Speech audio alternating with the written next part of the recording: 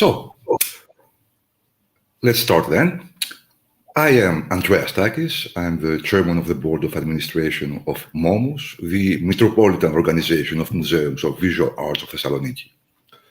So, ladies and gentlemen, dear friends, I would like to express my great joy for the honor to open the works of the conference Utopia in Art and Politics. We have been planning this conference since the pre-COVID period, and the idea then was to connect it organically with the Utopia Revisited exhibition that is currently on the walls of the unfortunately closed Museum of Modern Art of Momus. Let us hope that the opening of the museums will not take too long, and that people will be finally able to visit this really wonderful exhibition. The concept of the conference was discussed from the very beginning together with our partners and dear colleagues from the University of Glasgow, Emilios Christodoulidis, George Pavlakos, and Marco Goldoni. I welcome them, and I'm really glad that they're here with us today, even online. As you probably know, MOMUS, and especially the Museum of Modern Art of MOMUS, owns the famous Kostakis collection, which includes works and archival material that are representative of all the periods of the Russian avant-garde. The Russian avant-garde that has triggered a very interesting debate on utopia. The concept of utopia is much broader, as you know. Utopianism and its political and artistic expressions had from early on a remarkable degree of critical awareness of the social condition. Until the Great War, important theoretical contributions recognized in utopian thinking a crucial social role and an important historical asset of humanity. After the war, though, utopias in politics have increasingly been conceptualized as nothing more than a narrative masquerade for ideologies of totalitarian domination. In the meantime, a new form of utopian literary genre rose, aiming at depicting a bleak or terrifying even future to which structural distortions of our social life may be leading us, namely dystopias. Today's conference will cover many of these topics. So, allow me, after warmly thanking all the excellent speakers, the colleagues who work for the good organization, our partners from the University of Glasgow, and of course our audience, to wish success to the conference and give the floor to Emilios Christodoulidis, holder of the chair of jurisprudence of the School of Law of Glasgow University, and of course Maria Tsantsanoglou, artistic director of the Museum of Modern Art Kostakis collection. Dear Emilios, the floor is yours. Thank you very much, Andrea. I am very pleased to be here joining you. On behalf of Glasgow Legal Theory Group, who, as Andrea mentioned, is co-organizing this event, I'm here also to give you my thanks to our friends in Thessaloniki and to welcome you to this exciting event. Two of us are already here, at least Marco Goldoni and myself, and we will hopefully be joined soon by George Pavlakos, who is also part of this group.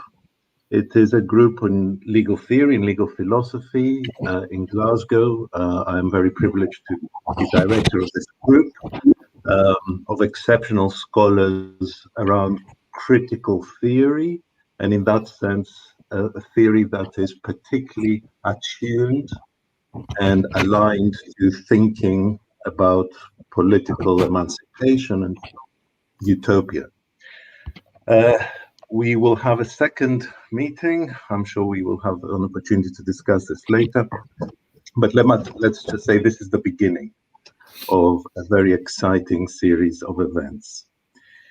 Now, utopia, Andreas already mentioned its centrality in the political imagination. The social redemption under collective effort is one of the ways that it has been captured.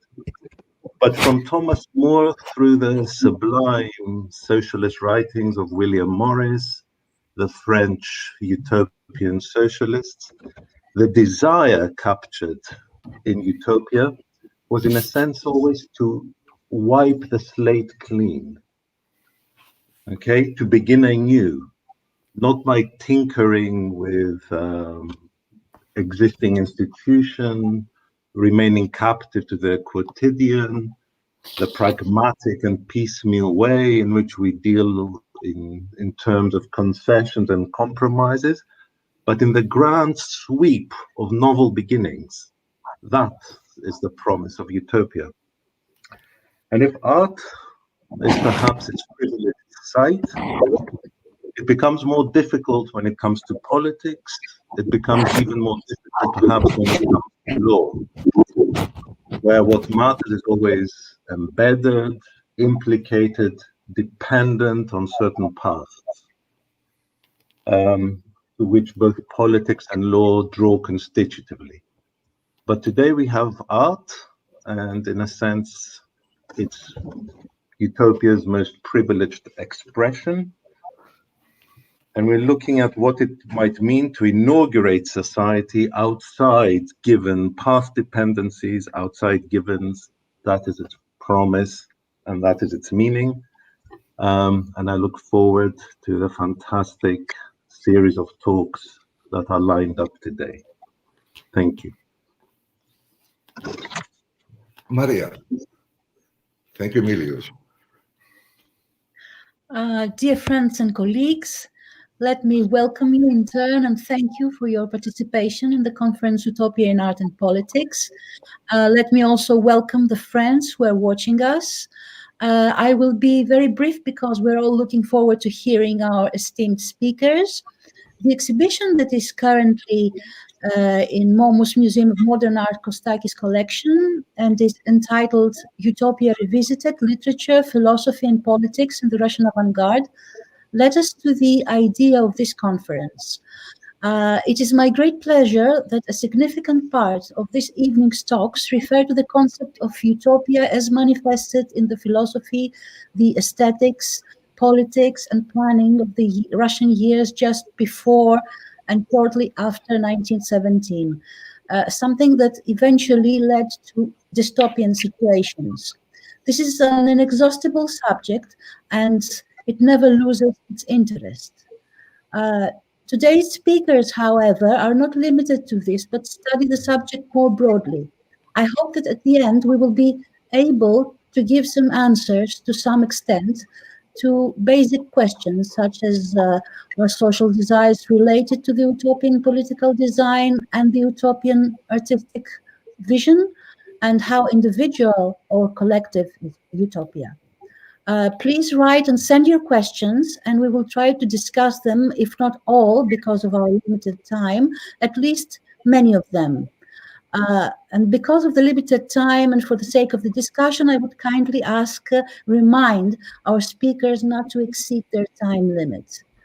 Let me also thank, for my part, our colleagues from Glasgow University, our fantastic working team that is behind this organization, the people from the Public Relations Department of Momus who did a great job, and introduce you now to my colleague Angeliki Haristou, who will be the moderator of this conference. We have a surprise for you at the end.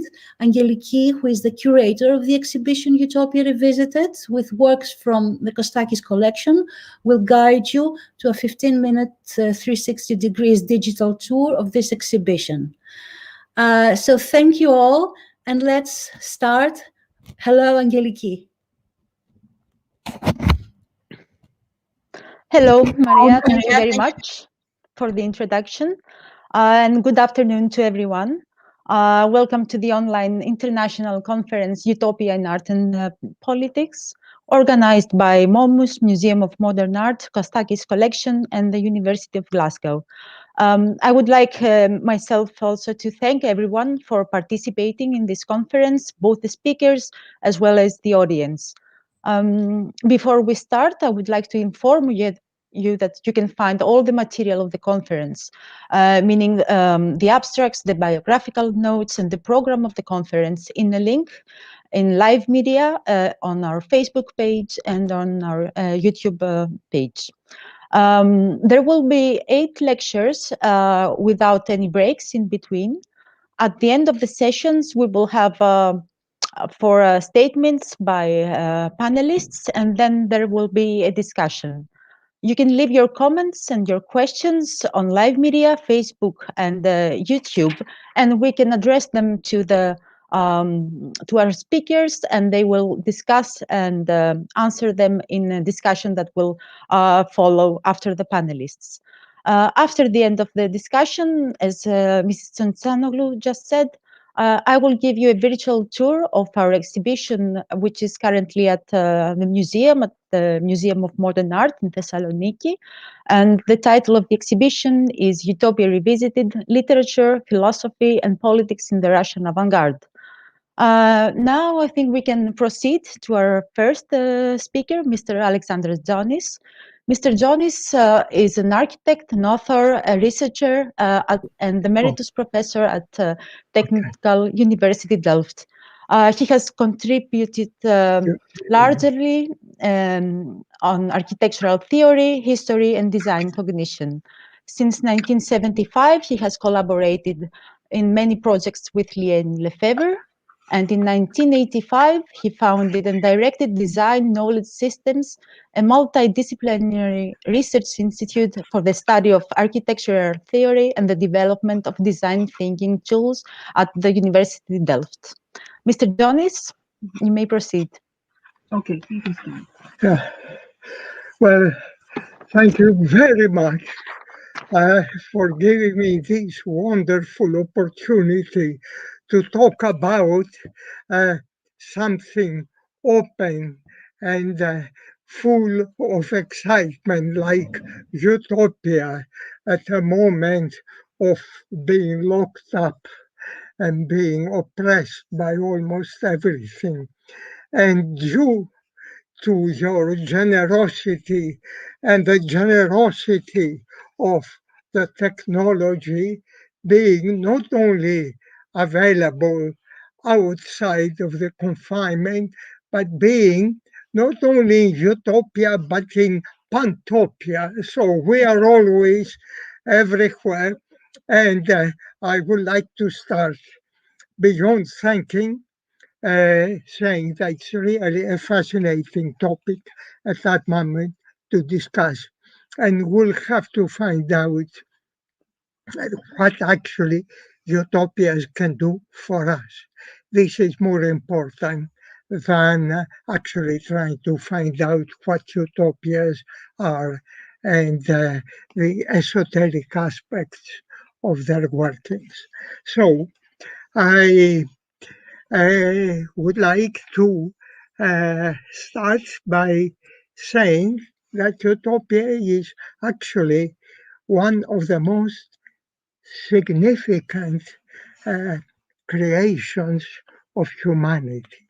It's partially a creation of humanity and partially an exploitation of the competence of our biology, of our brain, and of our social interaction. I will start saying how we'll proceed. I will not try to define what is utopia because actually, if we try to do it, we'll find out that it is next to impossible. It's a slippery situation. And as soon as we claim this is what utopia is about, somebody can come up and say, but what about this case? And what about utopia, which is actually very much inside reality and so on? So what I'm proposing is a kind of technique to borrow Wittgenstein's idea of family resemblances, that the identity of utopia is actually identifiable without identifying it by following the chain of multiple shifting, chaotic, uncircumscribed ways of acting and reacting at different times, occasions, natural and human, something that we call that has been called Utopia. In fact, what is called Utopia was in use before the name Utopia was fabricated by Thomas More, 1516, as most people know.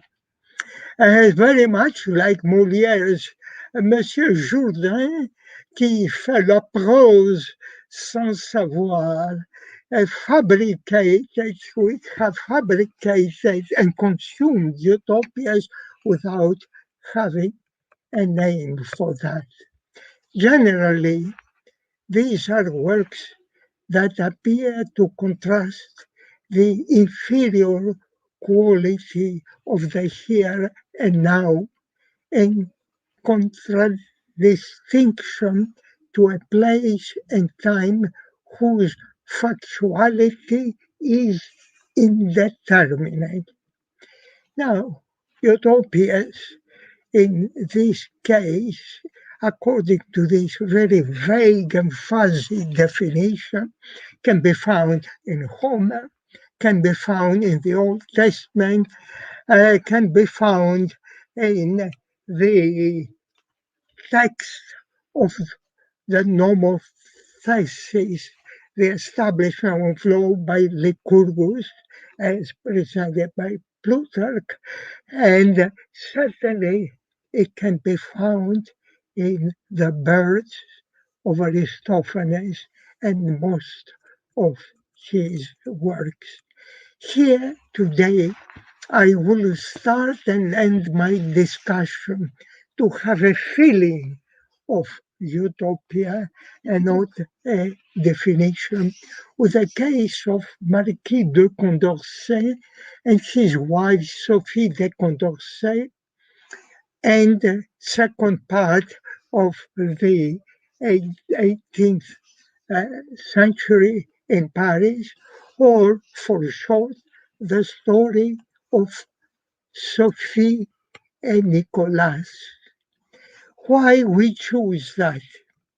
One of the reasons is that during these wicked days of pandemic virus infection, confinement, social distancing, Me Too, and exit, resisting without resistance, and of uncritical crisis, I, together with William, were thinking a little bit nostalgically about the Paradise Now post-May 1966 days when we did research at the Bibliothèque Nationale, working on a special, among other things, issue of the Revue du 18e siècle dedicated, of all things, on sain and malsain, healthy and unhealthy at that moment, was not viewed as today in terms of how we can defeat a pandemic, but in terms of applying the excuse of health for policing societies. But I will avoid this issue for the moment. And it was at that moment that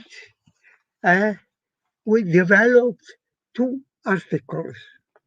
One was by myself introducing and editing the Mémoire inédit sur les hôpitaux, a report by Marquis de Condorcet, written around 1786.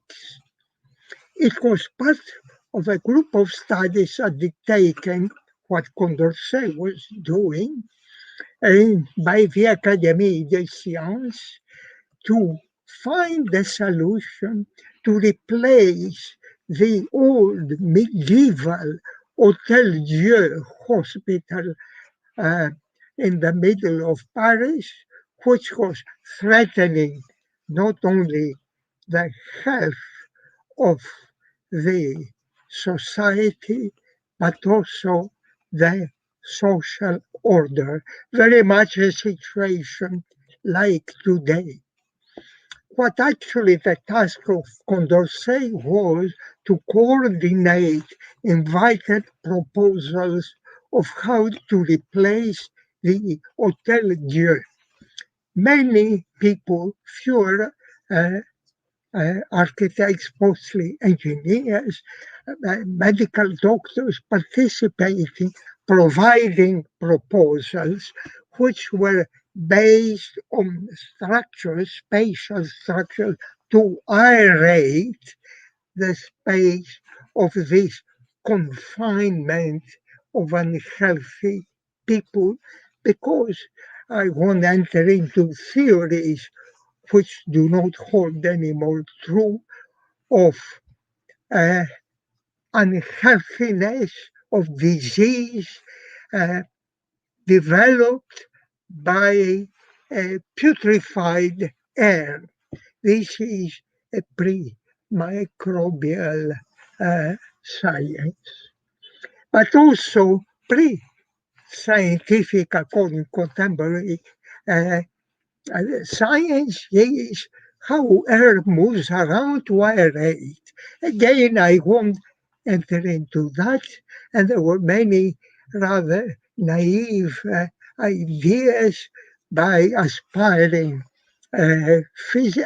engineers and doctors about how we can aerate. The debate continues today, believe it or not, in relation to our pandemic virus. Condorcet was administrating this whole business as member of the academy, but behind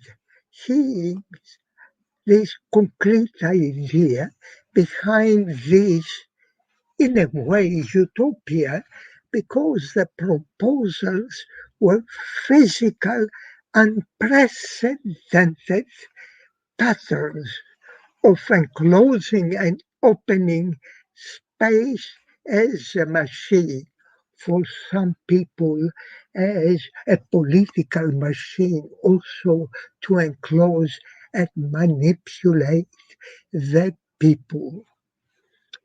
Condorcet looked at that from another point of view. Immediately in his mind came the idea, why one central device to confine disease instead of a decentralized distributor pattern? Why something which is under a centralized authority and not something which is decentralized, based in the quartier, in the neighborhoods of Paris, controlled by the participation possible of all people of the neighborhood, specialists and non-specialists, who experiment, discuss, debate, achieve something, and communicate it to the rest. Now, this idea was finally didn't win most of the engineers and medical doctors, but the debate was mostly central on the pattern of those highly highly centralized machines of aeration. And the debate was stopped because the revolution arrived and everything was upside down.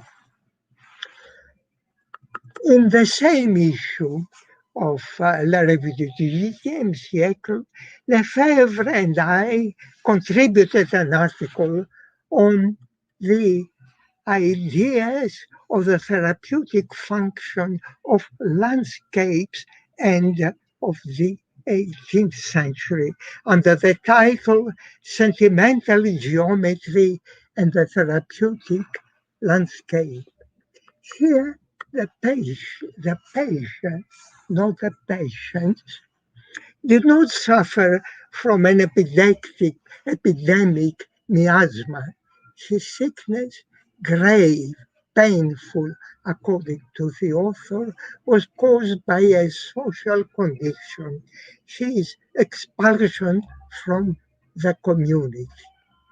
The alienated, the exiled person was Jean-Jacques Rousseau, and the texts were published as Reverie, Dreaming, Daydreaming, du promeneur solitaire, of a solitary person strolling, which he wrote between 1776 1778, about the same time that Condorcet and doctors and engineers dealt with the Hotel Dieu.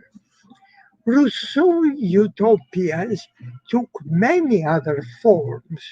In other words, Rousseau texts of making something to avoid pain, to overcome unhappiness, took many ways, many of them highly political, that cost him quite a lot, including the exile from his own Swiss liberal community.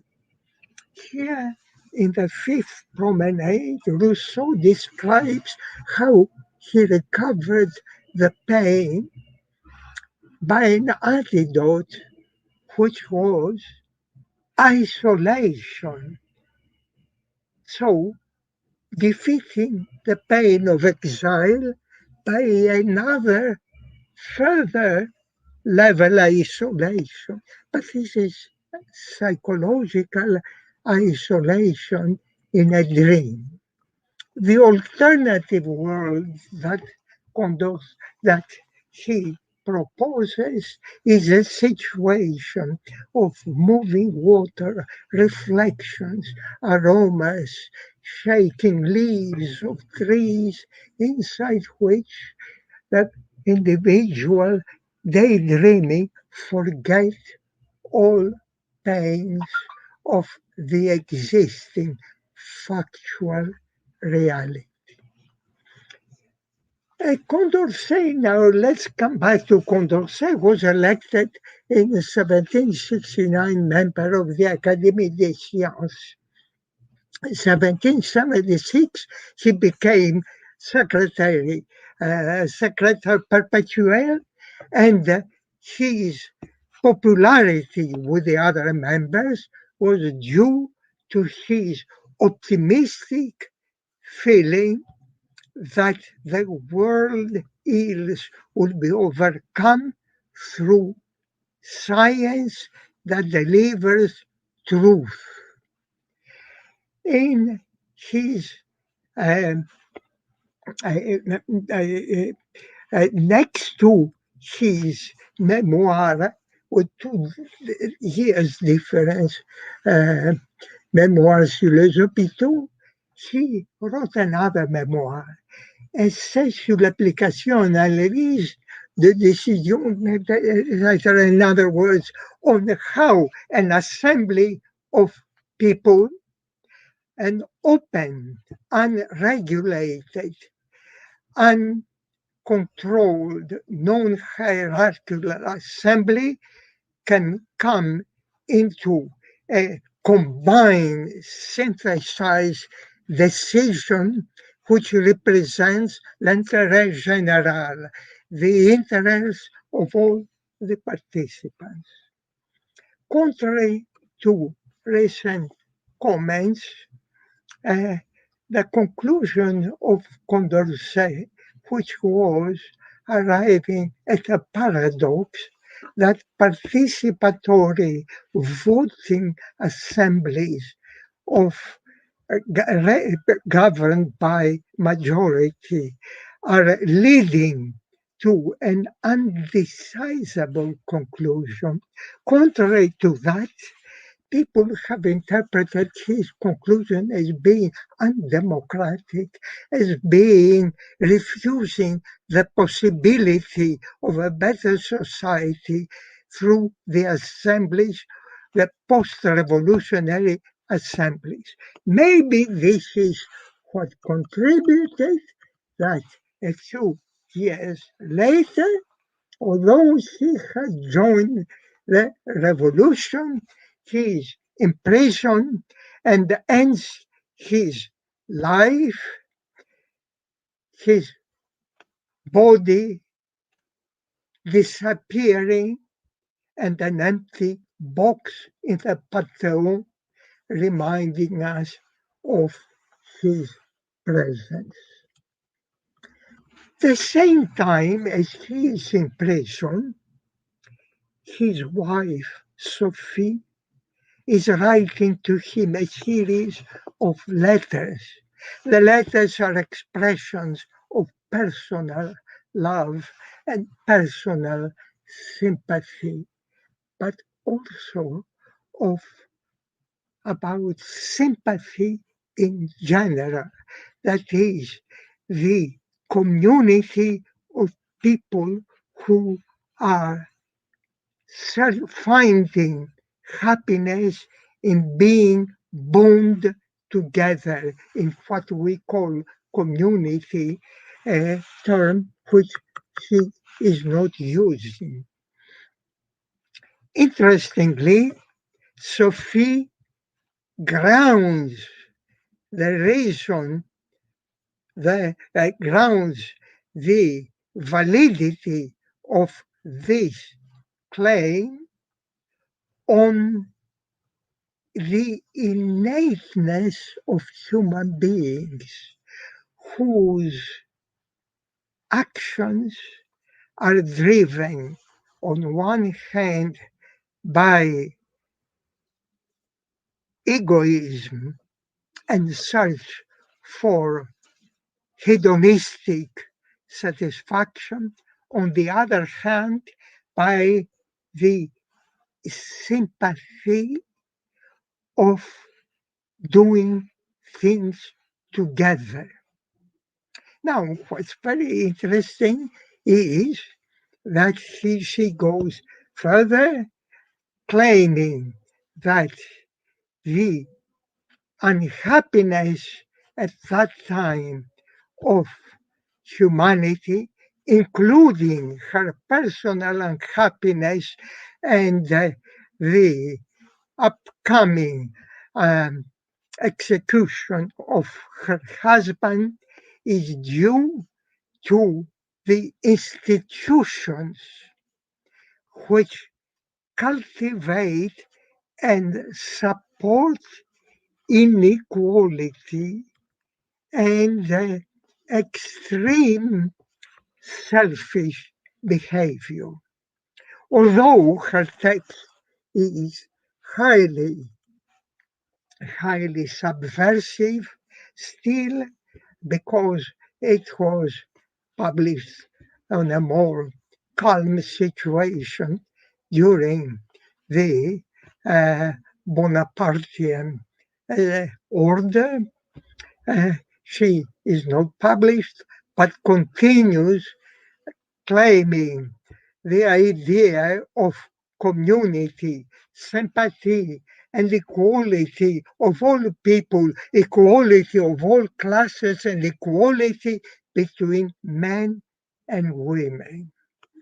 And we find her actually dying a very different situation from her husband, in a home full of people debating peacefully with her the utopia, the coming society.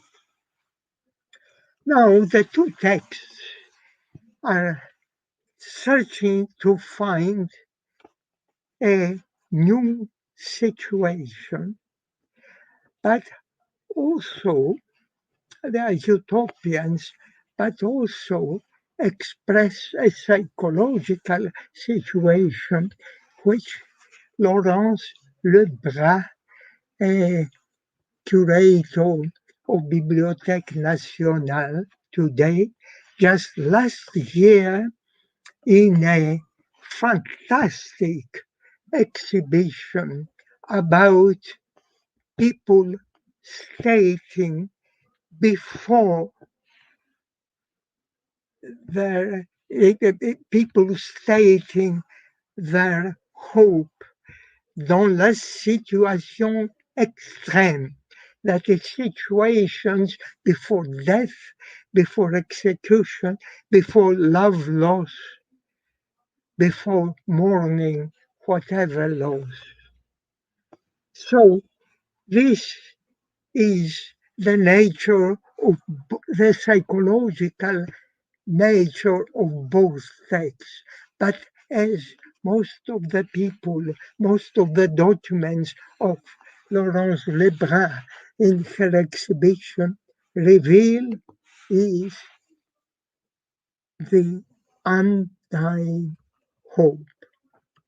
Now, as I mentioned before, the Condorcet text has been seen as a rejection of the possibility of democracy.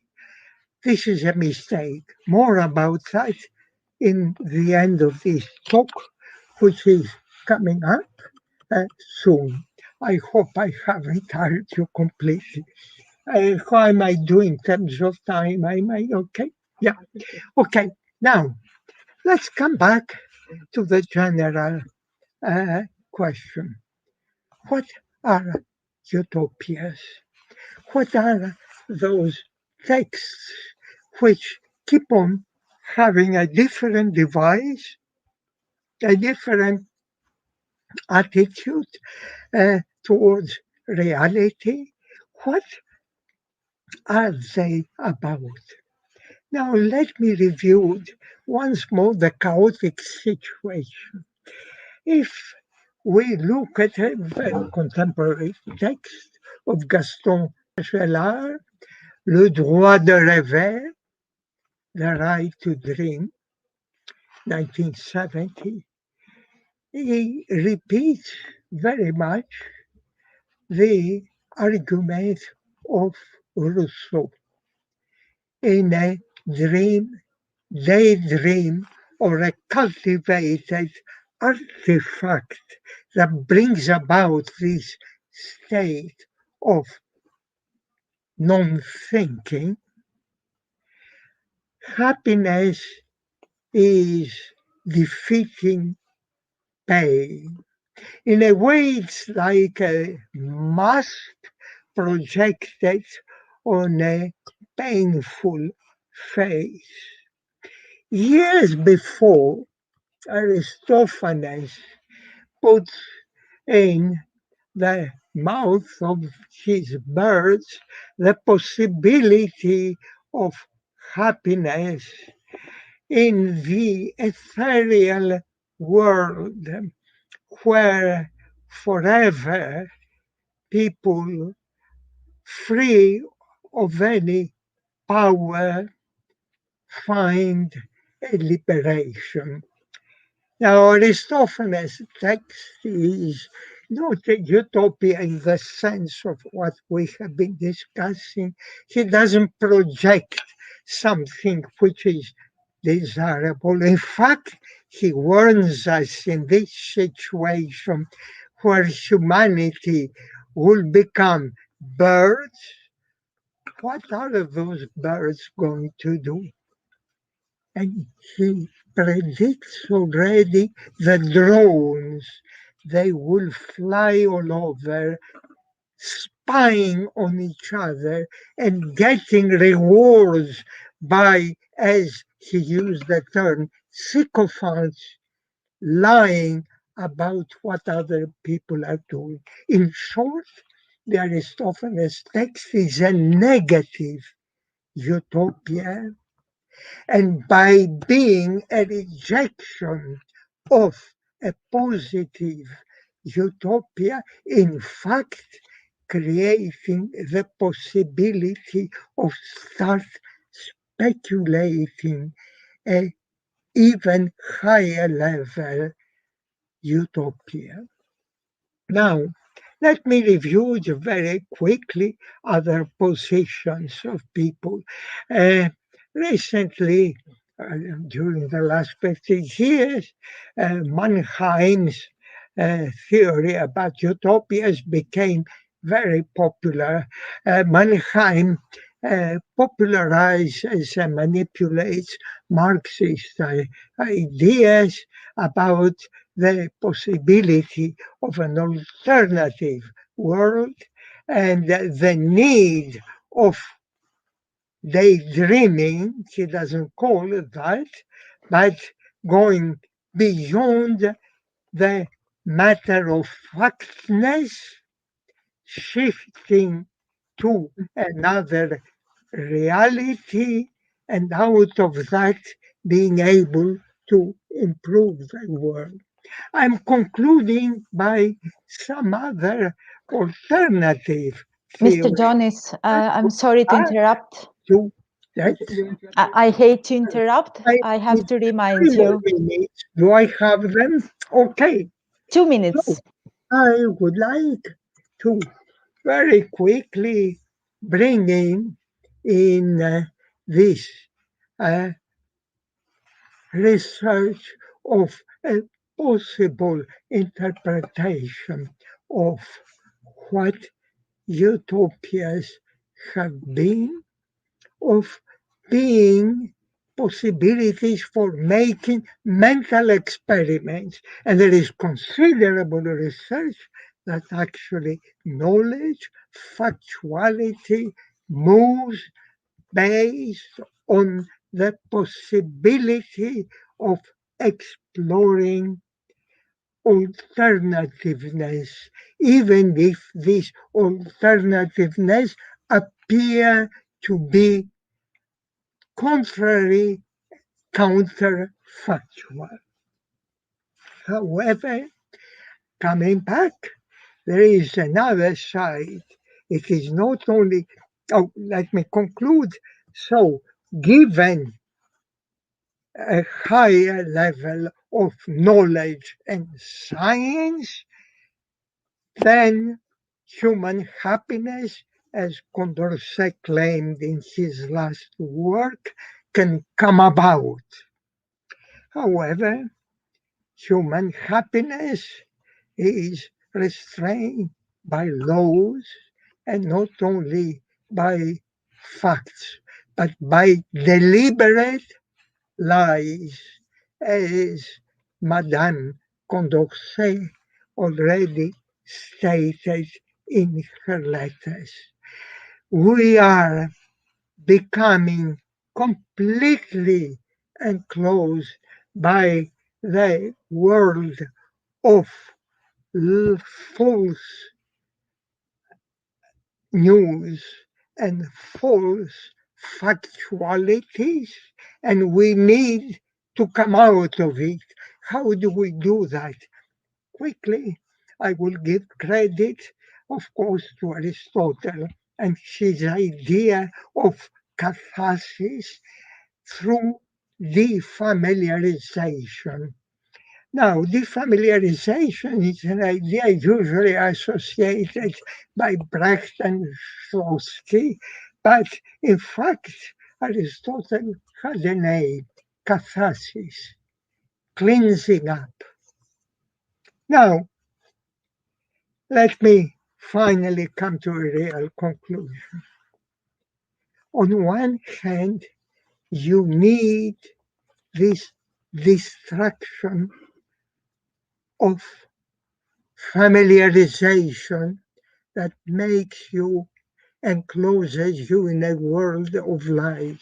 On the other hand, as Maimonides already warned, human beings are human beings. They need something material, something they can sense through her material reality. And this is why we need fabulation. So that's another idea of what the utopias do. They use allegory to take problems, sociological, political, and so on, and dress them in a kind of fable to make you understand them. So make you be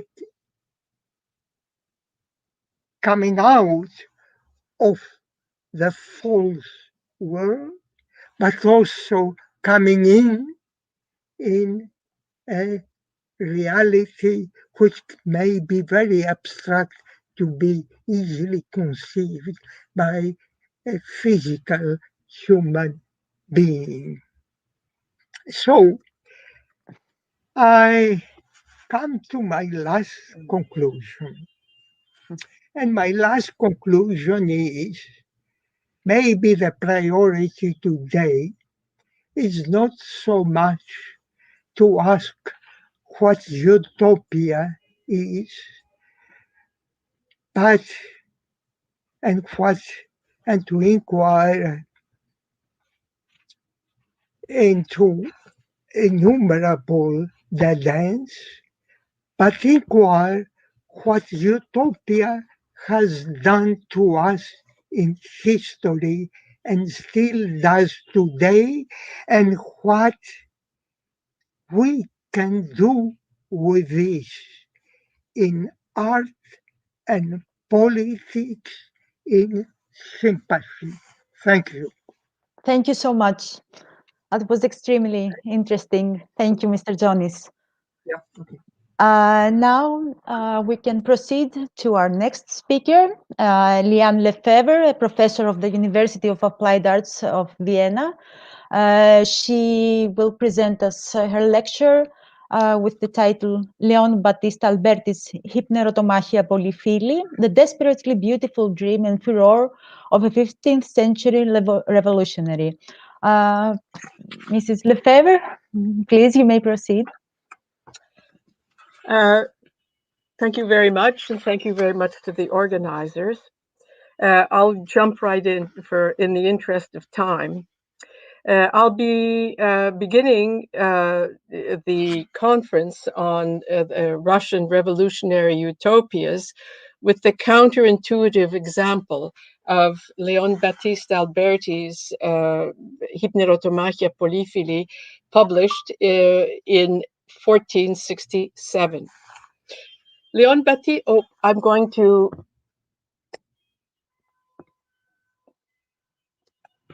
there.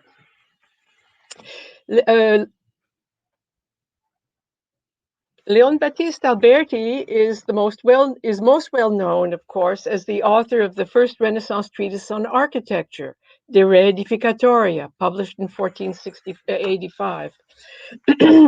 Alberti didn't just write the most learned, erudite, clear treatise of the Renaissance. He put his ideas into practice and managed to become its most sought-after and prolific architect.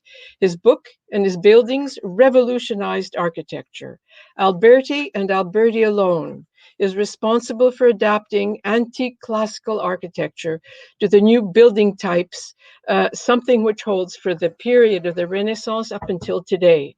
There is no classicizing facade on the face of the earth of the past 500 years that does not owe a debt to him. Not surprisingly, therefore, the image we have retained from the treatise and from his architectural oeuvre is one of a supremely tempered, this is his own self-portrait in the form of a medallion. The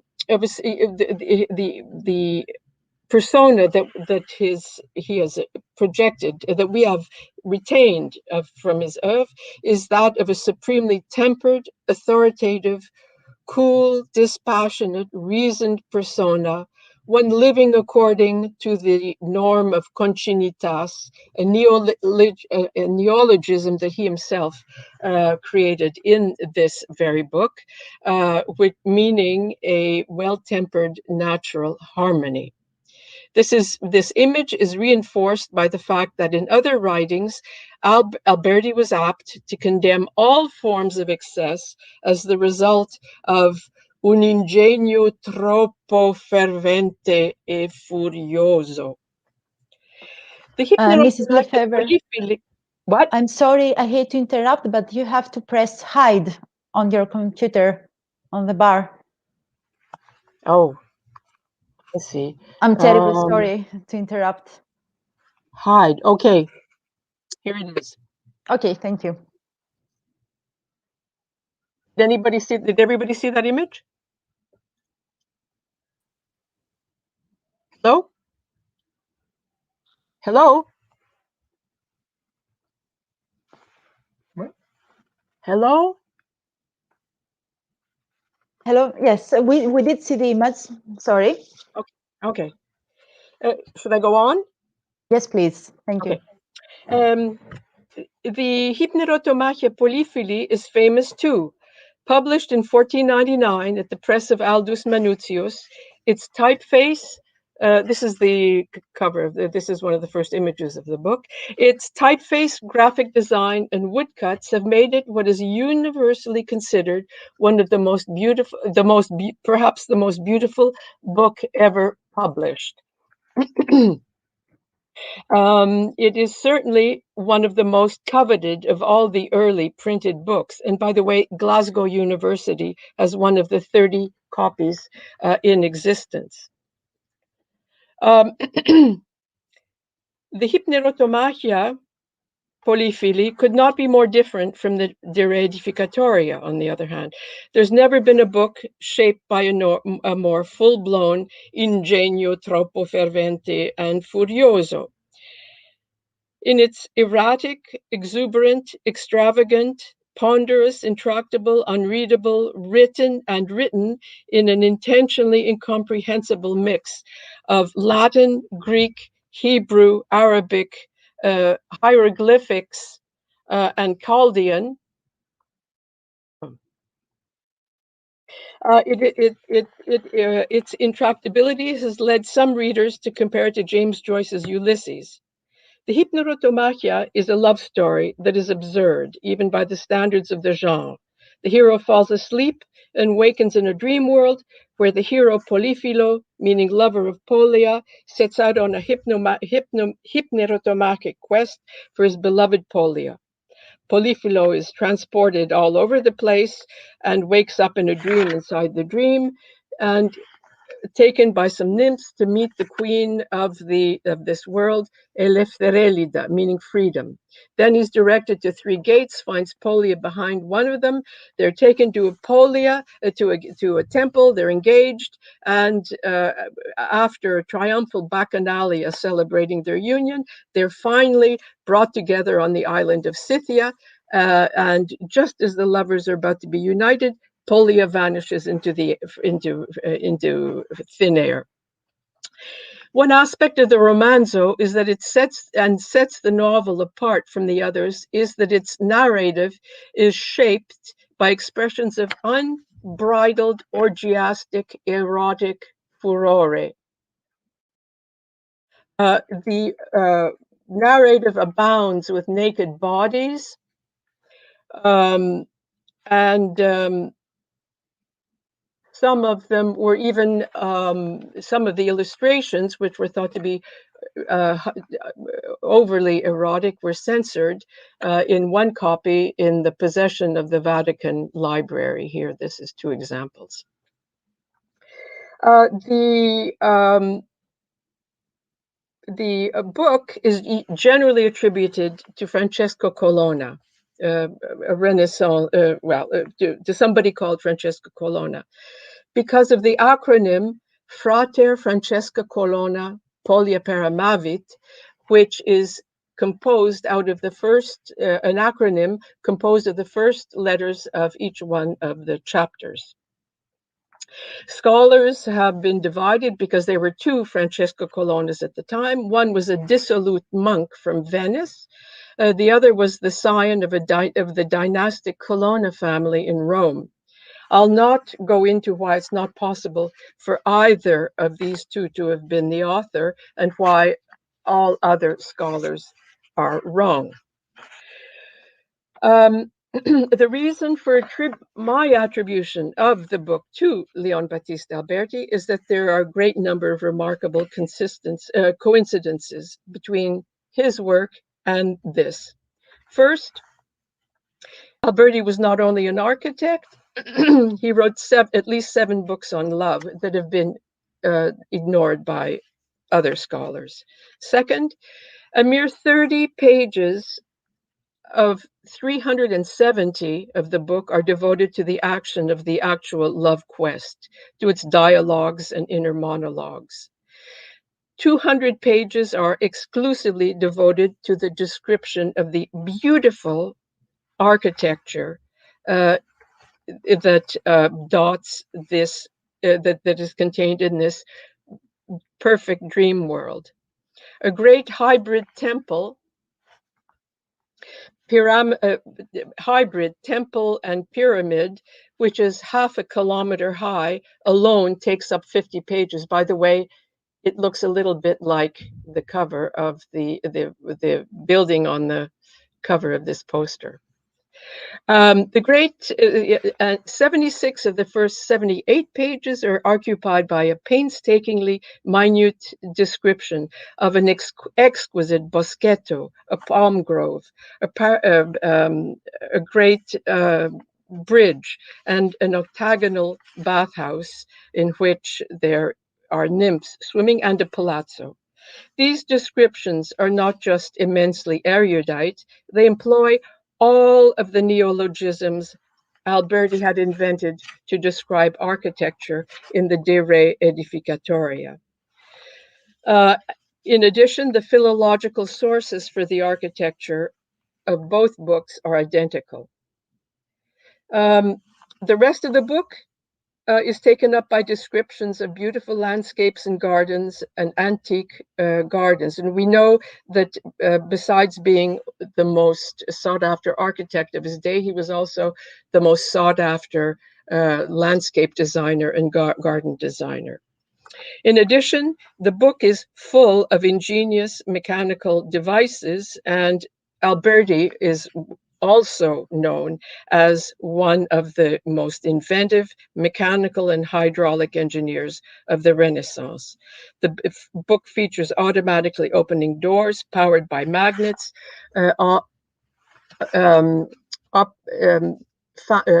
mobile fountains on wheels, probably based on Hero of Alexander's pneumatics. And then there's a gigantic light bulb of glass suspended on chains from a ceiling, on which are etched a skirmish of children riding dolphins. The wavering light projects the images onto the surrounding walls to give a cinematic quality to the moving picture.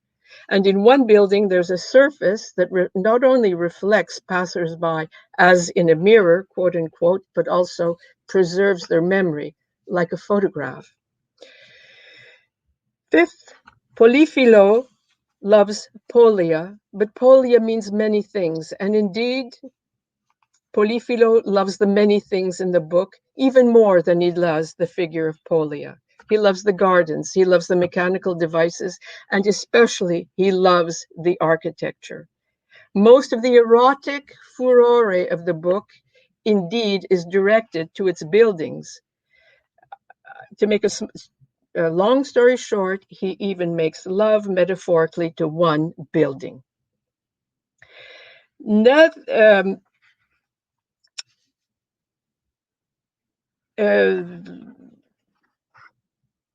Yes, there are many other fingerprints Alberti left behind in his Epnerotomachia. Among them is the picture of the winged eye, quid tum, with his quid tum. This is a drawing by Alberti himself, and as you can see, he includes it in his also in his drawing, from which a print was made for these hieroglyphics. And if you look, here is the eye again, below his face in the medallion we saw in the very beginning. Most obviously, Alberti's job in life was as a papal abbreviator. He worked in the papal court and as as someone who wrote speeches and condensed speeches for the Pope. And the painting on the left is of Alberti himself, and he's wearing exactly the same cloak as a papal abbreviator in the Hypner, as Polyphilo does in the Hypnerotomachia, Polyphilo. He's dressed like a papal abbreviator.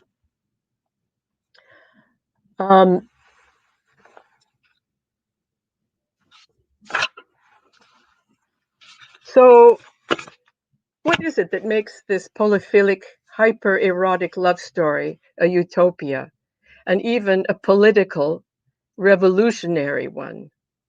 The answer is that Alberti was a civic humanist who also wrote many political writings that targeted magistrates, priests, philosophers, writers, and merchants, denouncing abuses of power at every level of contemporary society. In his Pontifex, he attacks the corruption of priests, lamenting their crass ignorance and disregard for education as they condone violence, nepotism, and the behavior of slothful parasites that they surround themselves with. In Commodus, he writes about the difficulties of a civic humanist in a society rapidly slipping towards autocracy. In his encomium to his dog, Canis, he compares himself to his pet, controlled by masters before whom he is powerless and doomed to silence.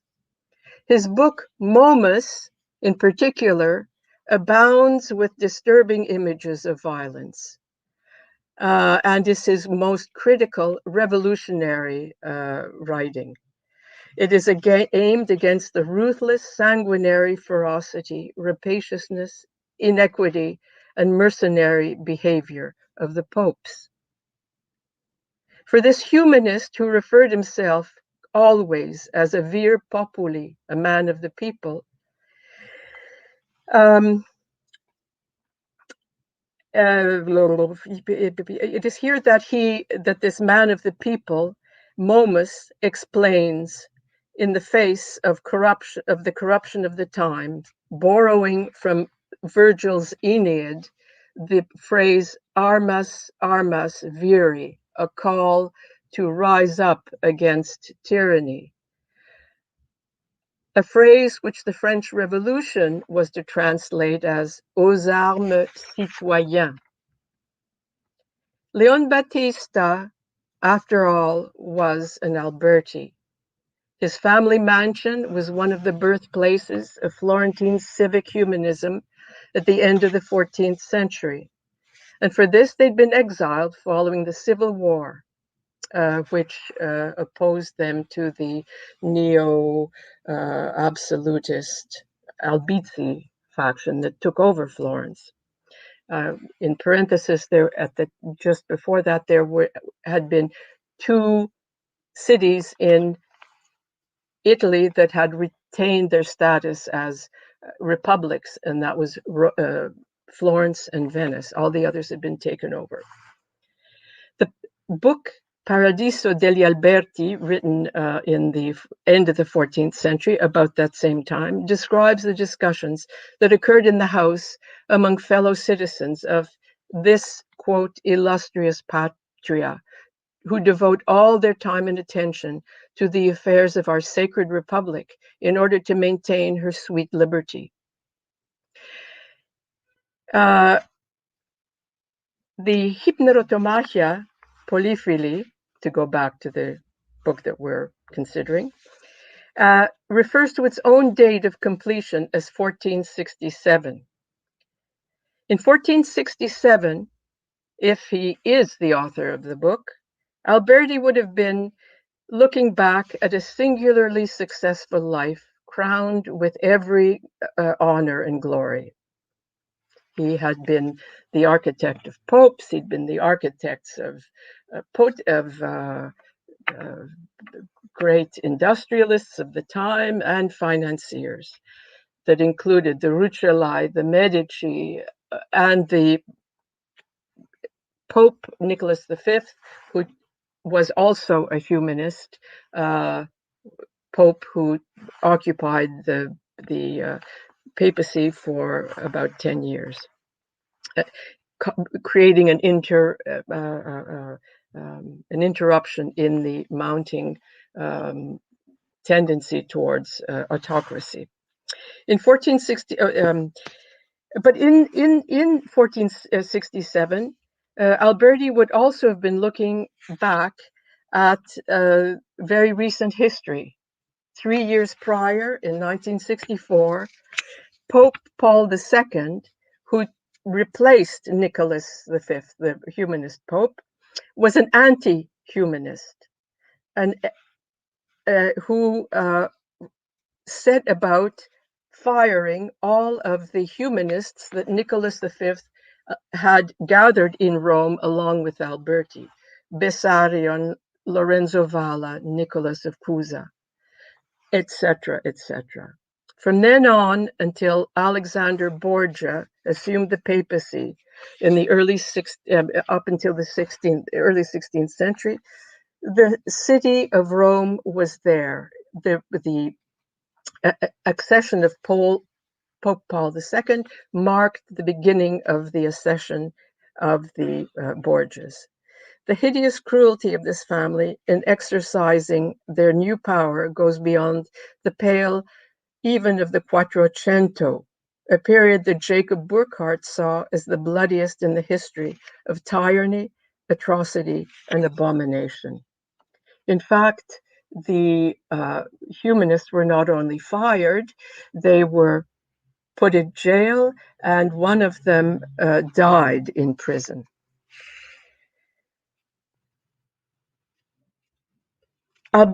Looking over the scene, Alberti would have had found much cause for distress, what he called in an earlier work where he also described this phenomenon, eremni. Nicholas V, like Alberti and the other humanists, was a sworn Republican. To be a civic humanist, let's be clear, meant that you were a humanist. It meant that you were a Republican in the 15th century. He was and Paul was just as fierce an anti-humanist. Alberti would have, as a result, seen himself, along with his fellow humanists with Republican sympathies, fired, imprisoned, and tortured. What he saw there would have inspired even more distress: the end of humanism and the end of republicanism in Rome, and the ensured rise of the Borgias. Written on the verge, this would make the Hypnerotomachia Polyphili, as we will recall, written in 1467, something that had been written on the edge of a horrible abyss, too horrible to contemplate. Like Condorcet's, that Alex talked about, Condorcet's Le Progrès de l'Esprit Humain, written while he was waiting to be guillotined, and his wife Sophie's treatise on friendship following her husband's execution. The Hypnerotomachia Polyphili, deeply flawed as it may be, almost incoherent, shaped by both a fantastic exuberance and extreme rage, the product of both passionate attachment to a vision of reconciliation and desperation at the spectacle of the upcoming collapse of the political conditions that were necessary for that vision's flowering. This ecstatically erotic, profoundly wrathful book can be seen not only as the legacy of a genius enamored of his life's work, but as a polemic manifesto in defense of civic humanism and all the beauty that it was capable of in the face of an increasingly aggressive, anti-democratic order. Finito. Thank you.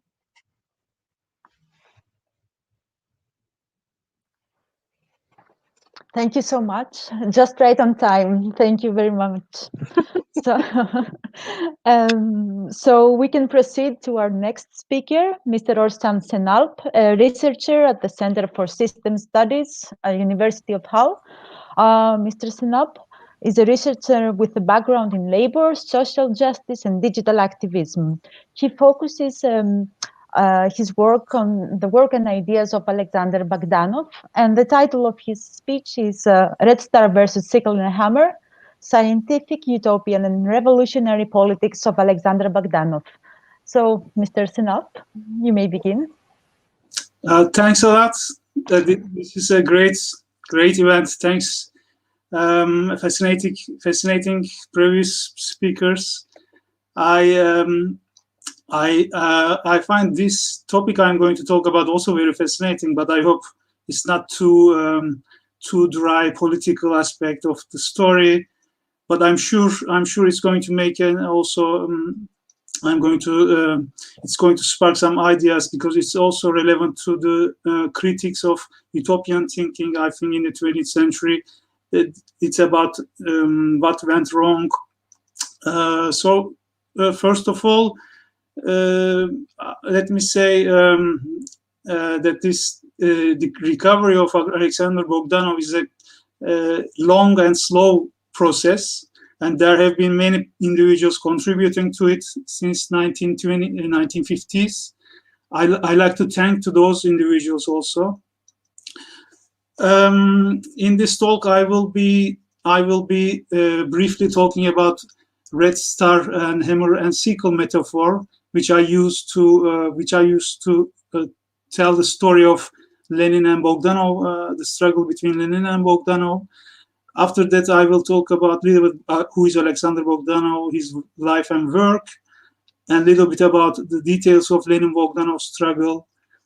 And as an outcome of this struggle, Bogdanov's legacy is becoming a lost paradigm. I will talk about this lost paradigm of Bogdanov a little bit, and I will try to briefly talk about the recovery process of Bogdanov. I hope I will try to fit in the time, but it's a really long story. To cut it short, I will have to brief and surface on the surface a little bit. So the main messages I would like to give with this talk is, although there's a debate about it, of course, because it's a sensitive issue, I think Lenin was personally responsible from the loss of Bogdanov's legacy. And this legacy is about the great achievements Bogdanov managed to realize. This was he built on Marx and actually took his work forwards, and provided proof that a production of cultural forms, even at the highest level, which is both from workers' point of view and superior to bourgeois cultural forms, was possible by transforming them and assimilating them.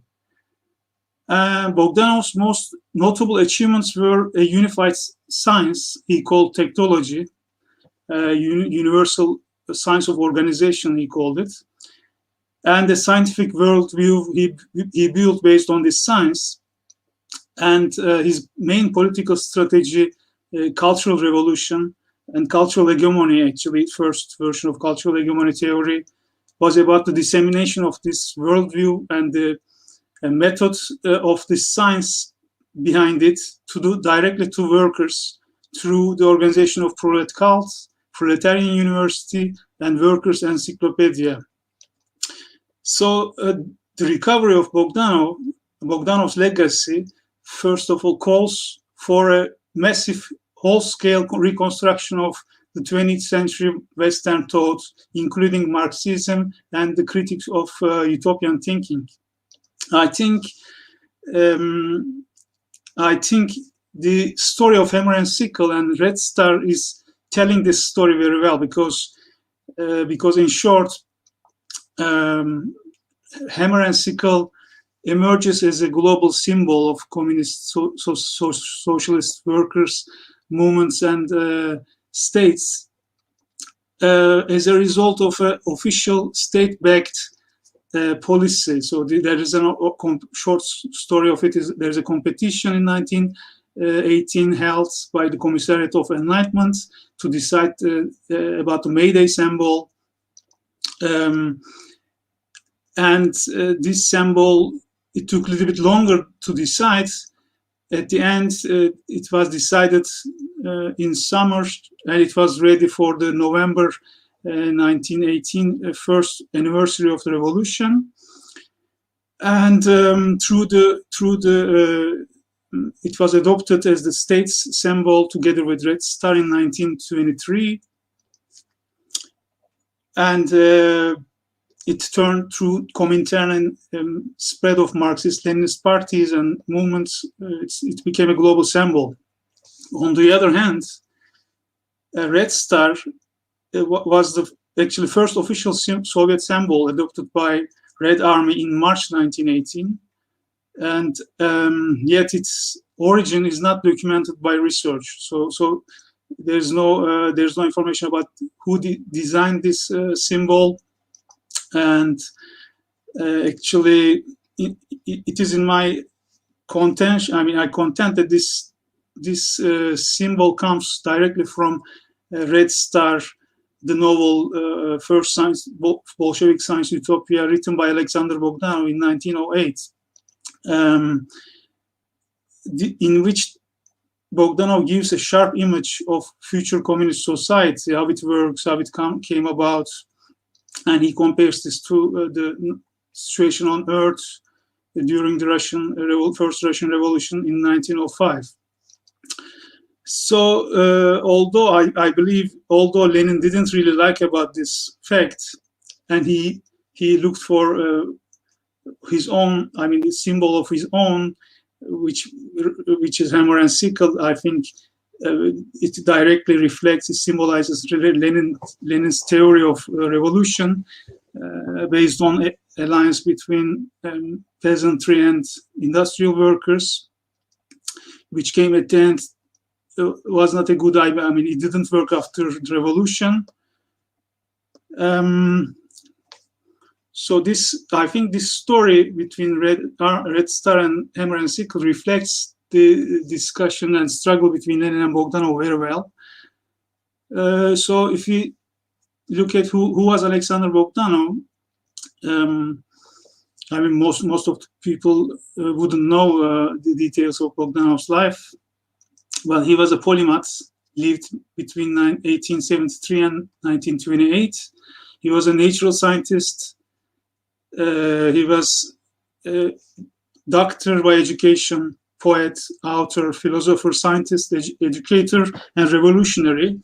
He was one of the 22 who formed the Bolshevik faction in 1903 and 4.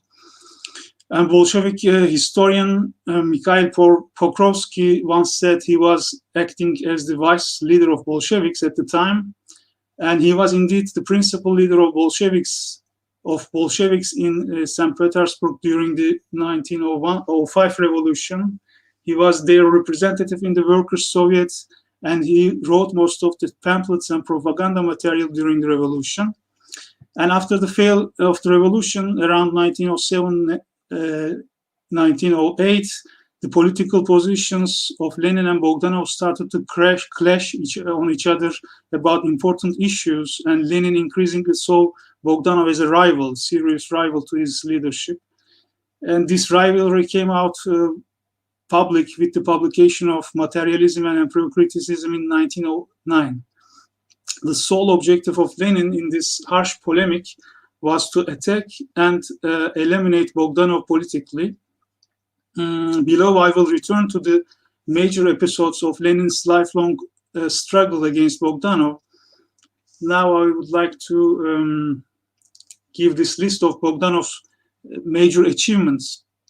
It is really very significant list, and it goes longer, but I picked most important ones here because they are more related to my argument, I would like to highlight systematic Marxian study of ideology and social consciousness, alienation and cultural hegemony, much way before the Western, critical Western Marxists or neo-Marxists, and technology, which is seen as the first systematic form of systems, cybernetics, and complexity paradigms emerged in the West.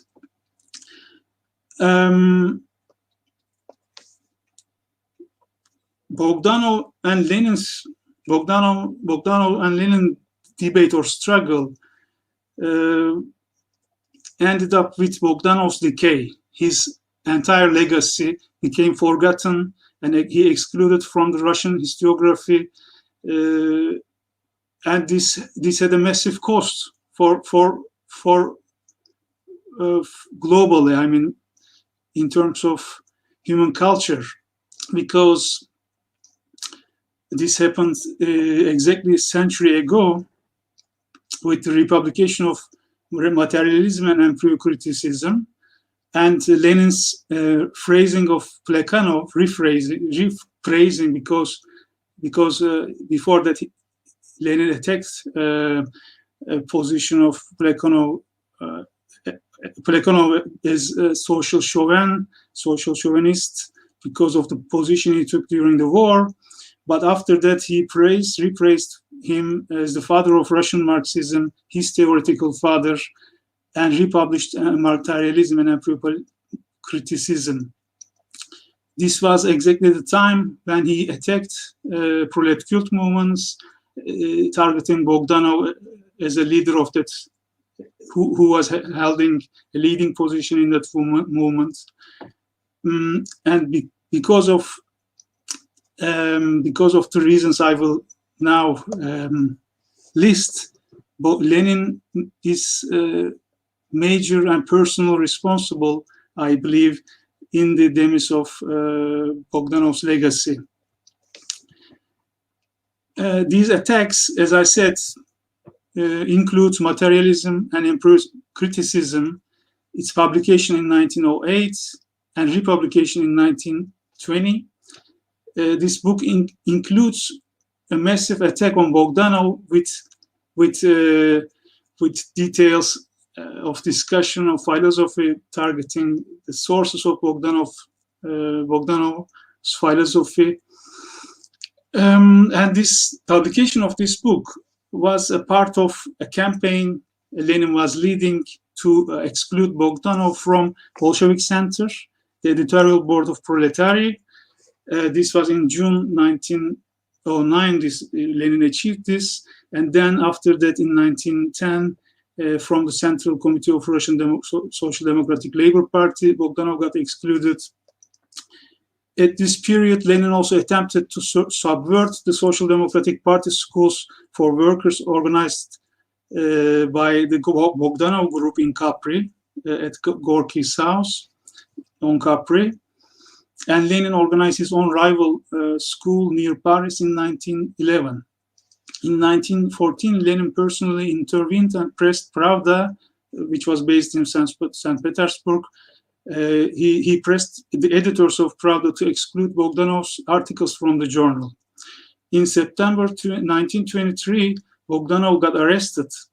This was after the republication of materialism and criticism, and Lenin orchestrating the exclusion of Bogdanov from prolet cult movement. And in 1923, Bogdanov got arrested with the charge of counter-party activities, counter-revolutionary activities. Lenin was ill at the time, but we know that he also arranged the publication of all his and Plekhanov's polemics with Bogdanov under the banner of Marxism Journal, with the title Against Alexander Bogdanov. And most importantly, I believe, there is this event, which is not a direct attack, but indirect strategical move of Lenin, which is I think his readings, these famous readings Lenin did between 1914 and 15, focusing on Hegel and dialectics, and when someone look at these notes Lenin took, it goes in the backdrop, in the back of his mind. There's a struggle and discussion with Bogdanov's, his polemics with Plekhanov and Bogdanov. And in these notes, Lenin criticized himself, his position in materialism and embryonism harshly, but still he doesn't publish this book, Philosophy Notebooks, yet he republished materialism and embryo-criticism as he's supporting these ideas he was defending there. After Lenin's death, Stalin built on Lenin's practice, targeting Bogdanov, and hunt down his own rivals and critics like Bukharin and Bazarov, accusing them as Bogdanovite heretics. Under Stalin's rule, and even until 1990s, it was forbidden to talk about Bogdanov positively in the USSR. So I will go faster here. At the heart of this rivalry, it was Lenin's authoritarian politics and Bogdanov's harsh critique of this. Bogdanov made this clear in his response to Lenin from 1910s on, with the publication of Fall of Great Fetishism and his other writings. This means that there was a anti-Leninist and anti-authoritarian strand within Bolshevism in the pre-revolutionary Russian history of Bolshevism.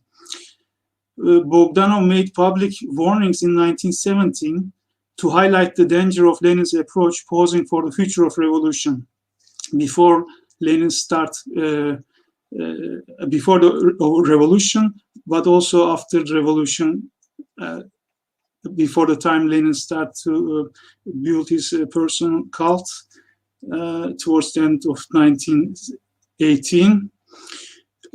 So Bogdanov's main objective in developing his universal science of organization and the project of Union for Proletarian Culture was, in a sense, about eliminating these sort of dangers by the empowerment, genuine empowerment of workers in terms of the cultural production of communal culture by workers themselves. And what is really important here is that based on this universal science, as an application of it, Bogdanov produces first Marxian systematic book-length work on ideology, social consciousness, culture, and cultural hegemony. This was decades before Bloch, Lukács, Gramsci, or critical theorists, social theorists of the Frankfurt School. This was never globally recognized within the Marxist circles until today. These books are not yet translated into English, but the meaning of these is massive. It means way before the emergence of Western neo-Marxism, critical Marxism, as opposed to orthodox Leninist versions of Marxism, there was a critical strand within Russian revolutionary periods. If this strand was not suppressed by Lenin's attacks, and then after him, Stalin, the entire world Marxism could have been following a completely different direction.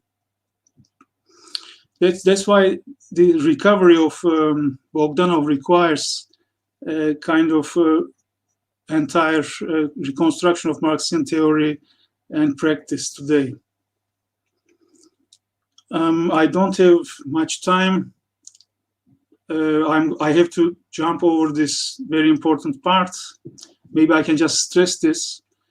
Today, it is becoming clear that the scientific philosophy Bogdanov provided with technology and embryonism, it was more successful than those provided at the time by the mainstream philosophers like Bertrand Russell, Henry Bergson, Edmund Husserl, and Nikolai von Hartmann, for example. And this is relatively very new development that theoretical physicist Carlo Rovelli in his 2020 book Helgoland, he argues that the scientific worldview Bogdanov developed help us today to understand what quantum mechanics has been telling us about the nature of reality. This is a really important development.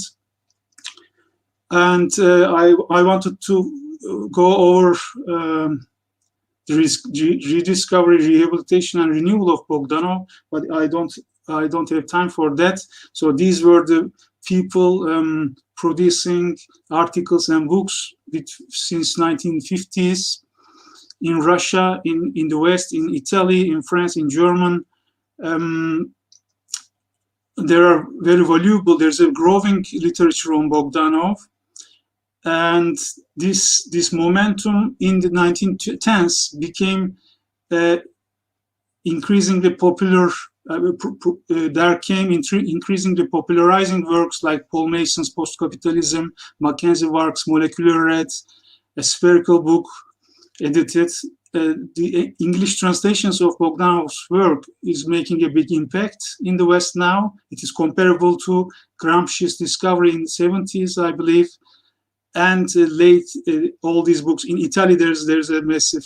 There are new translations, new novels about Bogdanov and his work, and the first book-length biography of Bogdanov just published in 2018. So these, in recent years, it's like every year there's an important book coming about the topic, and these are the translation, Italian translation of Red Star.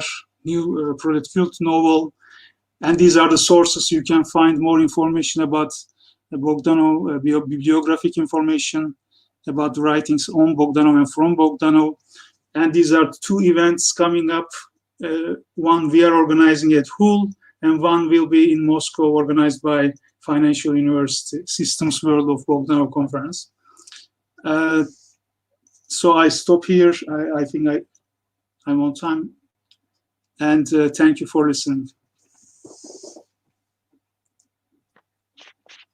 Thank you so much, Mr. Senapis. It was very, very interesting. Thank you.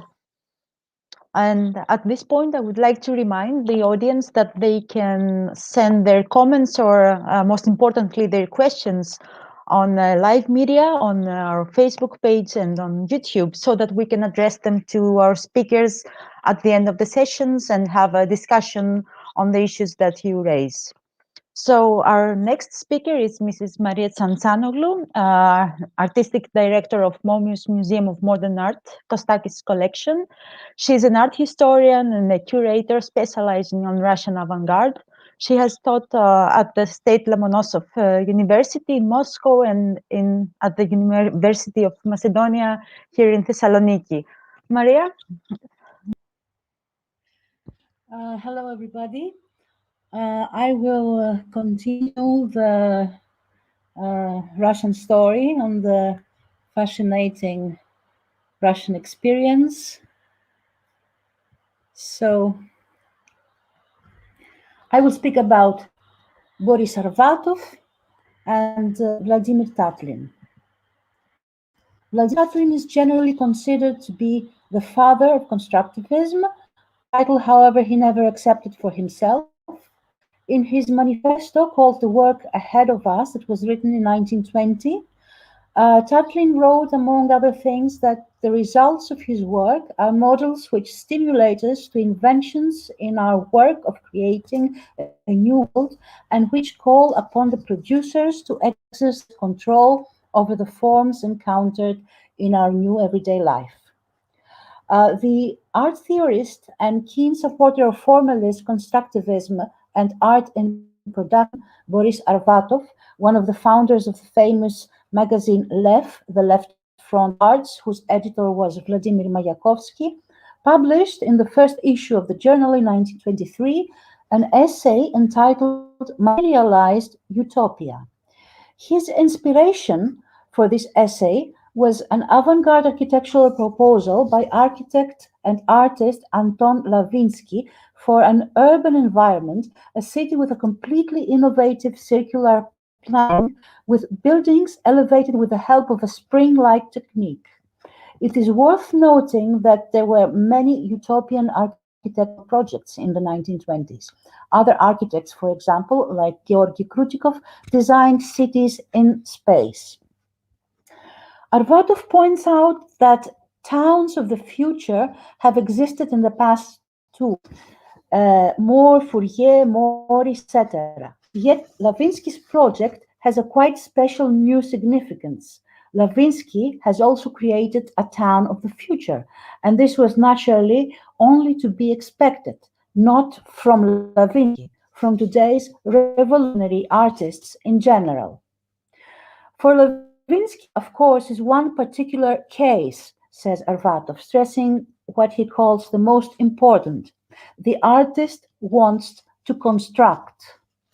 This was the basic idea of the constructive theory as it was described in different manifestos after January 1922, when the exhibition Constructivists was held at the Poets' Cafe in Moscow, in which younger generation artists presented constructions also based on form, texture, and the combination of different materials. This exhibition served as the justification of the constructivist method.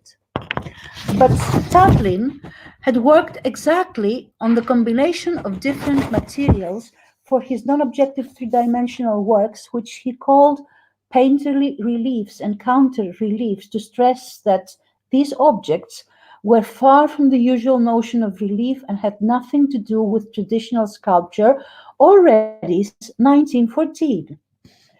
What impressed Arvatov in Lavinsky's proposal had already been largely proposed earlier by Vladimir Tatlin in 1919. 3 years before the Constructivist exhibition, Vladimir Tatlin designed and built a model of a tower dedicated to the Third International. Lenin had set up the Third International at the Comintern office in 1919, and Tatlin Monument would serve as the headquarters of Comintern in Petrograd. 3 levels revolving at different speeds, from the first in the form of a cube, the second of a triangular pyramid, and the third of a cylinder, would host functions of the Comintern Committee. The building known as Tatlin's Tower was given the title Monument to the Third International by Tatlin himself. The art critic Nikolai Punin defended Tatlin's work. He wrote that the basic idea for this monument evolved on the basis of the organic synthesis of the principles governing architecture, sculpture, and painting, thus providing a new pattern of monumental construction, combining the purely creative form with the functional. The building was based on the composition of architectural, sculptural, and pictorial elements with studied rotating forms of metal and glass, electrical elevators, heating systems, projection systems, and telephone and radio transmitters. It was designed to be 400 meters high. The tower was never constructed. The huge amount of steel, the complexity of the structure, and the looseness of the soil near the river made the project impossible to implement. Nevertheless, it became legendary straight away, and Tatlin became a hero among avant-garde artists. His fame crossed the border of Russia. His project became a source of inspiration for what the new art can offer to the new society. The project has a new overturn of Tatlin. When younger generations started studying the culture of materials, Tatlin rushed to explain that the time for a pure synthesis of materials has been exhausted and should give its way to new forms of everyday activity. This is exactly what Arvatov points out, that only the alliance of the artist and the engineer eliminate the traditional notions of urban aesthetics. The project strikes both the artist and the engineer. Arvatov writes, to the former it says plainly, hands off the business of life, you who have remained on Parnassus. The latter, it summons to revolutionary boldness and to a break with traditional aestheticizing towards the organization of life in all its extent. While artists were still discussing the artistic value of the construction, Tatlin went further on to speak about the next stage of constructivism. He chose the most excessive and at the same time transcendent way to convey the message, the design of a building that looks as if it is emerging from a science fiction scene. Arvatov was not the first to envision the active role of art in the shaping of a new utopian society. Vasily Kandinsky encouraged synthesis and dialogue between the arts, and he argued that it would not be long before a new structure will be built, the fruit of common thought and of all kinds of art, adapted to all kinds of art, both existing and those we dream of. Kandinsky called this ideal edifice Great Utopia. He published his theory on Great Utopia in 1920 and argued that our knowledge of what is considered art is very limited today. Kandinsky did not lead the definition of Great Utopia through constructivist theory, but by following his own parallel path of thought. He was initially influenced by symbolism and theosophism in the formulation of the theory of Gesamtkunstwerk, the ultimate work of art, a theory which he later developed in his 1920 manifesto text entitled The Great Utopia. Kandinsky was the first director of the Institute of Artistic Culture, the INHUC, where the theoretic foundations for the constructivist movement were born and developed. Boris Arvatov was involved with the Institute when it was founded in 1920. Obviously, the concept of feasible utopia was the focus of many discussions. Arvatov was a supporter of the idea that constructivism should aim to lead art into production, a production that would break away from the bourgeois stereotype of the beautiful and of high art, and radically change the aesthetics of everyday life and ultimately of society as a whole. He writes, brought up on the canons of bourgeois art, the engineer is almost always just as much of a fetishist as his blood brother, the architect. So engineering falls into the sweet embrace of aestheticism and thereby voluntarily condemns itself either to a narrowing of the problems or to social conservatism. Tatlin himself had worked intensively during the 1980s in the productivity section, designing clothes, furniture, multi-purpose utensils, etc. Nevertheless, he described as inadequate the constructivist project regarding the possibilities developed by constructivist artists. Work in the field of furniture, he writes, and other articles of use is only the beginning. The emergence of new cultural institutions, vital in our daily lives, institutions in which the working masses are to live, think, develop their aptitudes, demands from the artist not only a feeling for the superficially decorative, but above all for things which fit the new existence and its dialectic. Arvatov writes, artists should replace the word content by the word purpose, and it will be clearly understood what it's all about.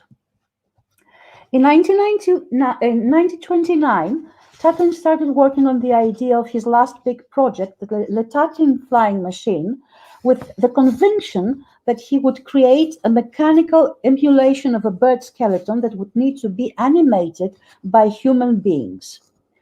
His interest in flying techniques had started earlier in the mid-1920s. His accurate studies of anatomy of birds and insects, the organic forms, the scientific research, and his consultations with engineers and physicians, a surgeon and an expert in anatomy, prove that Tatlin didn't want to invent something from scratch, but instead make a replica that would unexpectedly prove to be useful to mankind. His inspiration went beyond the futurist figure of the aviator as the poet of the future, and he was conducted by the effort to invent the science fiction image of the flying proletarian or the actual man of the future, as depicted in Constantine Yuon's painting. At the same time, he sought to materialize the utopian and yet archetypical image of Icarus. Tatlin believed that the aeroplane was not the perfected version of human flying. He wrote, "I want to give back to men the sensation of flight. We have been robbed of this by the aeroplane's mechanical flight. We cannot feel our bodies, the motion in the air. And so I have selected the flying machine as an object for artistic composition, since it is the most significant, complicated, dynamic form that can become an everyday object for the Soviet masses as an ordinary item of use." Tatlin made his own conclusions about aesthetics and about the distinction between an artistic and a non-artistic object. My apparatus is built on the principle of utilizing living organic forms. The observation of these forms led me to the conclusion that the most aesthetic forms are the most economic. Two simple questions appear today, 90 years after Tatlin became seriously involved with the making of Le Tatlin.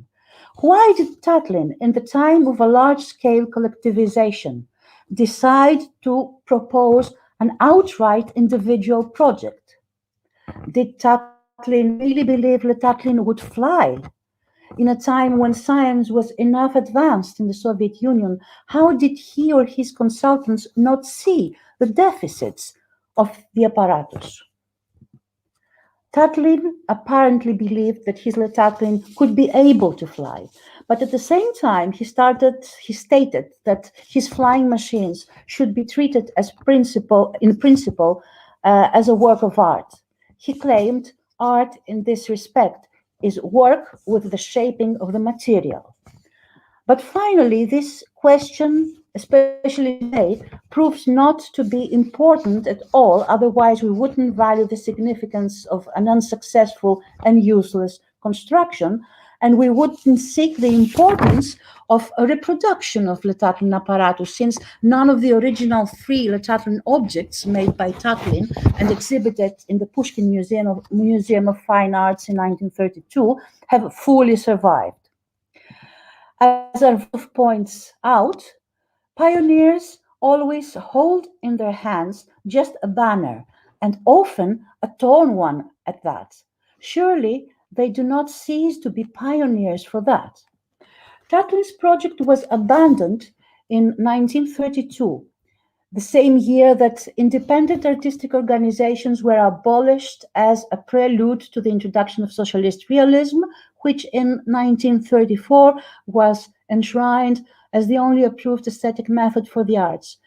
This gives Le Tatlin and its pursuit of the freedom of flight a significant, symbolic importance as the last major design of the avant-garde period.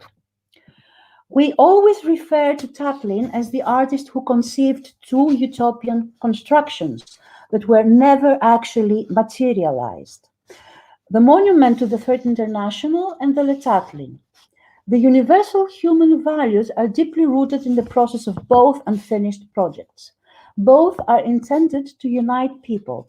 The first tells us about working as a community. The last, apart from its practical use, serves to liberate the human being, offering at the same time a spiritual experience and an ecological awareness in a very early period when airplane pollution was not yet a question.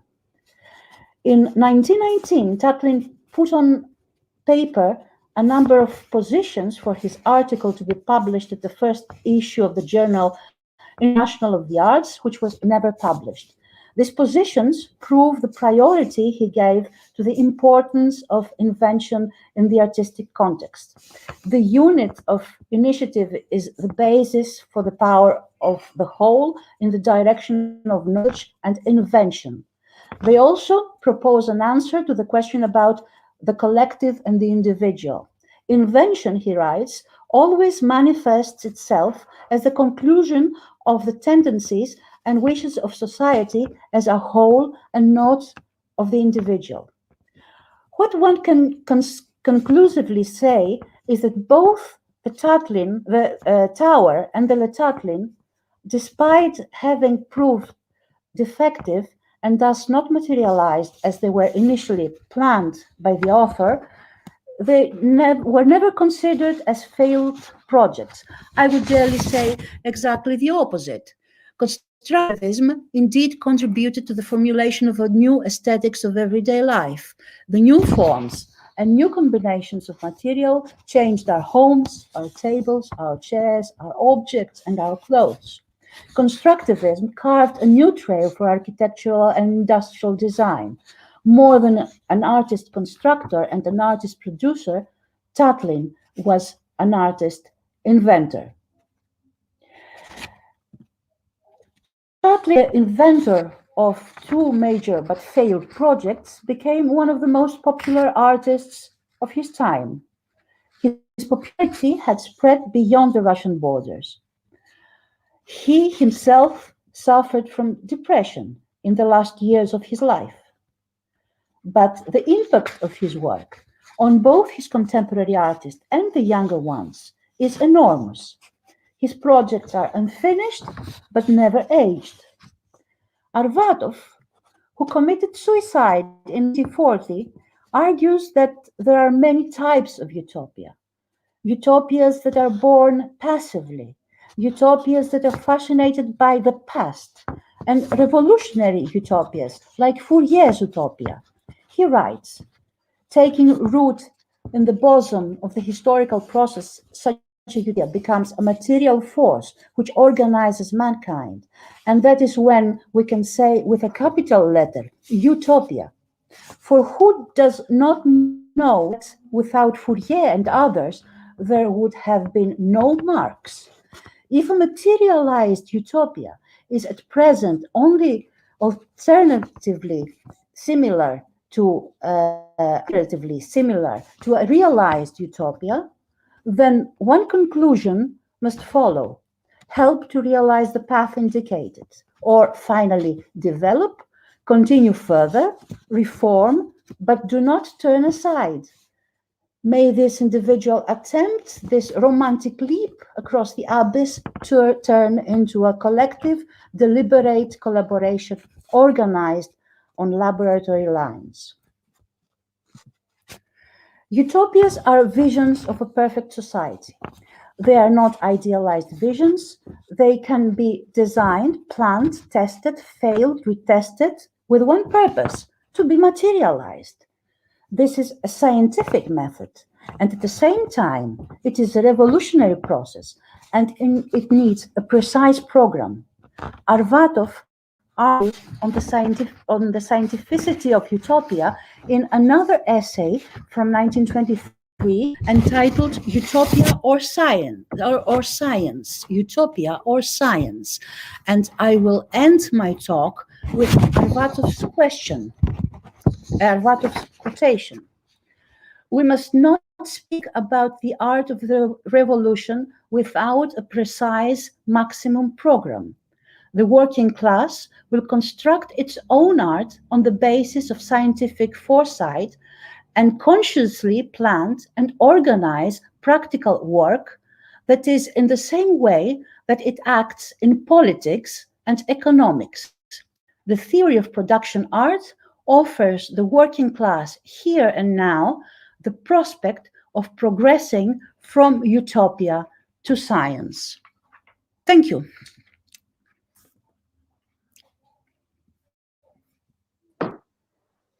Thank you so much, Mrs. Tsantzanoglu. That was very, very interesting. And we have to proceed now to our next speaker, Mr. Stavros Alifragis, an adjunct lecturer at the Department of Architecture at Aristotle University of Thessaloniki and Hellenic Open University.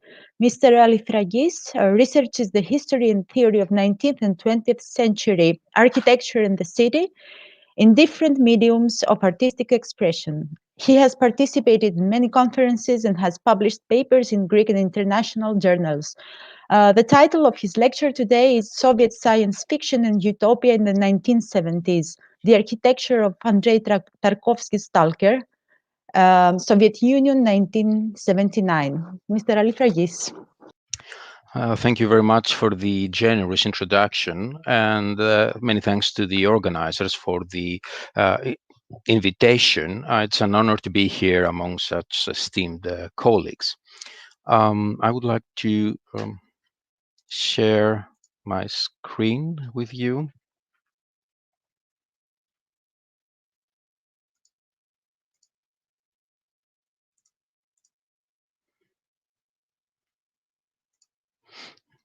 Okay, great. The title is slightly misleading since it's only an instance from Soviet science fiction from the 70s that I'm going to discuss here today. However, some general comments may come from this. Already in the 1960s, a special subgenre had developed within the genre of science fiction that touched upon aspects of nature and future habitation. Early on, literary and cinematic works thematized the various moral and ethical dilemmas posed by rapid technological progress. Researchers now distinguish between three interlocking narrative trends in this tradition.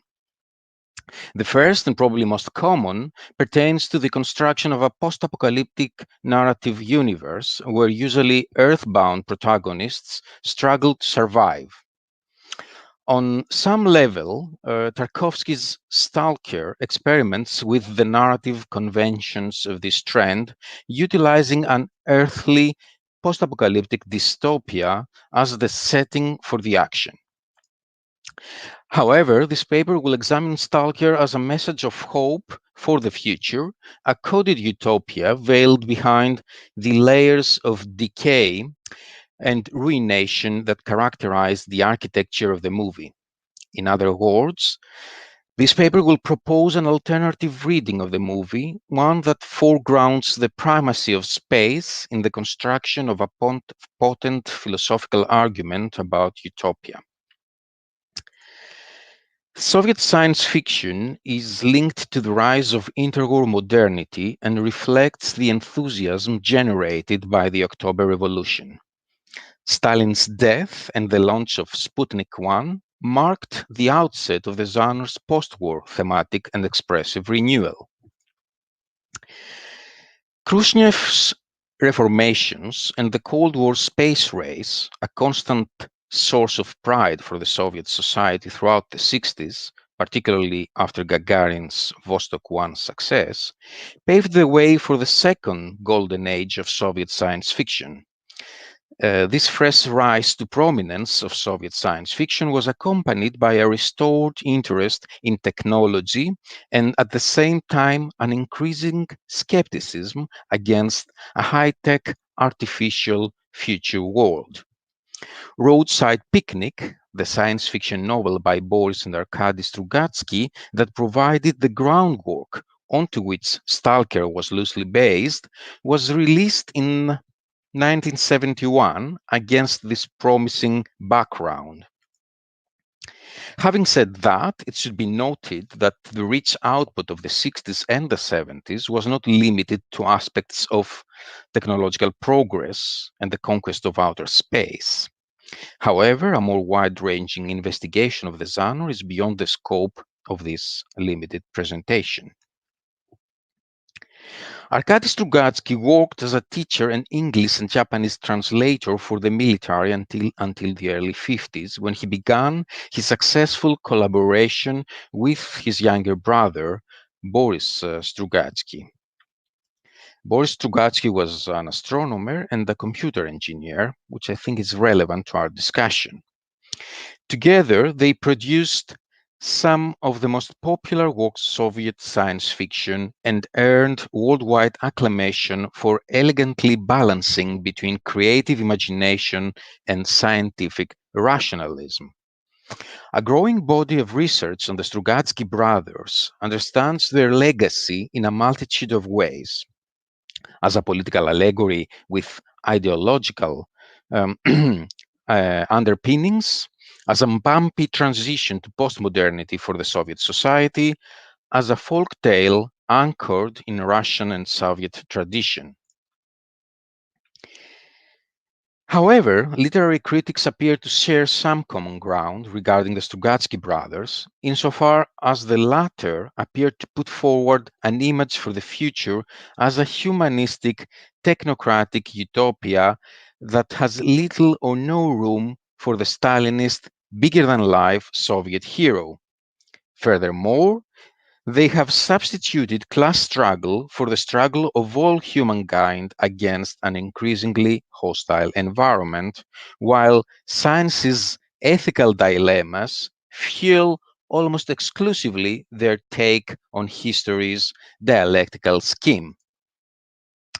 These principles set with apocalyptic clarity the diegetic universe of Roadside Picnic, one of the most celebrated science fiction works of the genre. Roadside Picnic is a fairly brief science fiction novel that distances itself from the rest of the genre in as much as it shows little interest in describing alien life per se.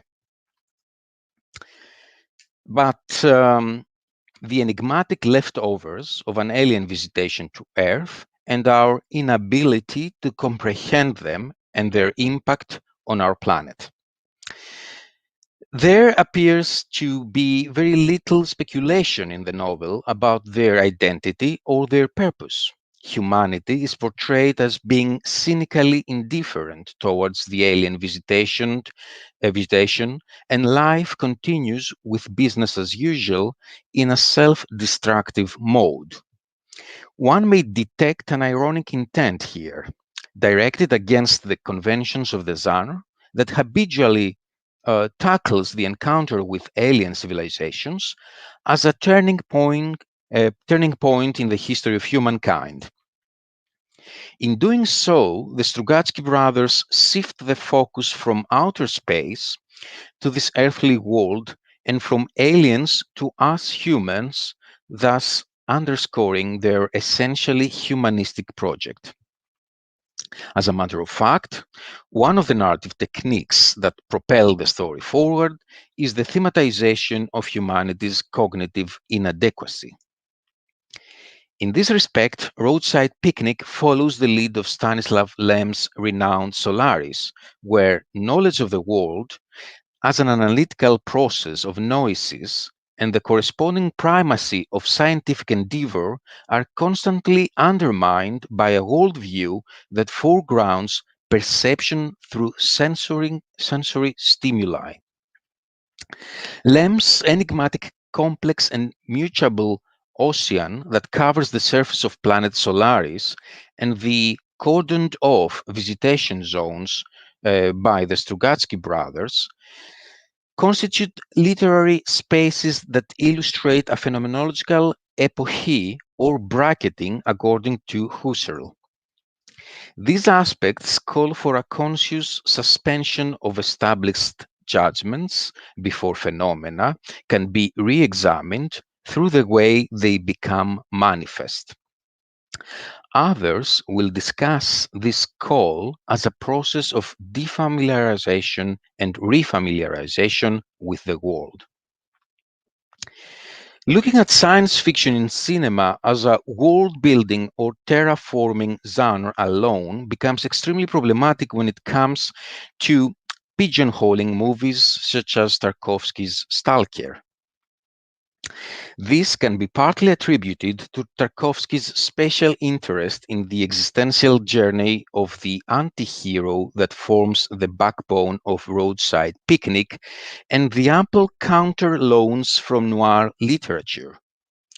Stalker is a borderline case of science fiction cinema inasmuch as the movie refrains from addressing any of the popular aspects of futuristic discourse. Stalker's cinematic universe is built from the material of today and speaks of the worries of our time, mainly of human alienation. Barham suggests that Tarkovsky's rhetoric is somewhat technophobic and ultimately skeptical towards modernity.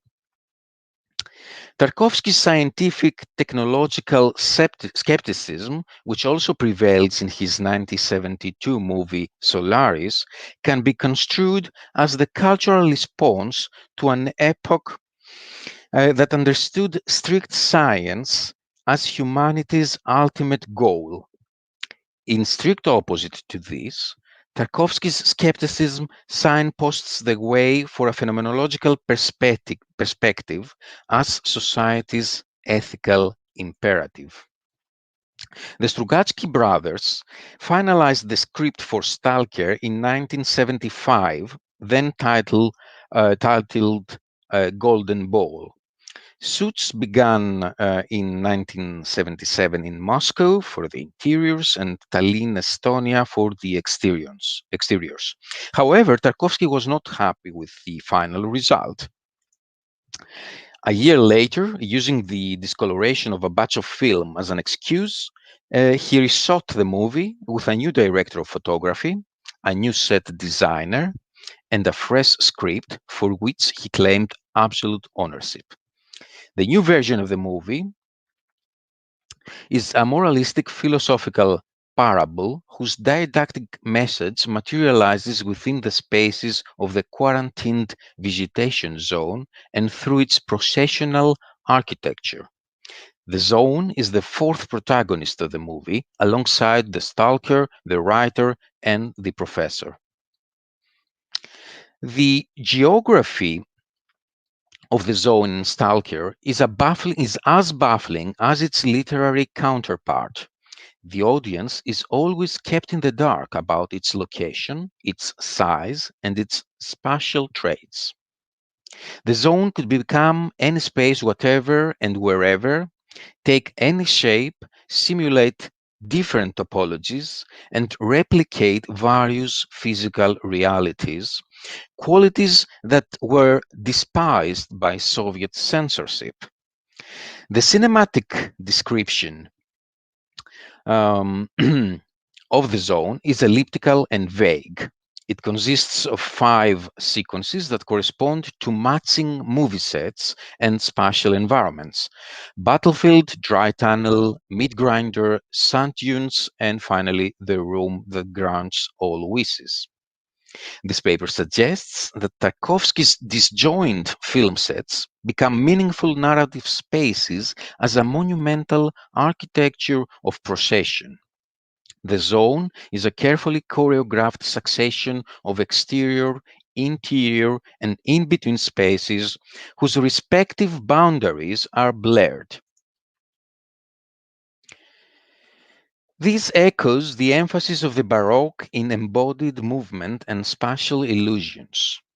Due to this inherent fluidity, the zone in Stalker resounds the ontological qualities of a Platonic chora, the third kind of reality, are susceptible of becoming. Several researchers point out how the ruins in the zone create a typically Tarkovskian aesthetic of decay. For Turovskaya, in particular, this sense of dilapidation resembles an all too familiar landscape to those who have witnessed the war. This unfavorable portrayal of the zone in relevant literature appears to overlook more charitable interpretations of the ruin and its various reconceptualizations in cultural history. The mythical landscapes of ruins constitute diachronic lands of legend and history, where the colloquial and the mundane interweave with the magical, the mysterious, the uncanny, and the sublime. They are places of condensed experience where the past becomes manifest in the present as a folk tale, fable, or even nightmare.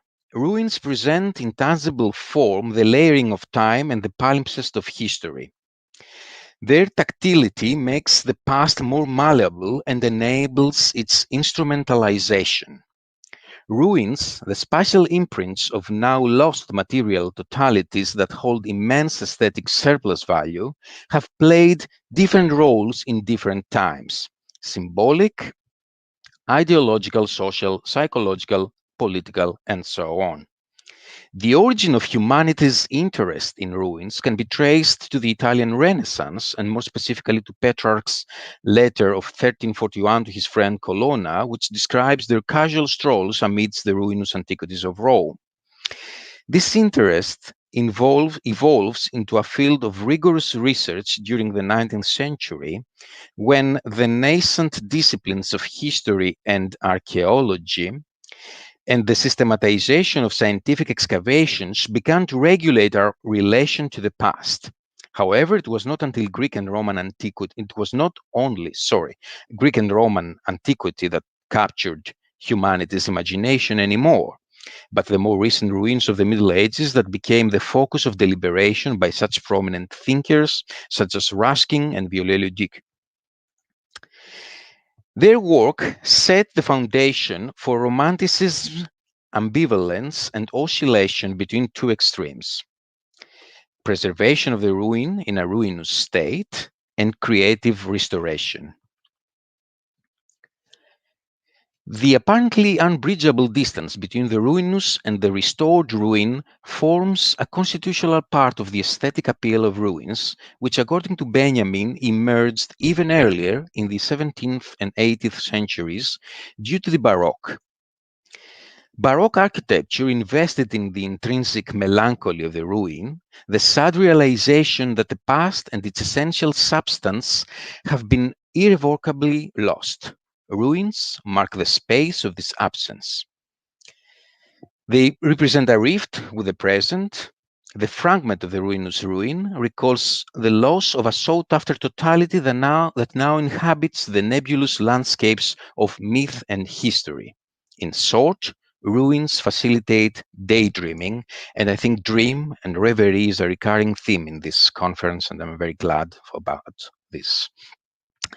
Industrial ruins, such as the carcasses of former power plants and dams that form the cinematic backgrounds and props in Stalker, qualify as particular species of ruination. For instance, abandoned factories do not play a significant role in nation-forming processes, such as constructing national identities, despite the recent emergence of industrial archaeology as a humanistic discipline. These humble and mostly unassuming cells of industrial heritage from the previous century cannot compete with the ornate monuments of the recent and distant past. However, despite their potential banality, they constitute silent witnesses of a lived past that allows for less institutionalized encounters with otherness. In this sense, investing in industrial ruins with aesthetic value can be construed as nothing short of a revolutionary act, an act of defiance against the systematic depreciation of our times for things that appear to have no clear-cut, tangible, and objectified use. Hence, the utopian trope of Tarkovsky's project. Industrial ruins are not vacant, outdated, valueless, perilous, or meaningless spaces. They constitute social condensers that have temporarily suspended their functions. They inhabit an uncharted territory between purposefulness and purposelessness, life and oblivion. Industrial ruins, similarly to the zone in Stalker, stand for a promise full of threatening and/or extraordinary prospects. This ambivalence, framed within the melancholy of the fragment, is responsible for the magical, mystical, and utopian attributes of the zone in Tarkovsky's Stalker. In conclusion, The zone in Stalker appears to have always been there on that earth and under that sky, so there's nothing utopian about it, functioning, though, as a temporal repository, Foucauldian heterotopia of time. Accumulation of time is manifest in the presence of various decaying cinematic props, such as abandoned buildings or rusting machinery, an aesthetic of decay that has contributed to the unfavorable portrayal of the zone in relevant literature. However, decay is not merely a destructive process that leads to death, but a natural process that celebrates the circle of life and the temporality of our future existence. Because of this decay, humans may experience the passing of time. This becomes particularly true in the timeless landscape of the zone, where time rests within every rusty piece of metal, every moldy and dampened wall, every rotten piece of wood. There, in their decay, lies condensed time, past in a tangible form, against which the political regime was always very skeptical about. Thank you for your attention.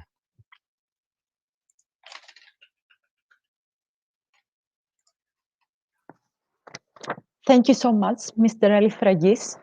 Stalker is always so fascinating topic. So now we'll proceed to our next speaker, Mrs. Tuli Misirloglu, an art historian and acting director of Momus Experimental Center for the Arts.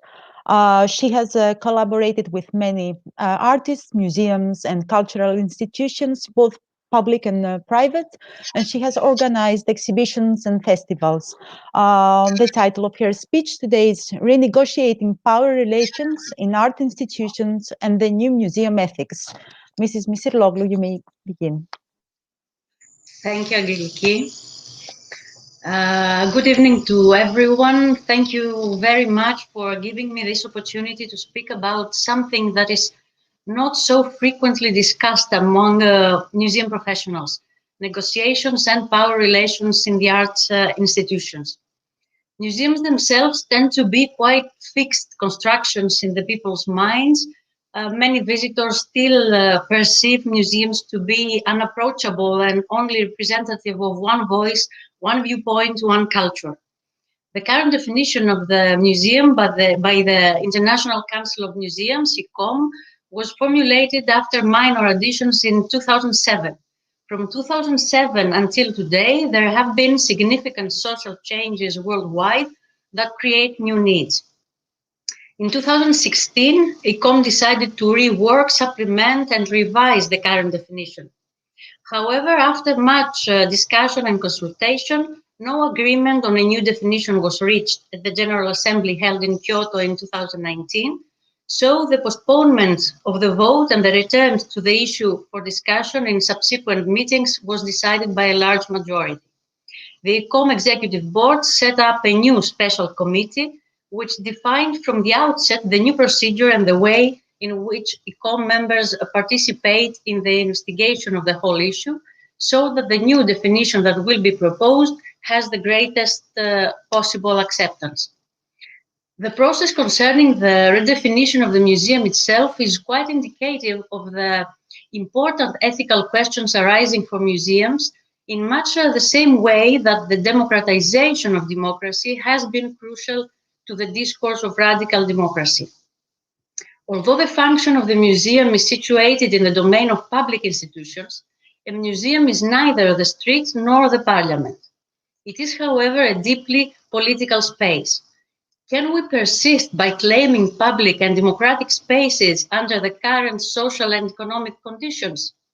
Museums ethics is not a universal set of values to be applied indiscriminately, but one thing is sure, moral certainty does not define 21st century museum ethics. So are museums content in the 21st century with the implementation of their programmatic goals? In the 21st century, the demand for pluralism, more democracy and inclusion is strong, highlighting the shift of power to the public, to people who want to see themselves reflected in the collections and the exhibitions. And museums can contribute towards social inclusion at the individual, community, and societal levels. But that would mean a total renegotiation of power relations and the game of power in a more complex way than the new museology of the 70s proposed. This lecture paper, though, does not intend to advance a notion of professionalization. By examining museum ethics as social practice, it aims to highlight an under-theorized sphere of inquiry and argues that in the 21st century, it's not enough to rhetorically or even loosely maintain the project of democracy, but instead to try to implement it with all possible means and with all possible risks, even if this is a differentiated approach to utopia. So it is certain that art institutions have moral agency. How is this asserted, though? Janet Marsden has argued that there are three theoretical positions that should update current work in relation to museum ethics: social responsibility, radical transparency, and shared guardianship. All three strands might sound as self-evident, but are they? Social responsibility is not limited to audience development or more inclusive representations, but also refers to opening up new agendas, new research methodologies, new research questions and factors. The ethical, socially responsible museum of the 21st century recognizes identity of its staff and its public as hybrid and fluid, rather than simply boxes to be ticked. Recognizing identities means also recognizing differences and a different way of civic discourse, something that presumes risk, the risk of unpredictability, and of potential transformation of the institution itself. The contingent nature of the new museum ethics suggests not only that museums depend upon discursive practices with a diversity of stakeholders, but also upon innovative approaches to this engagement. Would we think that we really do allow communities to own museums? What is the role of staff members themselves? The new kind of public sphere that the social media has introduced suggests also a non-hierarchical engagement with the museum. Bernadette Lynch suggests reciprocity as an effective mode to nurture shared authority. This kind of reciprocity redefines the values of the core in favor of those of the margins. Radical transparency refers equally to decisions made about administration, communication, and interpretation, no less than decisions about knowledge production. The hows and whys of the various decision-making processes is not about airing the dirty laundry of individuals or institutions. Such airings can betray trust and do not advance the debate.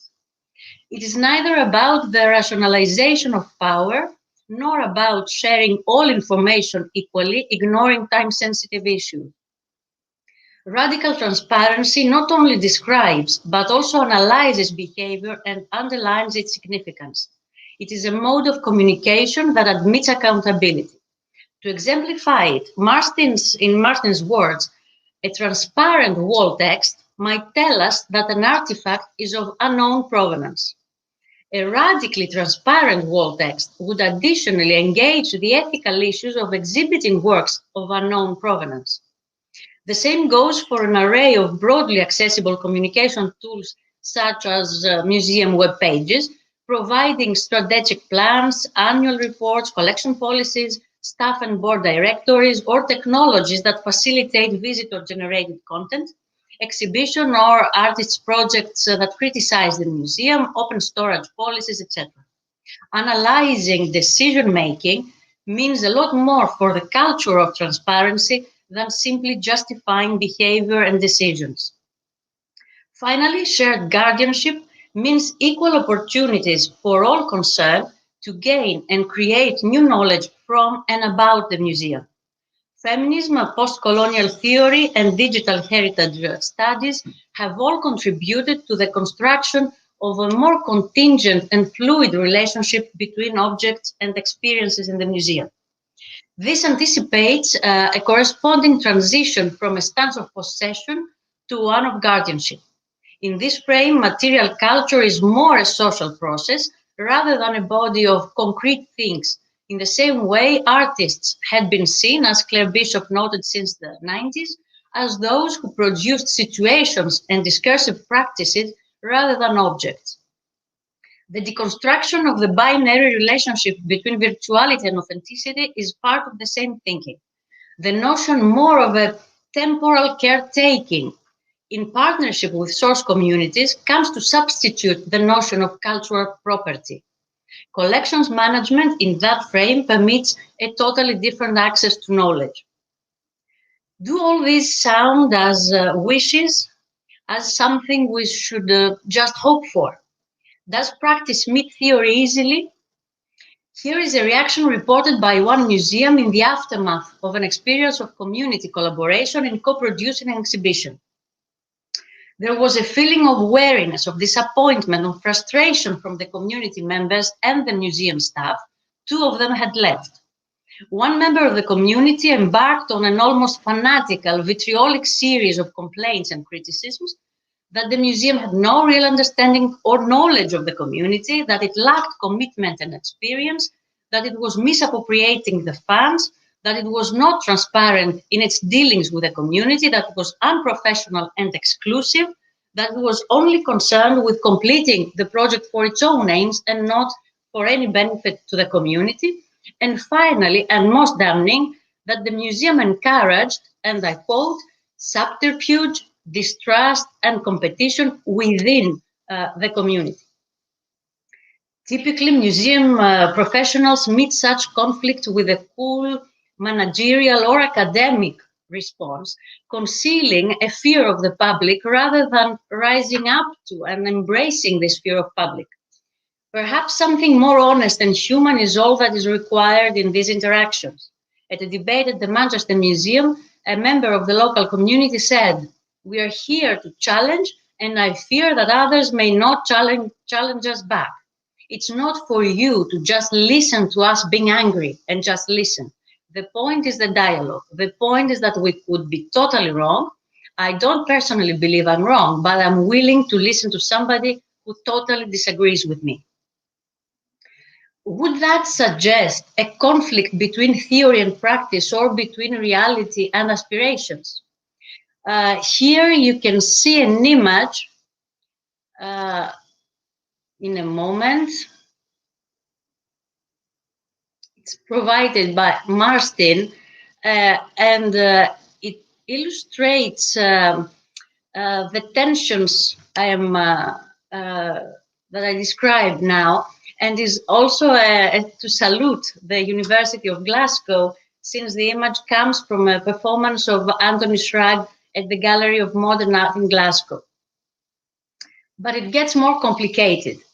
Nora Sternfeld, who draws on Laclau and Mouffe, among others, in the last chapter of her book, The Radical Democratic Museum, an essay called Why Exhibit at All, creates, an almost post-apocalyptic utopia.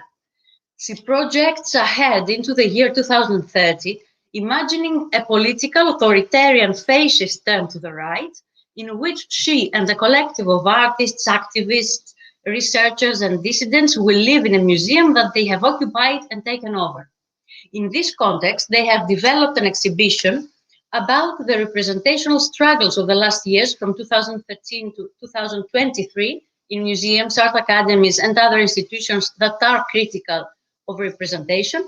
And for this exhibition about practices of exhibiting, they gather snapshots from arts activism, funding programs, and work from artist collectives, and let us readers gain insight into the processes of writing and creating this exhibition.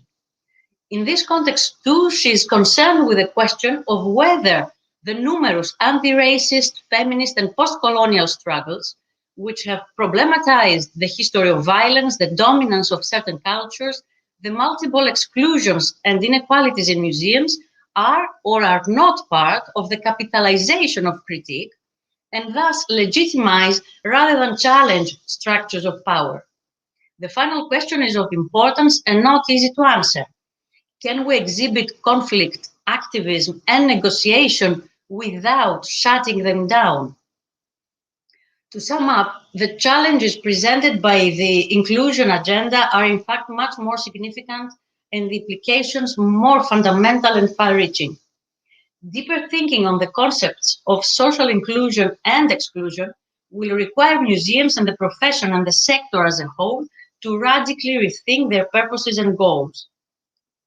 So, is cultural democracy possible in a museum? Can we, as museum workers, embrace the contingencies of museum work and its ethics? Can we promote the shift in emphasis from product to process if that means to welcome conflicting views as a constructive contribution? And even if ethic codes do not resolve ethics issues, can we fight to promote an ethics of social change when seen as a matrix of other mechanisms? In relation to this inclusive, socially oriented ethical agenda of museums, the idea of justice as fairness, public reason, and the duty of civility introduced by John Rawls might be of use. Reasonable citizens, according to Rawls, want to live in a society in which they can cooperate with their fellow citizens on terms that are acceptable to all. They are willing to propose and abide by mutually acceptable rules, given the assurance that others will also do so. Each reasonable citizen has her own view about God and life, right and wrong, good and bad, her own comprehensive doctrine, as Rawls calls it. Reasonable citizens are tolerant, Rawls says, because they accept a certain explanation for the diversity of worldviews in their society. However, the challenge of legitimacy is not solved. No comprehensive doctrine can be accepted by all reasonable citizens, and so no comprehensive doctrine can serve as the basis for the legitimate use of coercive political power. Besides, who is the reasonable citizen? There is only one source of fundamental ideas that can serve as a focal point for all reasonable citizens of a liberal society. This is the society's public political culture, which Rawls says comprises the political institution of a constitutional regime and the public traditions of their interpretation, as well as historic texts and documents that are common knowledge. Although Rawls is not referring to museums, I consider them definitely as, broadly speaking, political institutions. Therefore, it would be interesting to try and apply his thought. The museum's public character would force us to think about the public values they advocate. The public values that citizens must be able to appeal to, according to Rawls, are the values of a political conception of justice, those related to the freedom and equality of citizens and to the fairness of the terms of social cooperation. Among such public values are the freedom of religious practice, the political equality of women and racial minorities, the efficiency of the economy, the preservation of a healthy environment, and the stability of the family. The museum professionals who exercise powers of public office would have a duty to constrain their decisions by public reason and should be able to justify their decisions by public standards of inquiry, by principles of reasoning and rules of evidence that all citizens could reasonably endorse. In an important proviso, Rawls adds that citizens may speak the language of their controversial comprehensive doctrines, even as public officials, and even on the most fundamental issues, so long as they show how these assertions support the public values that all share.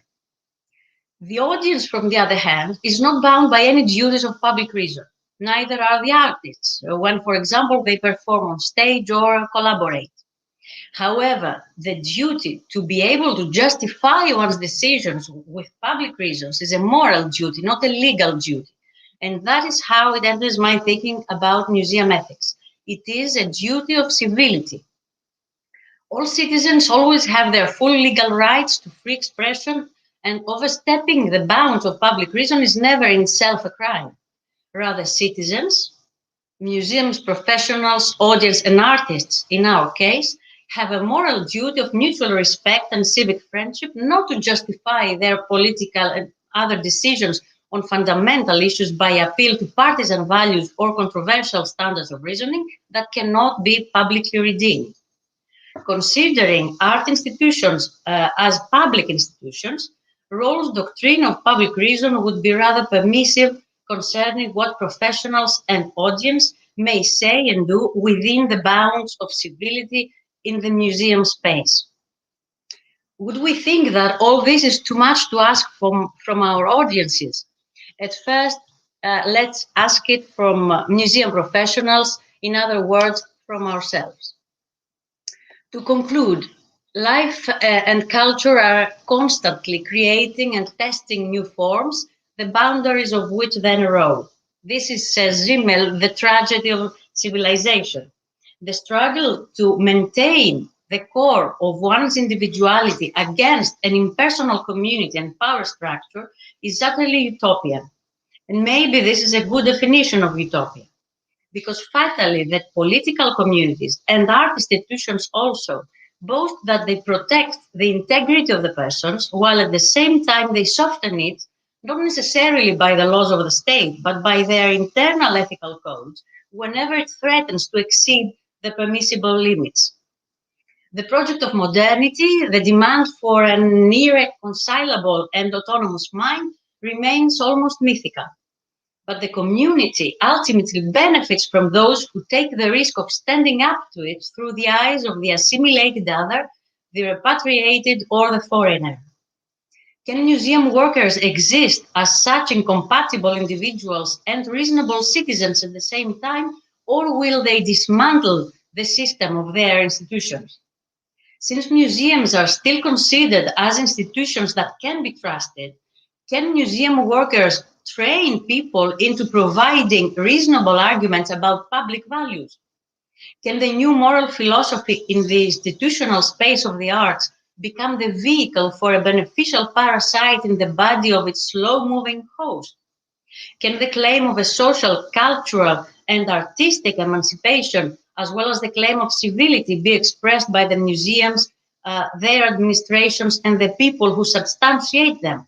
Or will it remain a utopia? An outlook to the future may entail that one does not merely aim at establishing other practices of representation, but is committed to think of them above all. Even if we cannot provide one conclusive answer to all questions asked above, if claims about the democratization of democracy and art may never be achieved, these claims must always be thought of and, if possible, be practiced. To what extent conflict and partiality, or consensus and individuality, will prevail will always be a matter that will rely on the soft power of each one of us, keeping in mind the main goal, to reinforce public reason. And to end, some days ago, I heard my 8-year-old son shouting enthusiastically to his friend while playing an online game, "Utopia, Utopia, here it is." "What is this?" his friend asked. "It's this level in the game, this ring, where I always win," he replied. So, can we win too, together? And how many of us can fit into this we? Thank you very much. Thank you very much, Mrs. Misirloglu. It was a very interesting perspective on the matter of utopia. And now I will present Mr. Andreas Takis. He's an assistant professor of philosophy and legal method at the Faculty of Law of Aristotle University of Thessaloniki and the president of the Board of Administration of Momus, our museum organization. The title of his speech is Collective Agency in Social Utopias. Mr. Takis, you may begin. Thank you very much, dear Angeliki. So, dear friends, ladies and gentlemen, I'm a notorious bavardeur, so I will try to keep myself in the time allotted to me. I'm promising that I will be brief. So, quite a few things have already been said by previous speakers, especially Professor Jonis, about the idea of utopia. Yet, allow me to add some more thoughts in order to clear the conceptual path I'm to follow. The prolific use of the word utopia forces me here to adopt some restrictions which, while in some measure arbitrary, may allow us to fix ideas. Therefore, I take utopias, especially those falling indisputably in the literary genre of social utopias, to be narrative descriptions of a possible world which is yet unlikely to occur as an actual state of affairs. As descriptions, they imply a set of counterfactual conditionals. For instance, if there were no private property, then there would be no envy or unhappiness in this world. Moreover, utopias are descriptions of a possible world in the sense that the conditional's hypothetical satisfaction is expected not to cause any internal contradiction to the state of affairs which they portray. I propose to avoid the potential use of the word utopia for longings for how things should be or projections of something that is better than it actually is, a tendency that we owe mostly to Ernst Bloch. Following Leszek Kolakowski's suggestion in his tunnel lectures, one should rather restrict the reference of the term utopia to states of definitive and unsurpassable perfection, which are still attainable through human effort. This condition, though, rules out all imaginary depictions of states of affairs that are the outcome of natural or otherwise unintended processes, or even the working of the apocalyptic presence of some deus ex machina. Utopias are something that, supposedly at least, only we humans are to consciously make true. Yet, while possible in this sense, the states of affairs described by utopias remain extremely unlikely to take place because of our very condition of human frailty and finitude. Utopias function thus as sets of ideas limits that are to provide guidance and orientation to our efforts, but not meant to be ever completely achieved. I would like now to turn to a charge that is often raised nowadays against utopias and utopian thinking. It is true that a common theme, as well as a core idea of most literary utopias, is that of a universal brotherhood. Yet, it has been pointed out that any attempt to implement this idea is bound to produce a highly despotic society, which, to simulate the impossible perfection, will stifle the expression of conflict and thus destroy the life of culture by totalitarian coercion. There is actually something inherently contradictory to the idea of a politically enacted and politically enforced condition of universal fraternity. And there have been many, especially after the demise of Soviet regimes, that are blaming this very idea of universal brotherhood and its actual political connotations for the degeneration of the literary genre into hors la mode science fiction. Nevertheless, what is common to all these critical views is the fact that they seem to understand the idea of universal fraternity solely as an end result of the utopian project. That is, as a state of affairs, among others, to be achieved or brought about through human effort under the guidance of the utopian script. Universal fraternity is taken thus as a semantic feature, or at best, a perlocutionary effect of the utopian narrative. What such views seem to miss, though, is that the idea of universal brotherhood may be crucially present as a necessary feature of the pragmatics of utopian discourse. As narrative expression of both artistic as well as theoretical imagination, utopias should also be considered as performances which by their narrative enactment address the wide public, actual or future, aiming to persuade and arouse it to action.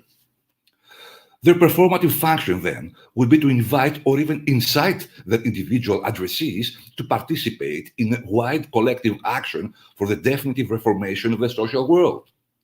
One is tempted to understand them as a narrative call to arms. Brothers, let's make our world the best possible. My point, then, is that utopian discourse, through its performative function, succinctly foreshadows or implicitly evokes a type of collective agency to whom the realization of utopia is entrusted. The universalistic character of its discursive address determines thus the scope of utopia's practical reach by structuring its collective subject. Who might this agent be? Let me try cursorily for the rest of my time to review some probable answers. So, one should rule out from the beginning all cases where the universal audience of utopian performance is understood as a collection of individuals whose uncoordinated action, stemming out of any possible motive, may result to the bringing about of the state of affairs envisioned by utopia. As I have already stressed at the beginning, utopias are meant to be realized through conscious joint effort of humanity, not as an unintended consequence of random action of a multitude of individual agents. Thus, say, a neoliberal utopia is simply not a utopia, unless joint action is confined to the conscious obedience to the strictures enacted by a central coordinating agency able to enforce them, turning thus neoliberalism into a statist ideology. Nor can one, for much the same reason, ascribe the role of utopia's collective agency to the multitude conceived in terms of mob, that is, of a collection of individuals driven by a similar set of psychological motives or existential impulses towards a common goal, as the idea of la folla or la foule, exalted by the Italian futurists or Sorelian anarchists, would have it. The collective effort to which utopia aims at, arousing for its realization, requires a stronger idea of a common goal than that which anyone, even everyone, all of us may have, but only for ourselves. Making utopia true needs to be something that one wants not just for oneself, but because, and in view that, this is what the others want also to achieve through their mobilization. Participation in the collective effort for bringing about the state of affairs narratively described in utopias necessarily implies coordinated social action through reciprocal recognition. Each individual participant is compelled to recognize other participants, in principle on an equal footing with him or her, by simply having to take them in account in setting to act in coordination with them for the realization of the utopian scheme.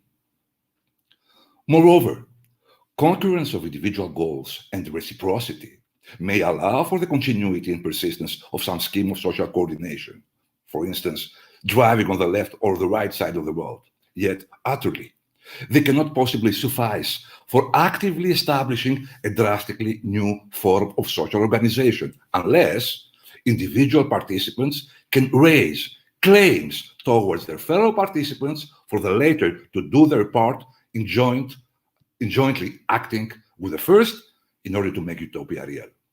But this in turn implies that setting for oneself the goal of making utopia true is something one does not only in view of the fact that the others do the same, but also that one necessarily adopts the realization of utopia as a goal that each and everyone else should also have, and assume that others in fact do likewise.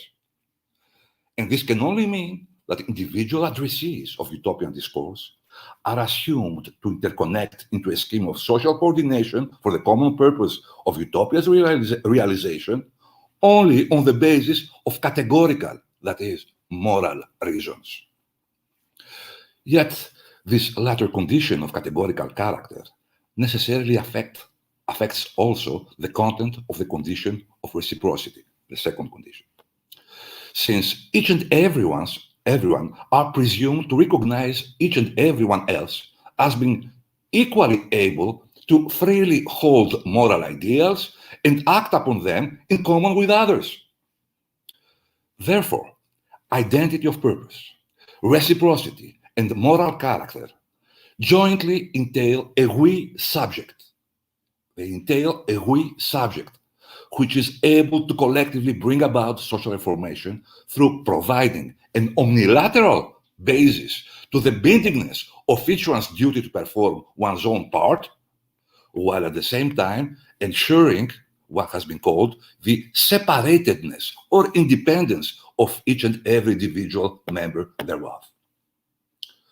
This wished subject is not just a coordinated multitude, but a multitude engaged in a cooperative scheme which interconnects all of its members to each and every one with a special moral bond of associative fidelity.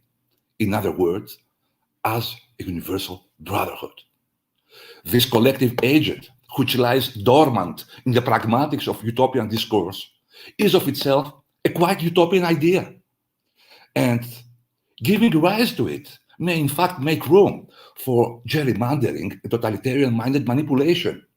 Yet, in its inception as the collective subject of utopia, this we subject possesses the necessary conceptual resources, especially its entailing the guaranteed separatedness of its individual members as moral persons, to undercut all charges of supposedly inherent totalitarianism. Thank you so much. That's it. Sooner than expected, maybe. Thank you very much, Mr. Takis. Actually, we're very, very punctual. We are ahead of our schedule, so this is very good. So I need to remind everybody to send their questions on live media on YouTube and on Facebook, so as to have them addressed during the discussion that is following right after the last session. Also, would like to inform you that so far 570 people are attending this conference, which is an absolutely fantastic number of viewers. So now I have the pleasure to present you our next speaker, who is Mrs. Christina Loder, Emerita Professor, scholar of Russian art of the early 20th century and president of the Malevich Society. She is an internationally renowned scholar of Russian art of the early 20th century. She has had many, many publications, including Russian Constructivism, Constructing Modernity, the Art and Career of Naum Gabo, Rethinking Malevich, Utopian Reality, Reconstructing Culture in Revolutionary Russia and Beyond, and so on and so forth. Mrs. Loder, hello, nice to see you again. Lovely to see you, and thank you for those very, very kind words. I'm most grateful. Thank you. It's wonderful to be here. It's wonderful to see everybody, and even if it's only virtually. And thanks everybody for such wonderful, absolutely stimulating papers. I've enjoyed everything and learned a great deal. As several speakers have pointed out, utopia is a general concept and aspiration that has inspired humanity throughout the ages, long before and long after the word itself was coined by Thomas More in 1516. Utopian thinking, as Maria and everyone else has pointed out, was a crucial aspect of art and politics during the revolutionary period in Russia. It was expressed in a myriad number of ways, a very few of which were associated with socialism or with the Bolshevik Party. The revolution of 1917 liberated Russians and unleashed hundreds of different utopias, visions of what life could be like, visions of a new world. I'm afraid that my title may be a little misleading at first, but I hope that its meaning comes out towards the end of this paper. In fact, I want to focus on Lenin's plan of monumental propaganda, which was officially launched in April 1918. And I want to look at its utopian aspect and its very explicit links to Tommaso Campanella's treatise, City of the Sun, of 1602. This, of course, was itself inspired by Thomas More's Utopia of 1516. Campanella, like More, emphasized education, social equality, and property in common. But it is particularly the aspect of education that seems to have inspired Lenin. At first, it may seem extraordinarily strange that a Dominican friar who presented his vision of an ideal society in the 17th century should have exerted any influence at all on the thinking of a Russian political activist in the 20th century. Moreover, Lenin was a fervent atheist. enthusiastically pursuing a policy of persecuting Christians in Soviet Russia. He was not an idealist. He was a pragmatic and ruthless strategist, as Austin showed in his description of Lenin's relationship with Bogdanov and his kind of obliteration of him, I might say. Immediately after the Bolshevik coup, Lenin was busy securing support for the new revolutionary regime through the means of his decrees, securing peace in the war against Germany, giving the land to the peasants, and requisitioning grain to feed the hungry urban populations. Lenin had also written very strongly against utopia. In his pamphlet, Two Utopias of 1912, he had dismissed utopia as a fantasy, an invention, a fairy tale, and asserted utopia or daydreaming is the lot of the weak. But Lenin was not immune to utopian thinking. Indeed, one could argue that the Bolshevik seizure of power in October 1917 was itself fired by utopian aspirations. Even in his programmatic text, What is to be Done, of 1902, Lenin had confessed, it is vital to dream, nada mechtat. He had then gone on to quote from Pisarev, the divergence between dream and reality is not harmful, as long as the dreamer sincerely believes in his dream, takes a serious view of life, compares his observations with his castles in the air, and in general works conscientiously towards realizing his fantasy. Lenin concluded, this is the proper kind of dreaming. Unfortunately, there are all too few such dreamers in our movement. In The State and Revolution, written on the eve of the Bolshevik coup in 1917, Lenin had presented a utopian vision of the future. He stated socialism will shorten the working day, will raise the people to a new life, will create such conditions for the majority of the population as will enable everybody, without exception, to perform state functions. And this will lead to the completely withering away of every form of the state in general. Now, Lenin had known about Campanella since 1908, when Maxim Gorky had brought Campanella's text to his attention during his visit to Capri, or Lenin's visit to Capri. A Russian translation of The City of the Sun was published in 1906 as a supplement to the journal Vesmirny Viesnik, the World Herald, and as a separate book in 1907. In 1918, the Petrograd Soviet reissued this translation, as well as a translation of More's Utopia, originally published in 1903. Lenin was concerned with education.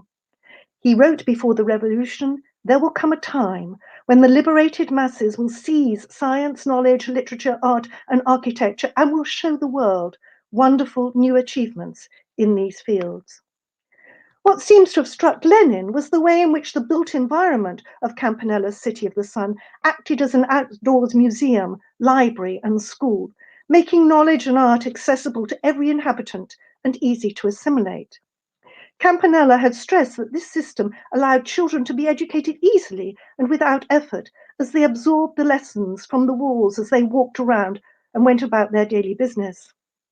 The city had 7 concentric walls, and of these, 6 were decorated on both sides with paintings and sculptures and plaques relating to various areas of knowledge, including mathematics, the sciences, history, biology, culture, botany, zoology, philosophy, and the heroes of the modern world, thinkers, etc. Even the walls of the temple in the middle of the city were adorned with the various constellations and stars with information about them. In early 1918, Lenin told Lunacharsky that he wanted to develop Campanella's idea, and he explained his own concept for monumental propaganda. He had said that he had had this idea for a long time. Lunacharsky was sympathetic. He too admired Campanella and had even written a play about the utopian thinker. According to Lunacharsky, Lenin said, Campanella, in his City of the Sun, says that the walls of his fantastic socialist city are covered with frescoes, which, serving the youth as a graphic lesson in natural science and history, arouse civic feelings and, in a word, participate in the business of raising and educating the next generation. It seems to me that this is far from being naive, and with certain changes could be adopted by us and put into operation now. I have called what I am thinking of monumental propaganda. Our climate is not conducive to the frescoes of which Campanella dreamed. Here, in various public places, on walls or special buildings, it might be possible to place short but effective slogans, expressing the essential principles and ideas of Marxism. Also, perhaps some concise phrases about a great historical event. At the moment, I am not thinking of something permanent or even long-lasting. Let this be temporary. I consider sculptures to be even more important, busts or complete figures or groups in relief. Now, in this statement, Lenin emphasized that it was an idea that he had had for a long time. And this suggests that he had read Campanella some time ago, probably when he was on Capri in 1908. He remembered the essentials, but he seems to have forgotten that the City of the Sun did not just contain frescoes, but also sculptures and plugs. On the 13th of April 1918, Lenin signed the Decree of Monuments, which was then published the following day in Pravda. Its full title was Decree Concerning the Removal of Monuments Erected in Honor of the Tsars and their servants and the Development of Monuments to the Russian Socialist Revolution. This included monuments to outstanding persons in the field of revolutionary and social activity, philosophy, literature, science, and art. The decree entailed, one, identifying monuments to be removed and, of course, removing them. Secondly, organizing competitions for projected monuments to be judged by the public. Thirdly, replacing all Tsarist emblems and inscriptions with revolutionary emblems and slogans. By August 1918, a list of figures to whom it was proposed to erect monuments was drawn up and published. In September 1918, the first monument was unveiled. And between 1918 and 1923, about 70 monuments were erected in the Soviet Union, made from plaster, wood, and concrete. And most of these were located in Moscow, but there were some in Petrograd, Kiev, Kazan, and elsewhere. The list of figures to be honored was published in Izvestia on the 2nd of August. It had been ratified by Lenin. It was wide-ranging, both geographically and ideologically. This breadth of political and cultural liberalism emulates Campanella, who in his list of heroes depicted on the walls included warriors, writers, philosophers, scholars of all kinds, and even religious figures like Christ and Mohammed. Apparently of Mohammed, the inhabitants of the City of the Sun did not have a very high opinion. Lenin, too, like Campanella, had included cultural and political figures with whom he had little sympathy, like the anarchist Bakunin and Gleb Uspensky, who had been a prominent Narodnik, a member of the People's Will. The August list was not definitive and was altered during the following months. Of the 6 categories that was published in August, that of the socialists and political activists was the largest. It included figures from ancient history like Spartacus, but also French revolutionaries like Danton and Robespierre. This display of revolutionary history through monuments followed Campanella's precedent, but also had the advantage of placing the Bolshevik coup within a line of historical continuity, associating them with Russia's revolutionary past and with the French Revolution. Consequently, it helped to validate the Bolshevik coup. In this respect, too, the list combined utopian aspirations with pragmatic strategy, fusing wider educational aims with specifically political objectives. The inclusion of figures from the People's Will movement, the socialist thinker Georgy Plekhanov, and revolutionaries like Pestel, Perovskaya, and Haltorin, who had been hanged by the autocracy, would have been generally welcomed by the intelligentsia, whatever their feelings about Bolshevism itself. The destruction and removal of Tsarist monuments had started before April, but gained a pace that spring. It included the demolition of the monument to Alexander III, which you can see here. It also included transforming the 1914 monument, which celebrated the completion of 300 years of Romanov rule in 1913. This was located in the Alexander Gardens in Moscow and wasn't removed. Instead, it was converted into a monument listing socialist heroes. Marx and Engels were at the top, but also you will notice that Campanella and more are also included. The final image on this slide shows the restoration of the obelisk to its original purpose in 2014, where now the heroes of Romanov rule were now inscribed on the obelisk. On the first anniversary of the revolution, on the 7th of November 1918, Lenin unveiled the monument to Marx and Engels on Revolution Square in Moscow. This unveiling, like others, was conceived as an event to entertain and educate the populace. Indeed, unveilings became important events for communicating historical information and inculcating the ideas of socialism. Speeches, explanations, and music made each ceremony, and I quote, an act of propaganda and a small festival. With the hardships of the Civil War beginning to intensify shortages, such events became popular and fairly well attended. Small booklets under the general title, "To Whom We Are Erecting Monuments," were also published to act as permanent reminders to disseminate information supplied at the little unveilings. Public scrutiny of the projected sculptures submitted could be harsh, although it did not seem to operate until the monuments were actually in situ. This particular statue was rather unceremoniously dubbed "Two Men in a Tub." Lenin said that the monuments should act as professors, podiums on the street, from which fresh words and rousing thoughts and notions must soar straight to the people. In other words, the monuments turned the cities into museums, schools, and also imparted a certain reverent atmosphere appropriate to a religious institution like a church. The unveilings, with their inherently educational aim, were very similar to the talks that Campanella described in City of the Sun.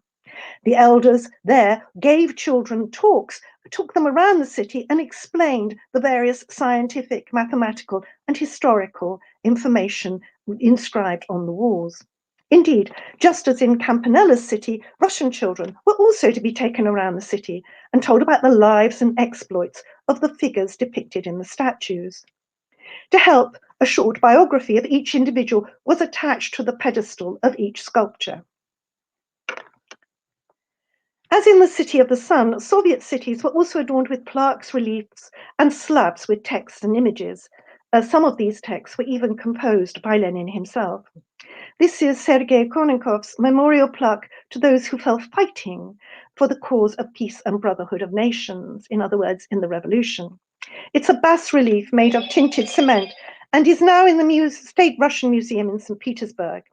Originally, it was affixed to the walls of the Senate Tower of the Moscow Kremlin. It was unveiled on the 7th of November 1918 by Lenin. The monuments, as these slides may have conveyed to you, were of various very different and very varied styles. Some, like these two, de La Salle and Danton, were in a classically austere style. Danton's crude features, almost primitive in their rendition, jut forward, symbolizing revolutionary determination and the power of sheer personality. On the other hand, La Salle resembles a figure from antiquity, a Roman general surveying the troops. Most of the monuments were figurative and celebrated individuals, but some were to more abstract concepts, like this one to the Soviet Constitution, comprising an obelisk and a figure of freedom. A postcard labels it the Statue of Liberty, though hardly in competition with its American rival. Some monuments were made using more recent artistic approaches, such as cubism and even abstraction. The public disliked Korolov's monument to Bakunin.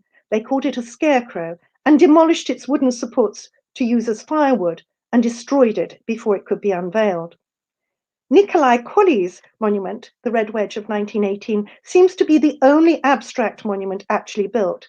It celebrated the revolutionaries' defeat of Tsarist forces, which tried to quell the revolution in Petrograd in November 1917. It was apparently made of cloth stretched over a wooden frame. This information came from the architect Bertold Lubetkin, who told me that as a young man in Russia, he had actually slept inside it, a kind of elaborate tent, you might say.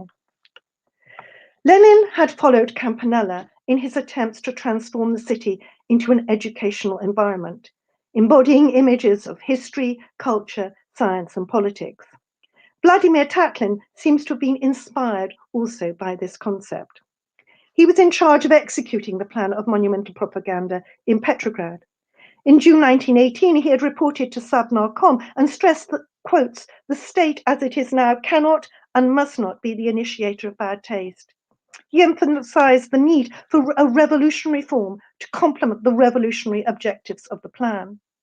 In August 1918, he wrote that the monuments were not only monuments to outstanding individuals, but also monuments to the Russian Revolution, monuments to a relationship between the state and art, which hasn't existed until now. In early 1919, he began work on his own project to be a monument to the revolution. It was to be revolutionary in form and to perform a revolutionary function in a revolutionary situation. Tatlin was evidently reacting against the figurative and static nature of the monuments so far produced. But he was also responding to the utopian element in Lenin's plan. Lenin wanted to teach through art, to educate the populace, to enable them to acquire culture and ultimately contribute to it, as well as to win their hearts and minds for socialism. Tatlin responded to that intention. His monument was to become the headquarters of the Third Communist International. A third higher than the Eiffel Tower, it was to house its legislative, administrative, and executive offices, along with its centers for producing and disseminating information and propaganda. The enormous structure of iron and glass, which Maria described so accurately for us and so evocatively, this enormous structure of iron and glass surmounted by radio masts was to act as a beacon of revolution, proclaiming the revolutionary message to the world. Both the spirit of Lenin's plan of monumental propaganda and Campanella's intention for the walls of the City of the Sun to act as sources for education and enlightenment seem to me to have found a clear and spontaneous response in Tatlin's grandiose conception. In this way, I would argue that Campanella's vision, which inspired Lenin's plan, also inspired Tatlin's tower. This tower has become an icon of revolution and the embodiment of utopian aspirations, embracing and fusing art and politics. As Maria showed, Tatlin's project still continues to inspire artists today. It is evidence of utopia as a never-ending story. Thank you. Thank you so much, Mrs. Loder. It was a great pleasure to have you here. So this was our last speaker. And next we will proceed with 4 statements from our guest panelists.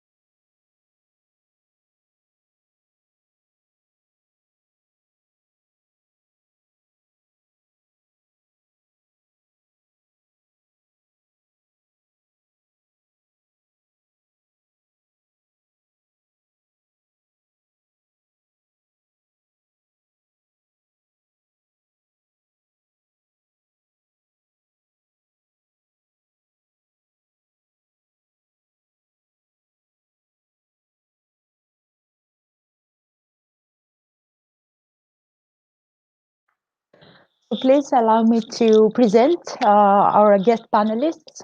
Mr. Marco Goldoni, Senior Lecturer, School of Law at Glasgow University.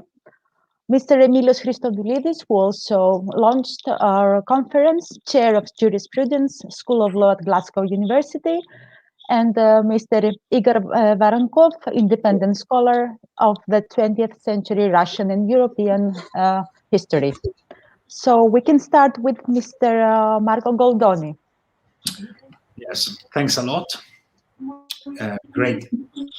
great conference. I've learned a lot on a few actually authors I was not very familiar with, and my comments actually concern more generally the trajectory of the idea of utopia in the modern times. And I want to basically make a statement which will function as a, I would say, as a question, no, for all the other panelists on the relationship between the utopian form, its rationality, and basically I would say the role of contradictions within it. So very briefly, the trajectory of utopian thinking in modern times, as it has been basically actually, I think, been pointed by a few of the speakers that preceded us, is actually a trajectory marked by a form of extreme rationality. What is quite intriguing, and this is basically, I would say, also the basis of the Marxian condemnation of the utopian form of socialism, is that from More to Bacon, utopia is a space which can be basically get evacuated from any type of contradiction, so that rationality can basically unfold and can basically takes up the form of a project where contradiction is fundamentally absent. I think this is quite an important tenet of the utopian form of thinking, and which probably reaches its peak, at least if we read the classic Marxist, or actually Marxist reconstruction, which reaches its peak with the work of the industrial socialists. Quite interestingly, a form of utopian thinking which places an enormous emphasis on productive labor, but it doesn't see or it doesn't detect the fact that the organization of productive labor is riddled within the modern capitalism with contradictions. And so in this sense, under this aspect, for Marx, this is a sign, quite interestingly, of the absence of any scientific character of that type of socialism. The utopian socialism, this is an interesting reversal, is the opposite of a scientific socialism. It is deprived of the character of science, of modern science. And I find this quite intriguing because my impression is that against the modern line of development of the utopian way of thinking, Marx actually turns it upside down. So the utopian form of thinking is, in modern times, a way of coupling together political order, knowledge, and technology, and in a way that it basically, I would say, goes or pass through all the major authors of modern times and probably reaches, as I was saying, the industrial socialists. For Marx, this is the opposite. That type of utopian form of thinking is a way of decoupling science and order.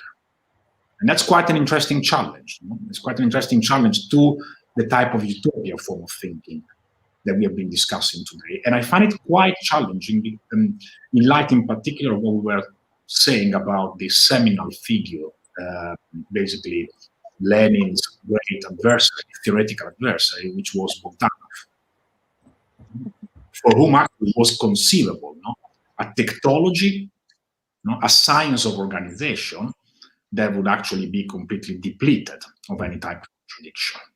And in fact, what one might actually wonder or ponder, and this might be a question that we would like to address, what is exactly the space that is left, or the function, if I may talk of a function here, that is left to class struggle in Bogdanov's thinking. Now, I want to wrap up quite quickly my statement, and I want to pinpoint to another development that, quite interestingly, it hasn't been touched upon, and a development of which actually I have only a cursory understanding, but which I find quite intriguing as well. That is that while in Russian, both artistic and philosophical thinking, the beginning of the 20th century is actually usually captures forms of extreme rationalism. Some thinkers, thinking in particular about Germany at the beginning of the 20th century, tries to, the first half of the 20th century, to give it a very wide scope, tries actually to cope with a certain crisis of the utopian form of thinking by trying to inject new energy in that way of thinking by basically rescuing a particular type of messianic attitude. Look how interesting and also how ironic is, at a certain level, this turn of the actually, I would say, of philosophical thinking. A way of thinking like the utopian form of thinking, which was basically the antithesis of the medieval and even ancient model of modality of the prophecy. So the utopian model form of thinking is basically not making any reference to religious foundations. Is now injected, and there's an attempt to revive it by actually evoking a certain type of messianic attitude. I mean, probably Walter Benjamin is the most outspoken thinker of this type of attitude. But let's think also about a more recent, relatively recent attempt by Ernst Bloch to revive, with the principle of hope and principle of responsibility, a certain type of messianic understanding. So that again, what a certain type of energy that seemed lost in Western Europe is, again, I would say, conjured up by trying to graft a religious element or a theological, to be more precise, more accurate, a theological aspect to a form of thinking which is originally actually fundamentally decoupled from religion and from any theological dimension. And one wonders, and this is my doubt at this stage, whether this is an operation that is actually fruitful or not. And I have my serious doubts about it. My impression is that with that operation, by grafting that element of the prophecy, a certain type, I would say, of materialist thinking is not only bringing back authority to a certain type of mystical foundation, but it is also basically making even more invisible the question of the foundation of the materiality itself of the legal and the political order, which is the question of the relationship between capital and labor.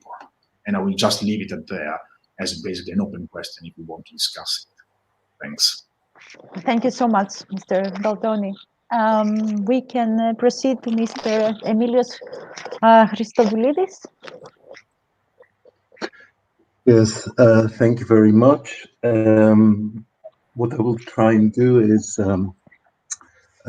maybe gather some thoughts from these fascinating series of papers, and maybe ask a couple of questions that I think a lot of these papers, a lot of these thoughts converge on a couple of questions, but also have been tasked with answering one question from the audience, so I might begin with that. So there was a question early on, I'll just read it from the comments. If utopia is an ideal social condition, it means that it should be proposed by human beings who also need to be ideal. The notion of the ideal man versus the non-ideal one has strong nationalistic and racist connotations. Isn't this a big contradiction for the interpretation of utopia? Now, this kind of question touches a little bit upon what Andreas Takis was also talking about, with the worry about the fall into totalitarian thinking. But I think it's a key question in this sense, because the answer now brings us onto the terrain of utopia, depends on whether one starts with a negative or a positive gesture. So if one begins with a positive gesture, that is of saying, here is a blueprint for utopia, here is what the ideal society needs to be, one is close to totalitarian thinking and the danger that's identified by the question. But if one begins with a negative gesture, there is something far more interesting in the theorization of utopia in this. Now, go back to Marx. Marx never gave a blueprint of the communist society, so his wasn't a positive nature. Okay, we've talked a lot about Lenin today, not so much about Marx. Lenin's is clearly a positive gesture, but Marx's is not a blueprint. Marx says if there is a release from the topos, if we can break from a certain way of thinking about human association, if we can break from a condition that is catastrophic of human association, then perhaps we can release human potential and human association and human society. That is a moment not of prescription, but of release. It is not a positive, but a negative gesture, because the topos is catastrophic. Marx calls it commodification. It's the idea that social interchange is ab initio caught up in the commodity form and severely undercut. So utopia here is a move against that topos, a topos that grounds human association into the condition of commodity, of the logic of the commodity. Now, in a sense, and I finished this first point, I have one second point. In a sense, and perhaps connecting to Marco's plea to look at the connection between utopia and contradiction, there is perhaps a contradiction in utopia in the way in which the negative and the positive interface, because on the one hand, and this is, I refer back to Andreas Takis' point, on the one hand, we have a universal brotherhood, and that seems to be totalitarian or lead, and Derrida also talks about every time one speaks of the presence of the people, it immediately shades into totalitarianism. And yet at the same time, what would it mean to have an aspiration of brotherhood and of solidarity that isn't universal? So there is something we're caught up in a bit of a contradictory problem here, problem of contradiction. And I agree very much with Andreas's argument about the formative enactments and a we that respect certain procedural requirements, even if they're Rawlsian, but one that's, we're not stuck in the contradiction, we can work with it, but we shouldn't shy away from the fact that utopia presents us with both sides of a social dynamic that is problematic, that is perhaps even dangerous. Yeah? But let me pick up a couple of points. This is my second point. I think we do have a little bit of time. Yes, yes, we do. Minutes.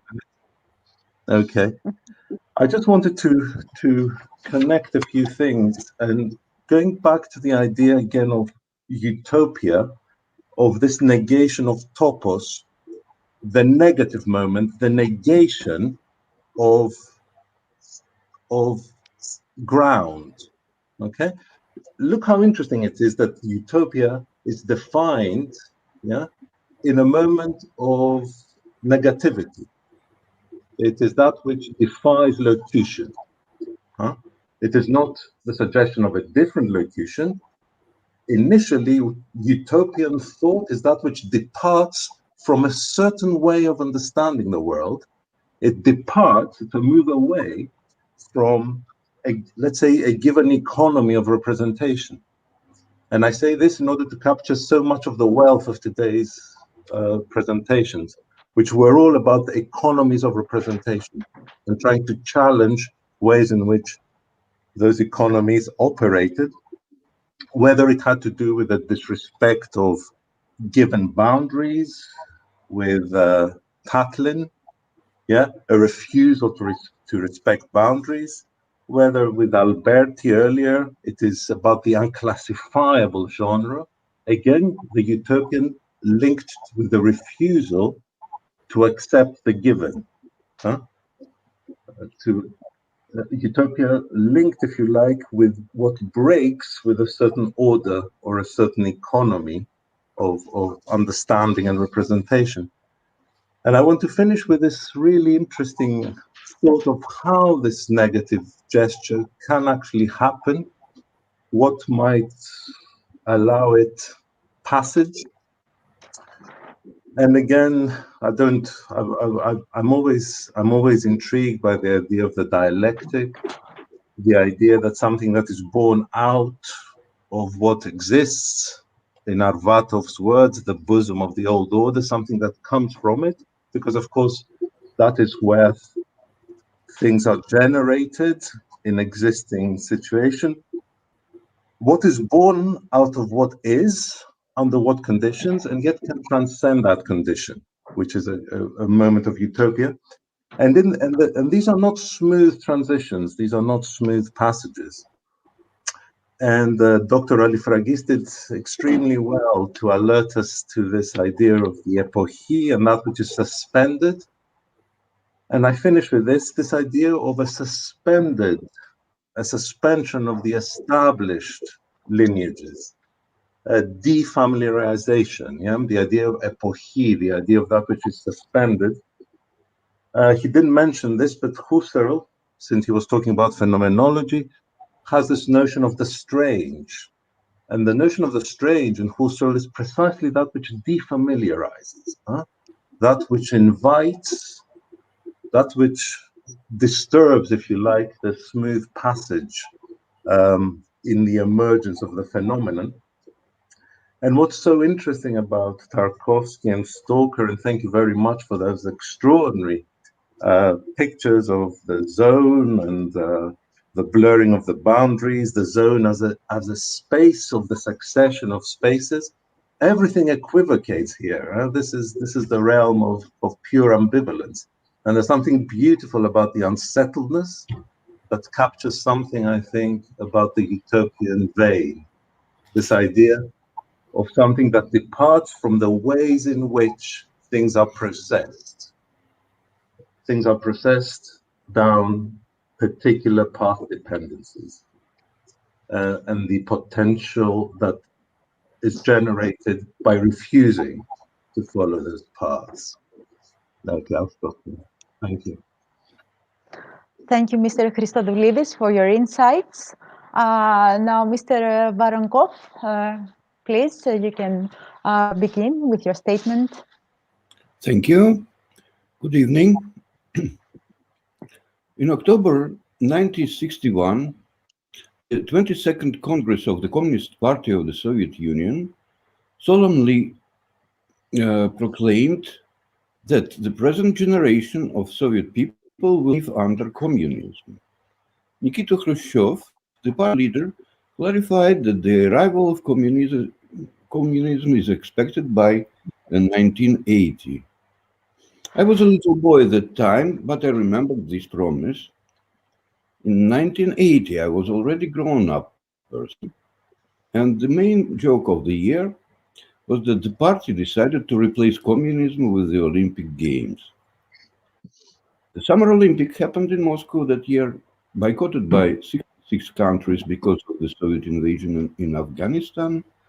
The streets of the capital were empty, but the shops were full of foreign food and goods. That was a distinct feeling of carnival. 6 years later, Chernobyl exploded, and after another 5 years, the Soviet Union collapsed. This is how I lived through the hopes and the failures of the first communist utopia. During the years of perestroika, hopes arose that as soon as the communist utopia collapses, the market economy will instantly bring the consumer's paradise in our country. Other hopes were placed on democracy and freedom to provide a stable and secure state. In the 90s, this market utopia didn't totally collapse, but led to the impoverishment of the population, the creation of an oligarchic state, heavy social inequality, and mass migration. Besides cruel war in Chechnya, the growing terrorist threat and criminal clashes in Russian cities made people disillusioned with democracy. People were waiting for the strong hand to restore the order. This is how the KGB colonel appeared on the political horizon. The capitalist utopia wasn't abandoned, but provisionally democracy was reduced to the managed democracy, federalism and self-government to the vertical of power. During the first decade of the 21st century, the war in Chechnya was ended, economy was stabilized, and growth began. The incomes dramatically increased. Some of the oligarchs were put in prison or pushed to immigration. The order was restored. People felt themselves more secure, wealthy, and comparatively happy. In a way, it was a fulfillment of the promised consumer's paradise. The public interest in politics plummeted. It was a kind of agreement with the state: don't interfere with politics, and we won't touch you. In February 2014, I was in Moscow watching on TV the opening show of the Winter Olympics in Sochi. In a grandiose performance showing scenes of great events from the history of Russia, there were episodes of the October Revolution and Soviet constructivism. A festive atmosphere reigned. It seemed that the consolidation of society, pluralism, and democracy, despite the obstacles, were returning hope for a peaceful and happy future. The next month, polite little green man appeared in the Crimea, and the peninsula was annexed by the Russian Federation. The hybrid war was unleashed in the regions of eastern Ukraine. In 2017, the centenary anniversary of the revolution was officially ignored by Russian authorities. It's nothing to commemorate, as the president's press secretary announced. The Crimean Spring, as the official propaganda called the events of annexation, caused patriotic euphoria and a steep rise in support for Putin, who turned into a typical autocrat on the way to a lifelong dictatorship. From that time, the new utopia started to reign the state and the country, this time the conservative and imperial one. The future now belongs to the past. Russia has its own way, its own truth, no friends, only fellow travelers. Recently, it seems that the magic of this passage dream is starting to dissipate as the new post-Soviet generation is coming to active life. The last period of the Russian history shows the astonishing reverse evolution of utopian cycles. A failed project of a communist utopia is replaced by a dubiously successful project of a capitalist utopia, which in turn develops into a concept of a conservative utopia.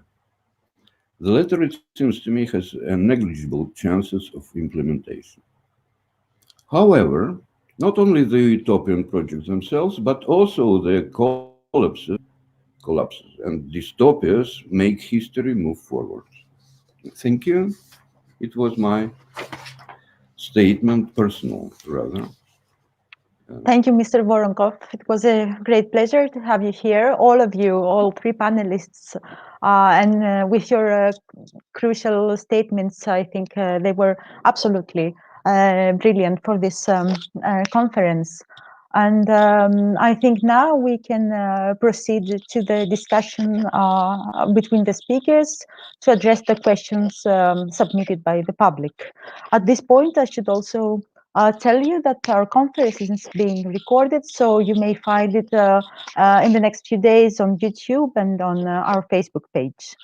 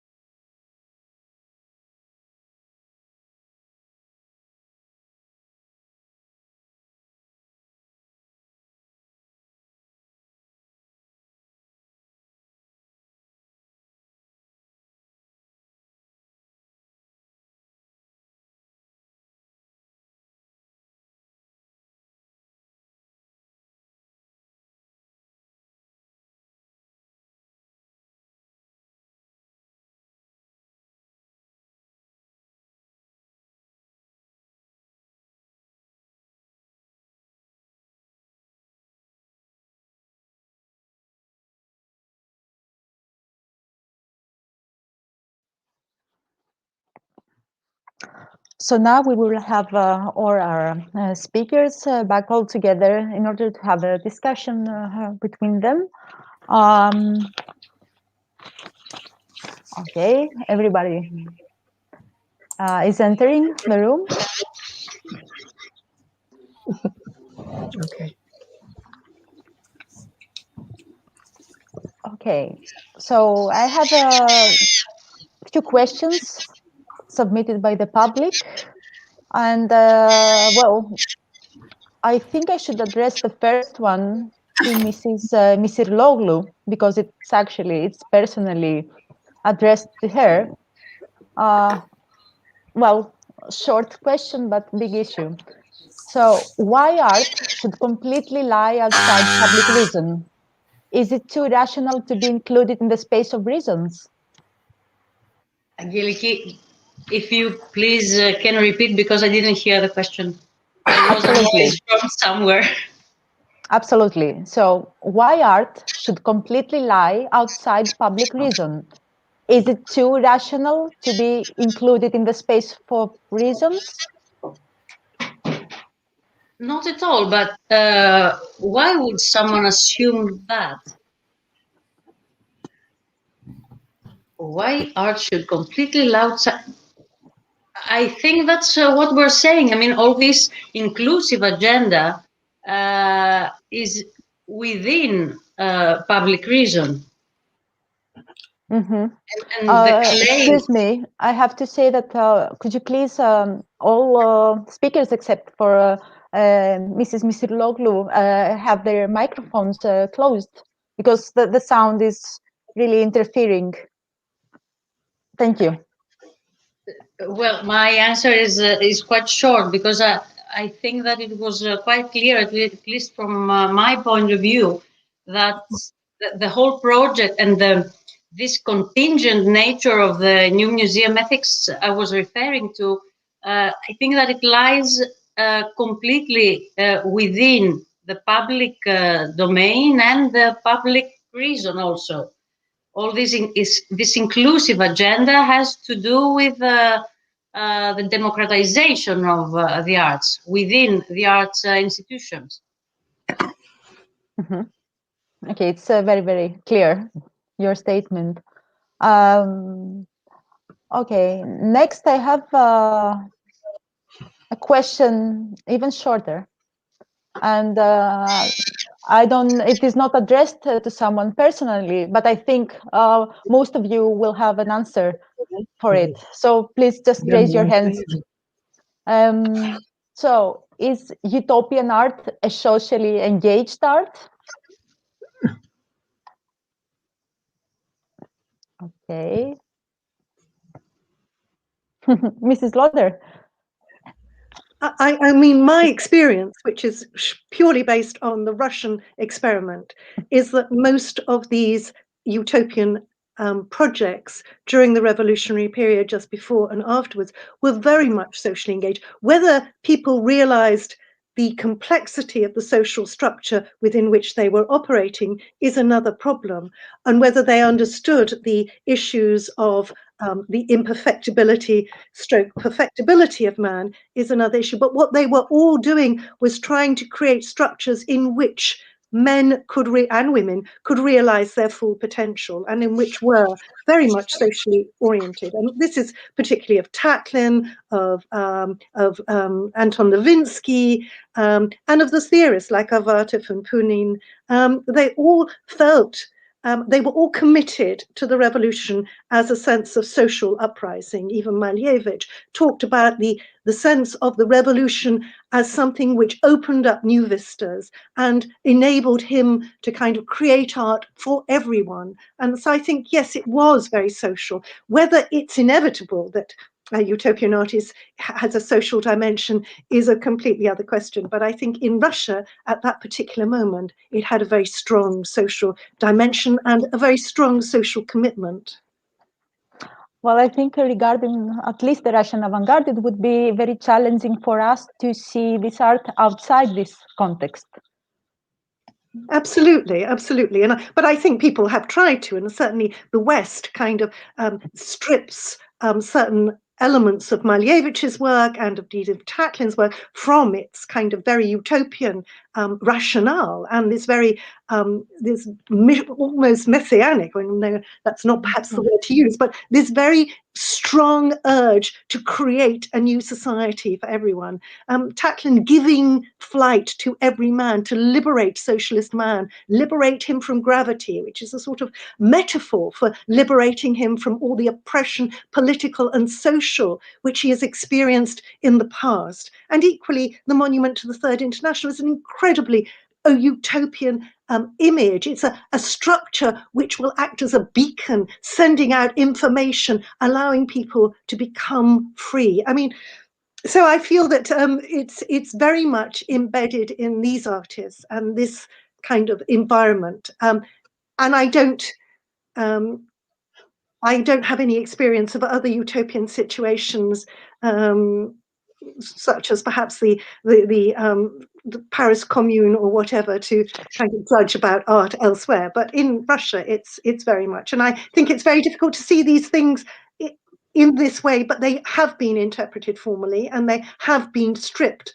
of this kind of strong ideological message in the West, and particularly Malevich, who is seen as a spiritual artist, whereas in fact Unavis in Vitebsk was intended to kind of transform the world, to create a suprematist utopia.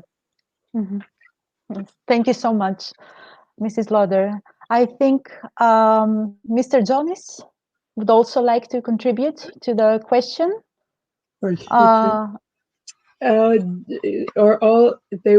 They're wondering if you want to comment on the question of whether all utopias have a social component. Well,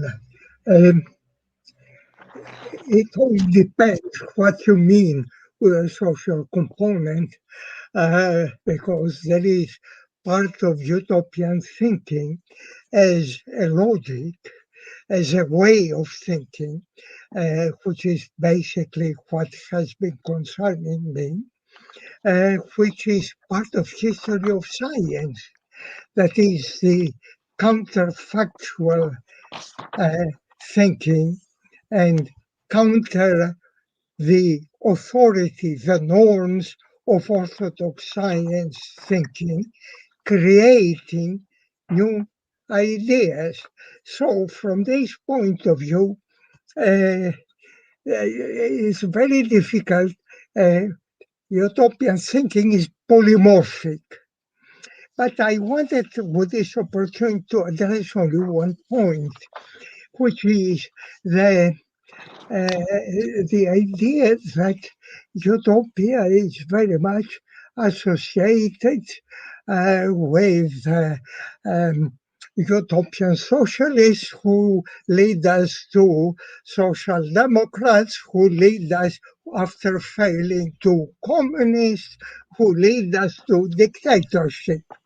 Well, I wanted to remind two things. First of all, it is shocking, but if you would like to be a little bit impure and include Hitler's writings in the discourses we are discussing. Hitler was a utopian, definitely. He wasn't very original. He was actually a second-class thinker and a 10th-class academically endowed person. But if you look at the people he was reading in prison or the people who were advising him, you really find utopians behind it. So the other way around, that's what fascinated me with the problem of the Condorcets, Monsieur, Madame. Both of them, without doubt, are, according to any approximation of what is utopia, were utopians. In fact, Condorcet's last work, written in prison, fed both Marx and, as far as I know, Lenin and all those terrible people. But Condorcet, in fact, was trying to express the idea of a possible society based on the respect of every person's point of view. He arrived at a very interesting paradox. It's mathematical. I've written about it. I can send you the material, but it's which was immediately interpreted by the Jacobins as anti-democratic, because he simply said the way you want to run the assembly ends up into not dictatorship, ends up no real liberation. It ends up to an absurdity because without realizing it, there's hidden logical paradoxes in it. What was the solution for Condorcet? Not again, it's a very technically long discussion, but the idea is to go out, go on the top of the way we think about assemblies and form assemblies that almost everybody's opinion is decisive. Now, let me make a short parenthesis. We have the Quakers. I don't know how familiar you are with the Quakers. The Quakers loved openness, democracy, hated dogmatism, authoritarianism. Therefore, they never voted in their assemblies. You had the sense of the assembly, the chairman, if I might use the term, of the assembly said, okay, the sense is this. Or she would say, okay, we'll discuss it again. And then they reformulated the argument so it could slowly arrive to a decision. The unfortunate anarchists, or some of the unfortunate anarchists in Spain, tried to do the same. Result, their head was cut and they're eliminated. So there are all kinds of ambiguities where utopia is leading us. It's leading us to a higher level of knowledge of science. It's leading us to Hitler. It's leading us also to the experiments of Condorcet and the belief of his wife that in the end, the idea of cohesion, community, common goal is built in biologically, and the human institutions exploited part of our biology, which is hedonism. Of course, Freud would say narcissism combined with love of death, and created a society today, in other words, a society end of 18th century, which is monstrous. So I do not come with a conclusion, I come with an invitation that we should try to be as open-ended and inclusive without leading, for the moment at least, to declarations what utopia is about. It's more interesting to look at it as a device of thinking using anti-authoritarian destruction of norms and counterfactuality, suspension temporary of reality. You should read Coleridge about that. And through that, arriving to a better condition for us. That's what I want to say. Thank you so much. Mrs. Lefebvre. I wanted to answer the question, address the question that the person asked that started this whole discussion. And that is, are utopias always grounded in some kind of socialist utopia or socially conscious, somehow, yes, socialist situation. I wanted to, of course, this whole conference has to do with a very specific kind of utopia, as Christina Lauder pointed out, and very Russian-oriented. There have been other schools of utopian thinking, on the other hand.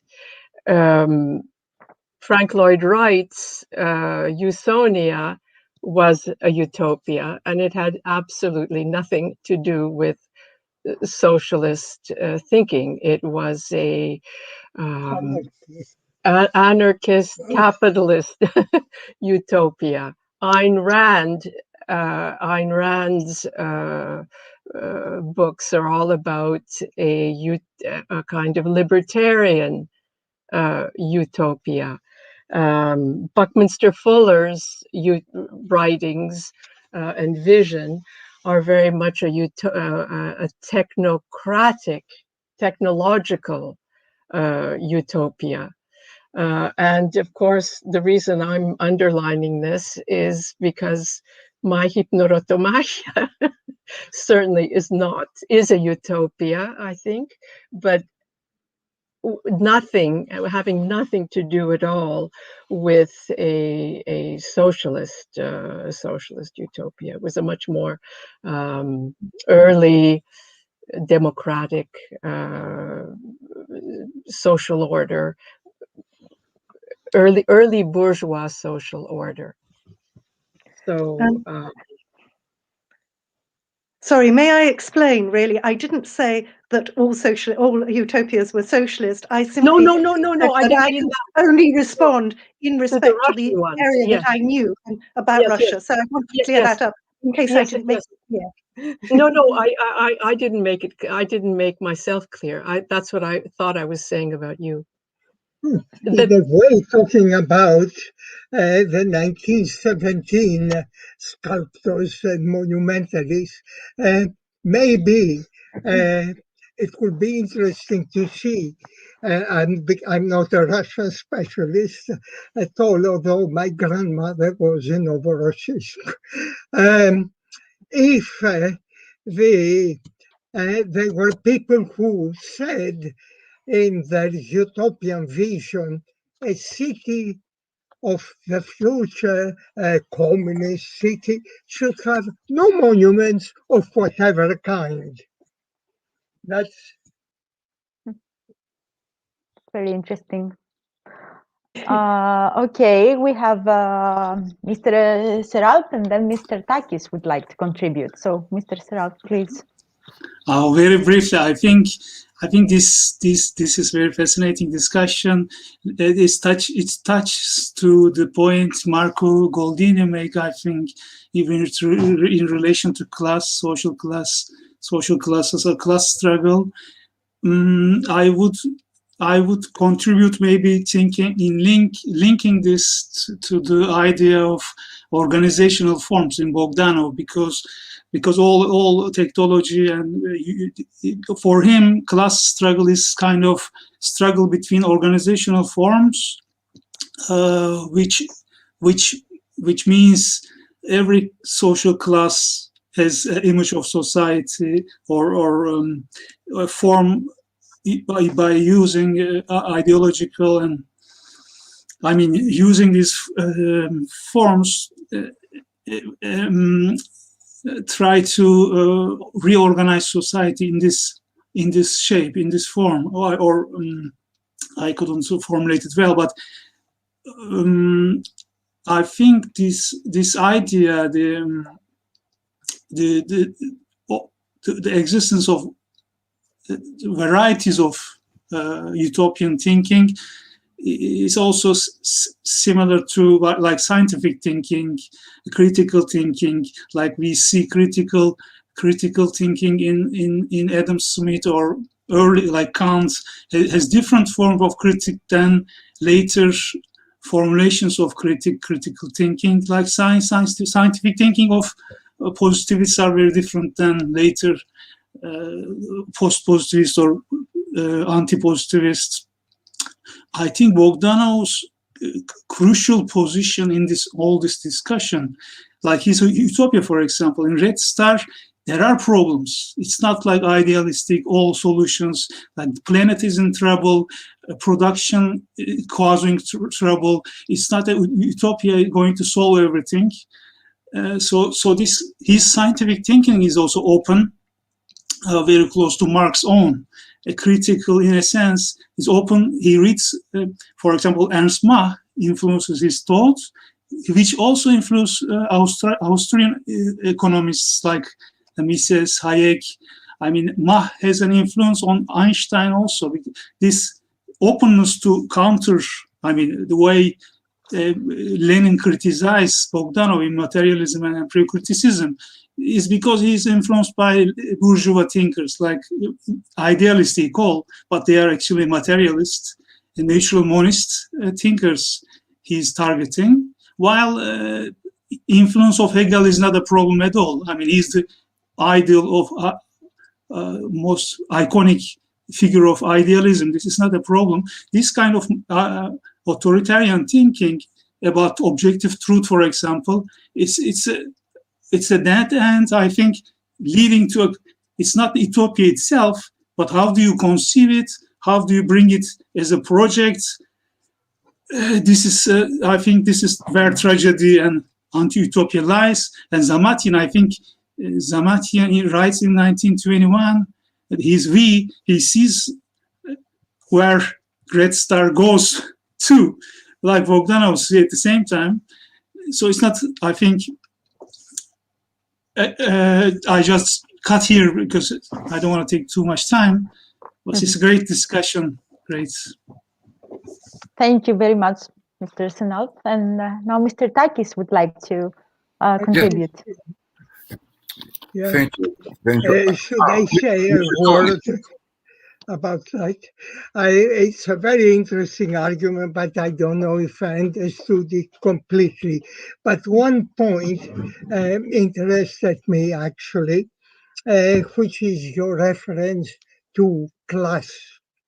In a way, consistently, if we follow the texts of which we might call them utopian, this kind of fuzzy, foggy path, from the time, I'm not talking about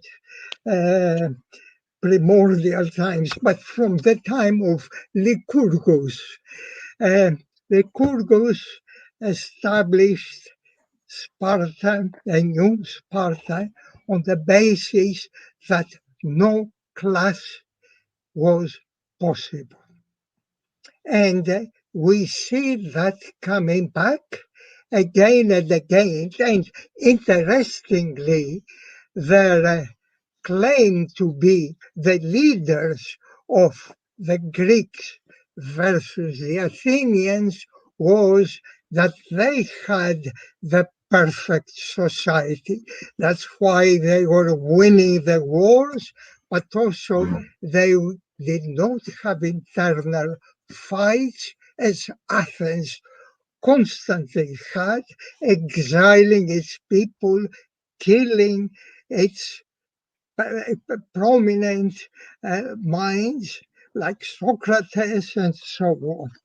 So the idea of a classless society is utopian, and it can be interpreted through the one aspect of utopia, which is the legal aspect, the construction of norms that do not permit the development of classes. But there is also another path, which is not norms, but facts. That is the path of science. And the argument is, in this case of a classless society, the argument of Madame Condorcet, actually other people had said that before, that human nature is classless, not because they all have heads and blood and zizi or whatever, but because implanted in their mind was the sense of affection. In other words, the Catholics would say communitas. Thank you, Mr. Jonis. I think we are out of time. We're closing. Would you like to say something conclusive, and then Mr. Takis and have a word? No, Mr. Takis is going to have a word now. You're over. You're finished. Yeah. Aren't you? No, Yeah. no, I talked Thank too you so much. much. I'm sorry. It's a pleasure to hear you. Mr. Takis. Thank you, Angeliki. I will be very brief. Coming back to the issue about the social engagement of utopian art, yes, I think that utopian art is, by definition, always, necessarily so, socially engaged. And I think one can understand this by relating this discussion with what Professor Christodoulides said beforehand, and most of all, relating this discussion with his very useful distinction between the positive and negative gesture, because I think utopian art, in any sense, is socially engaged by its form itself. And what that can be easily understood by having in mind the negative gesture, which is implied in all utopian art, because being released from the topos is the condition of taking critical attitude, irrespective of figurative contents or whatever else. So I think Russian avant-garde was both, for reasons of its content and its form, positive and negative at the same time. And it paid the price for being both. That's it. Thank you so much.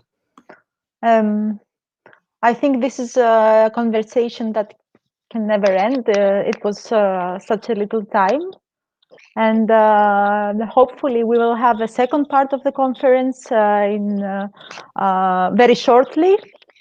We will keep the audience, of course, posted when we have new dates and the new circumstances under which the second conference will take part. But I think, and hopefully it will be in person next time. Definitely. Definitely. I would like to thank everyone, all of you speakers. It was a great pleasure having you here. So we renew our appointment for the next time. I will follow with a guided tour of the exhibition. I don't know if you want to say goodbye or have a last word. Maria, maybe? Can you take us with you? I wish. I wish I could. I wish we could have all of you at the museum, and of course our audience as well, to see the actual exhibition in our collection. But maybe I think next time. I think it's a promise for next time. Well, thank you all. Thank you very much. It was a big pleasure to have you here in this conference, at least in this way. It was extremely interesting. And it is a promise to have a second part. Now I see that Mr. Pavlakos has arrived. Do we want to put him in? Is it possible?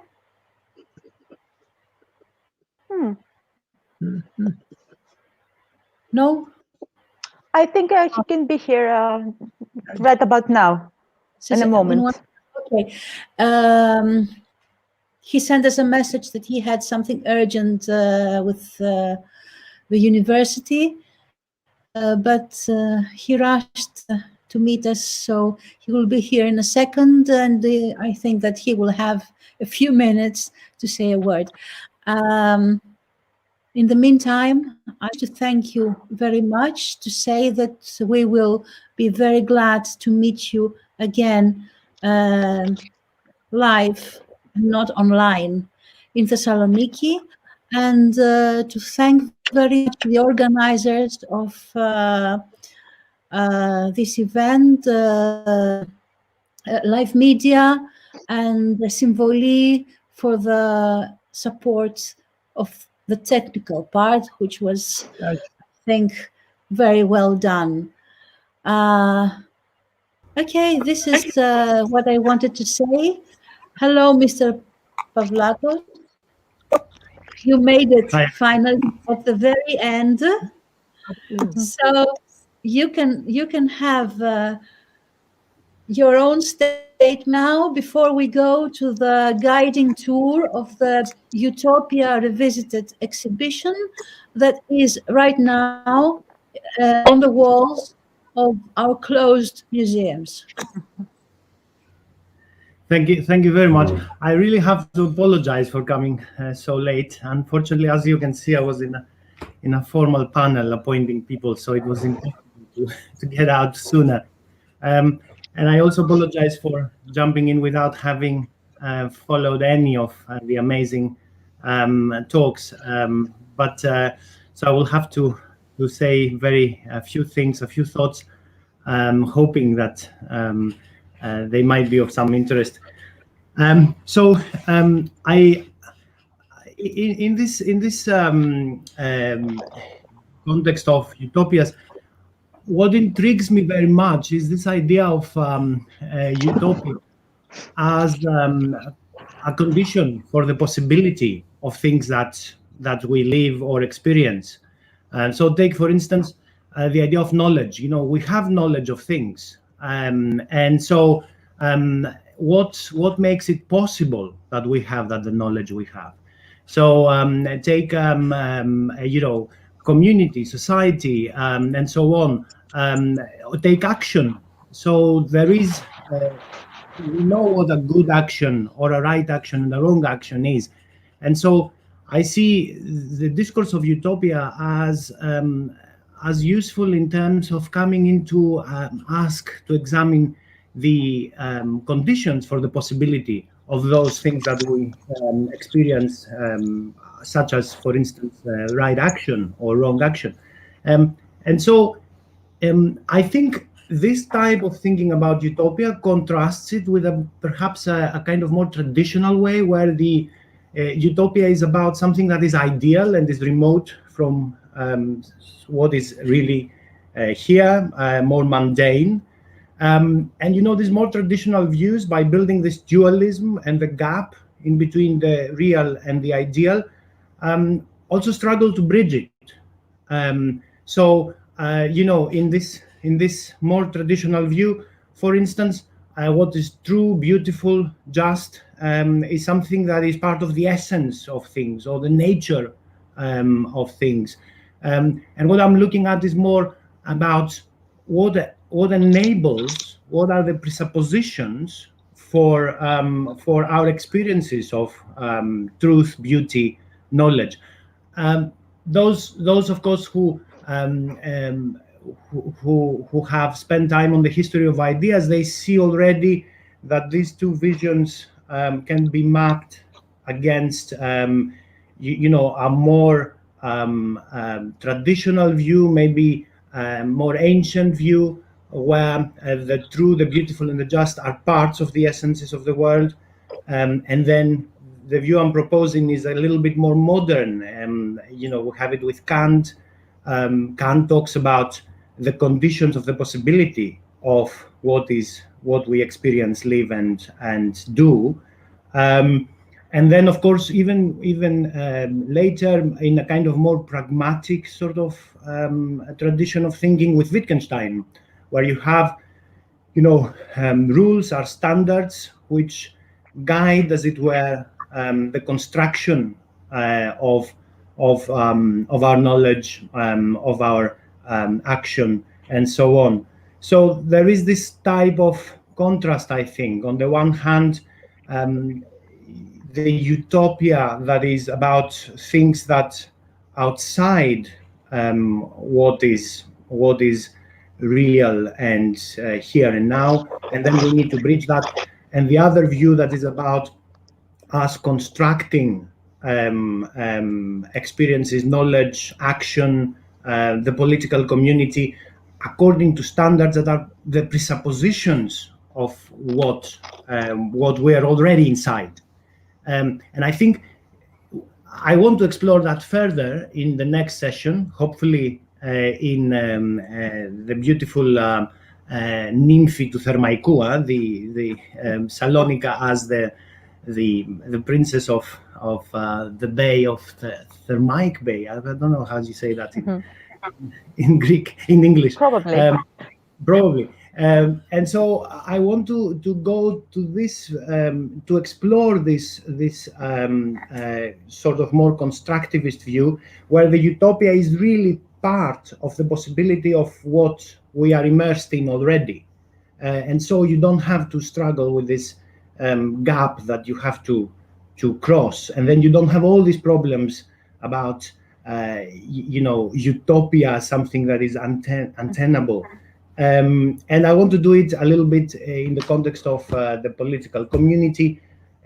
I spoke to Andreas Takis before today, and we chatted a little bit about what he talked to you today. And I think we are a little bit in the same line or the same project, and I would like to explore this more constructivist, as it were, approach to utopias with respect to political community. What is political relations beyond established state borders. So the idea of a political community that cuts across the established map, the political map of the world. So, you have relations that are political that cut across what is already fixed, what is fixed according to the institutional boundaries as we know them today. And I'll stop here. I hope that this offers a little bit, gives a hint of what I'm hoping to do. And thank you very much for listening out at this late stage. And I look forward to the exhibition, actually. And thank you. We're very glad that you made it on time, in the nick of time. But it was brilliant. Thank you very much. And right next, we will proceed to the 360 virtual tour of the exhibition.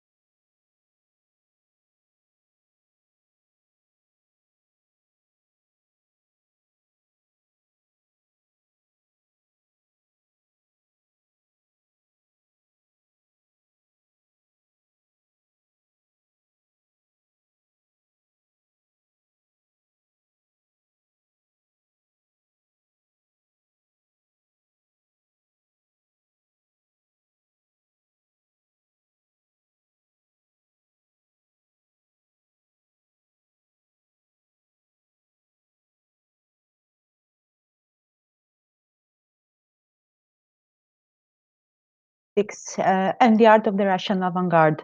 Our exhibition is currently at our headquarters, the Museum of Modern Art in Thessaloniki. And of course, it's an exhibition that that is adjacent to our conference, and it elaborates on the matter of utopia, and specifically on the utopian thinking in the era of the Russian avant-garde. We will, after this guided tour, we will give you a link so that you can connect. And you can browse our collection and navigate yourself in the exhibition in your own time, and have the time to explore and browse all the works on display. This exhibition was actually is structured in various chapters that elaborate on various ideas and aspects of utopia in the era of the Russian avant-garde in the early 20th century. Here you will also find some excerpts from texts by authors and poets and politicians and artists of the period that were actually quite a few of them were already mentioned by the speakers earlier in the conference. So this is our first chapter of the exhibition. It is a chapter that is dedicated mostly in the in the genesis of the avant-garde, at the time where Western modernism really had its impact on Russian art in the beginning of the 20th century. The title of this chapter is In the Name of the New Life to Come. It is actually a quote of Nikolai Ryabushinsky. You can see with the arrows, you can get closer to the works, and you can find their details here. And by clicking on the works, you can zoom in on the images. There are so many works in this exhibition, it would take over 2 hours to elaborate on all of them, but I will show you some of those which I think are very close to utopian thinking. For example, this is one of our very early works. It belongs it belongs to Ivan Klyun. It belongs to the artistic movement of symbolism, which was very popular, very widespread at that time in Russia. The symbolists were very much mesmerized by new perception of life and the world.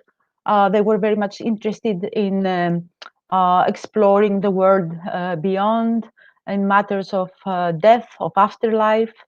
And here you can see in this work, which is not very avant-garde in a way that we have established the concept of the avant-garde in our minds. It's very early, it's from 1910. So you can see here, it's a portrait of the artist's wife. And on the background, you can see a very frail lying woman. And even further, you can see some figures that are look like shadows. This whole the issue of the painting is the premonition of death.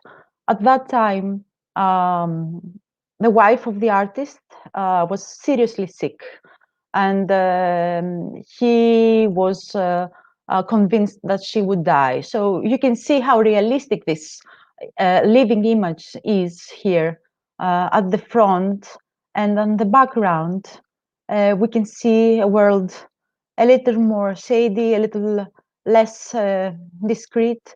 So we can see that the artist has a glance in a world beyond. We can proceed to the next chapter.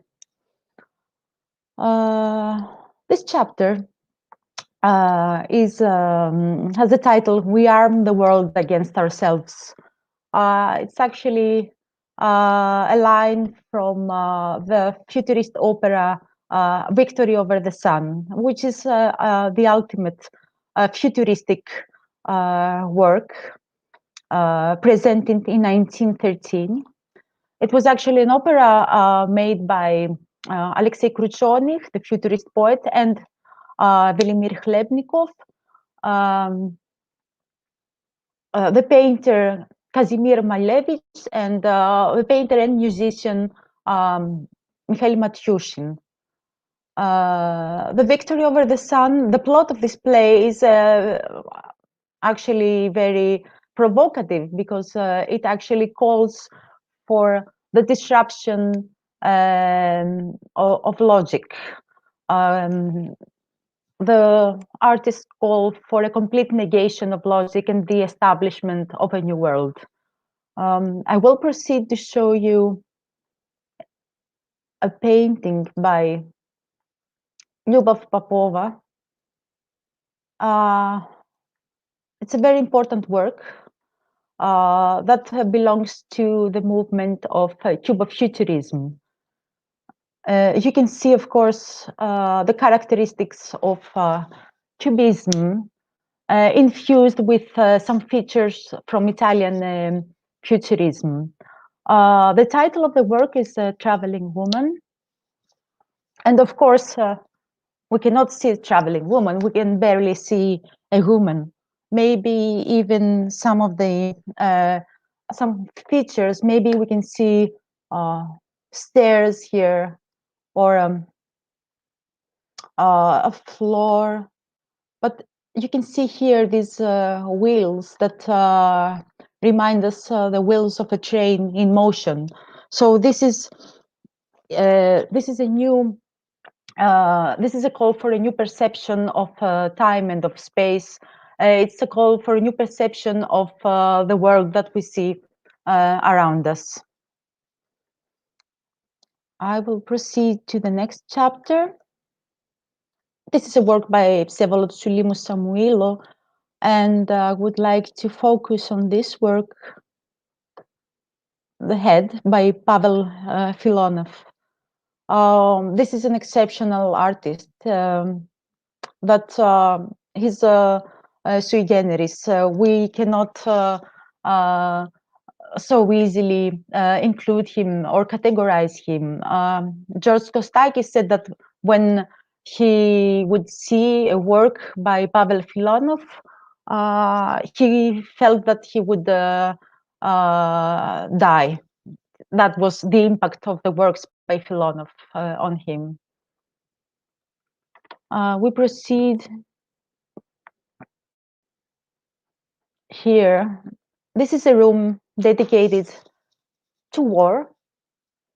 Of course, in the time of the Russian avant-garde, there was a lot of war experience at that time. Russia was already involved in World War I, and then it was, of course, after the revolution, there was a civil war in Russia. This is a very avant-garde work titled Universal War. It is a product of collaboration of the futurist poets and the painters and the visual artists.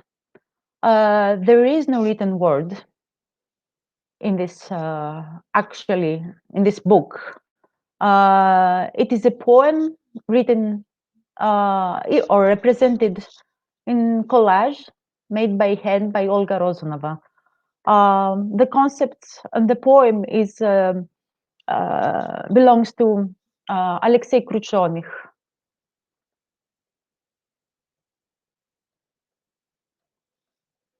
We can see here how the word is replaced by abstract images.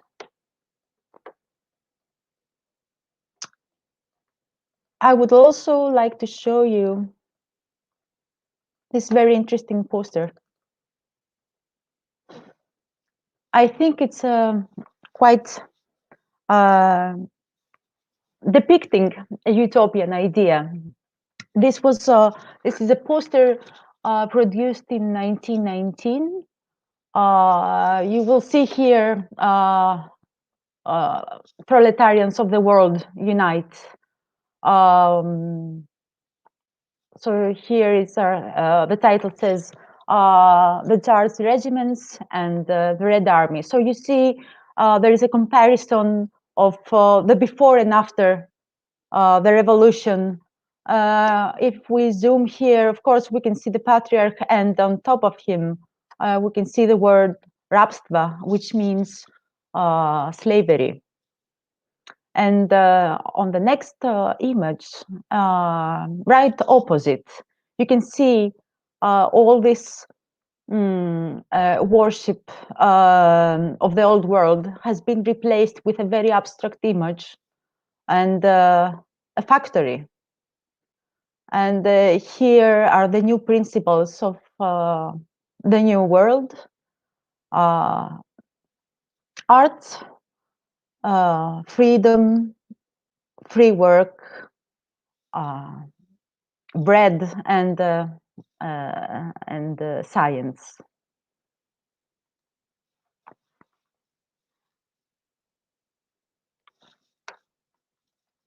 So now I will move on.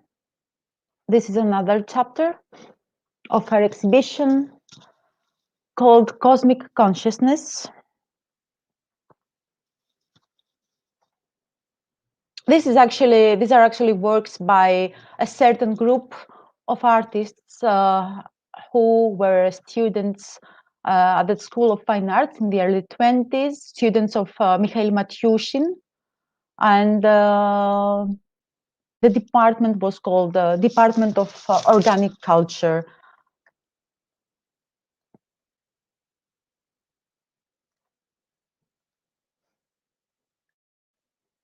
Now we proceed to the next chapter of the exhibition, which of course focuses on suprematism. And here you can see the famous 010 exhibition of 1915, in which Malevich proposed suprematism, and of course he placed the famous black quadrilateral on white background right at the corner of the room in a very iconoclastic gesture.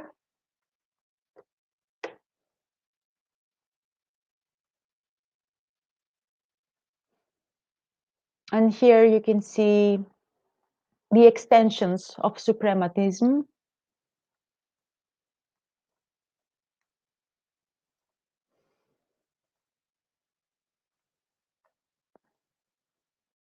So now I will proceed in a chapter that is, I think, quite interesting. This chapter is called Astronomy and Architecture. You can see that there is a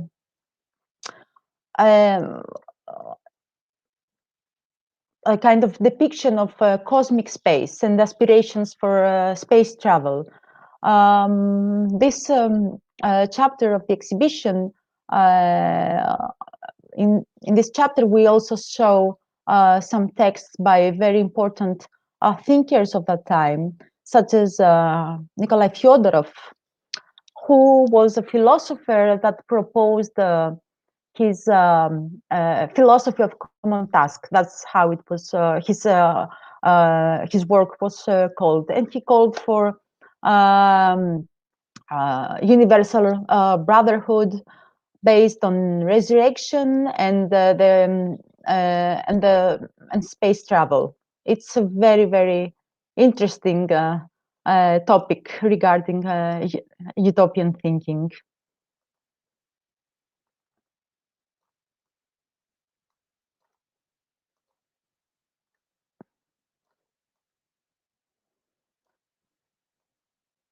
So now I will proceed to the second floor of the exhibition of the museum. Yes. And here we are now, chronologically right after the revolution and the beginning of constructivism. At that time, right after the revolution, the artists of the avant-garde movements, they considered themselves as workers, not as artists in the bourgeois sense, but as workers for building of the new society.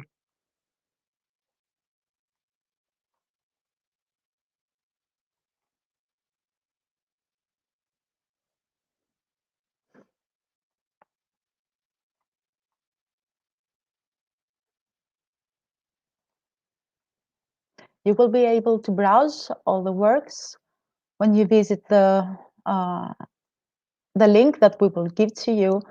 As you can see here, on the wall, there is an excerpt from Boris Arbatov's text on materialized utopia.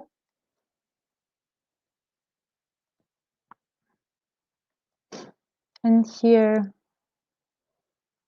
I would like to show you Tatlin's photograph during the construction of the model of the Third International.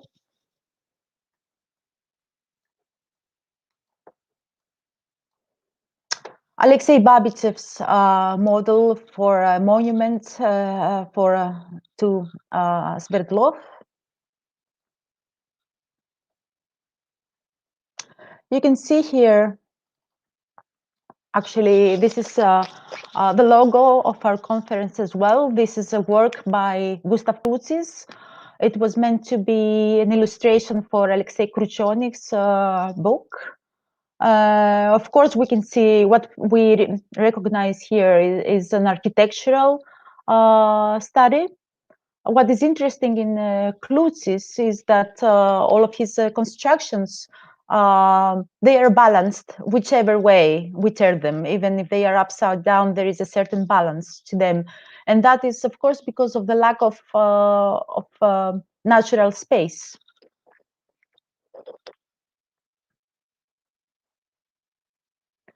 And here we will proceed to the next chapter, which is called Art into Technology. It's actually dedicated to the program for the electrification of the whole country, envisioned by Lenin.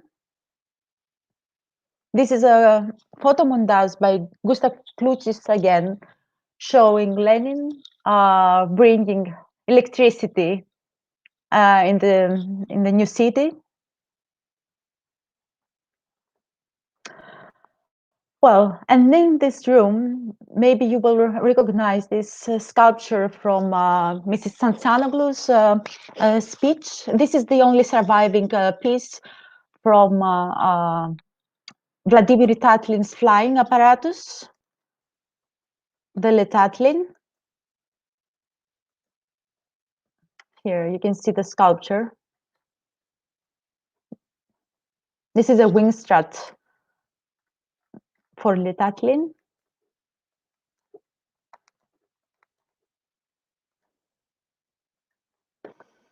And we are entering a next chapter of the exhibition called the Scientific Organization of Labor. Of course, this comes from Alexei Gastev's work. And this painting by Gustav Kutsis again is actually the principles of the Scientific Organization of Labor. You can see the text here. You can discern some writing by Gustav Kutsis. And here there is also a quote by Alexander Bogdanov.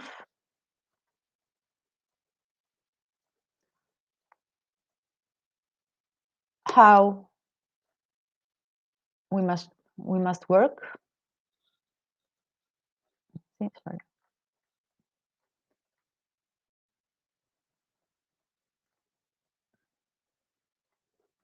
This is an excerpt by Alexei Gastev.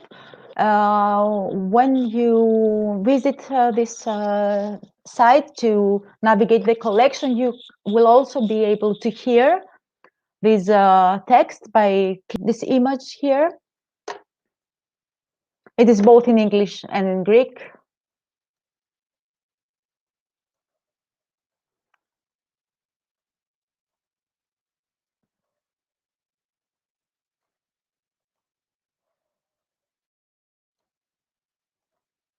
And here we will enter the last section of the exhibition, titled Engineers of the Human Soul. Of course, this is a famous quote by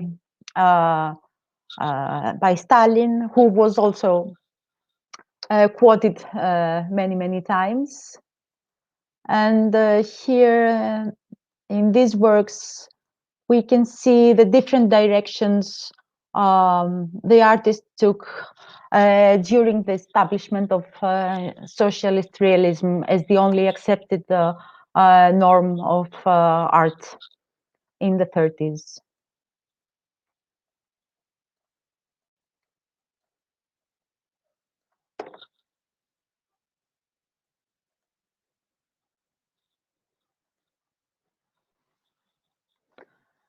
So thank you so much for attending our conference. We will, right after the closing, we will publish the link for the virtual tour of this exhibition on our website, on Facebook, and on our YouTube channel. I would like to thank everyone for attending. Thank you so much for your time. I would like to thank the speakers as well as the audience, of course, that stayed with us and showed such an interest in our work. As we said earlier, we promise that we will make a second part of the conference next time in person, hopefully in our museum in Thessaloniki, at the Museum of Modern Art, Kostakis collection. At this point, I would like to thank Symboli and Live Media for their help, their technical support, and their fantastic experience in organizing and realizing this event. Thank you very much, all of you. Have a good night.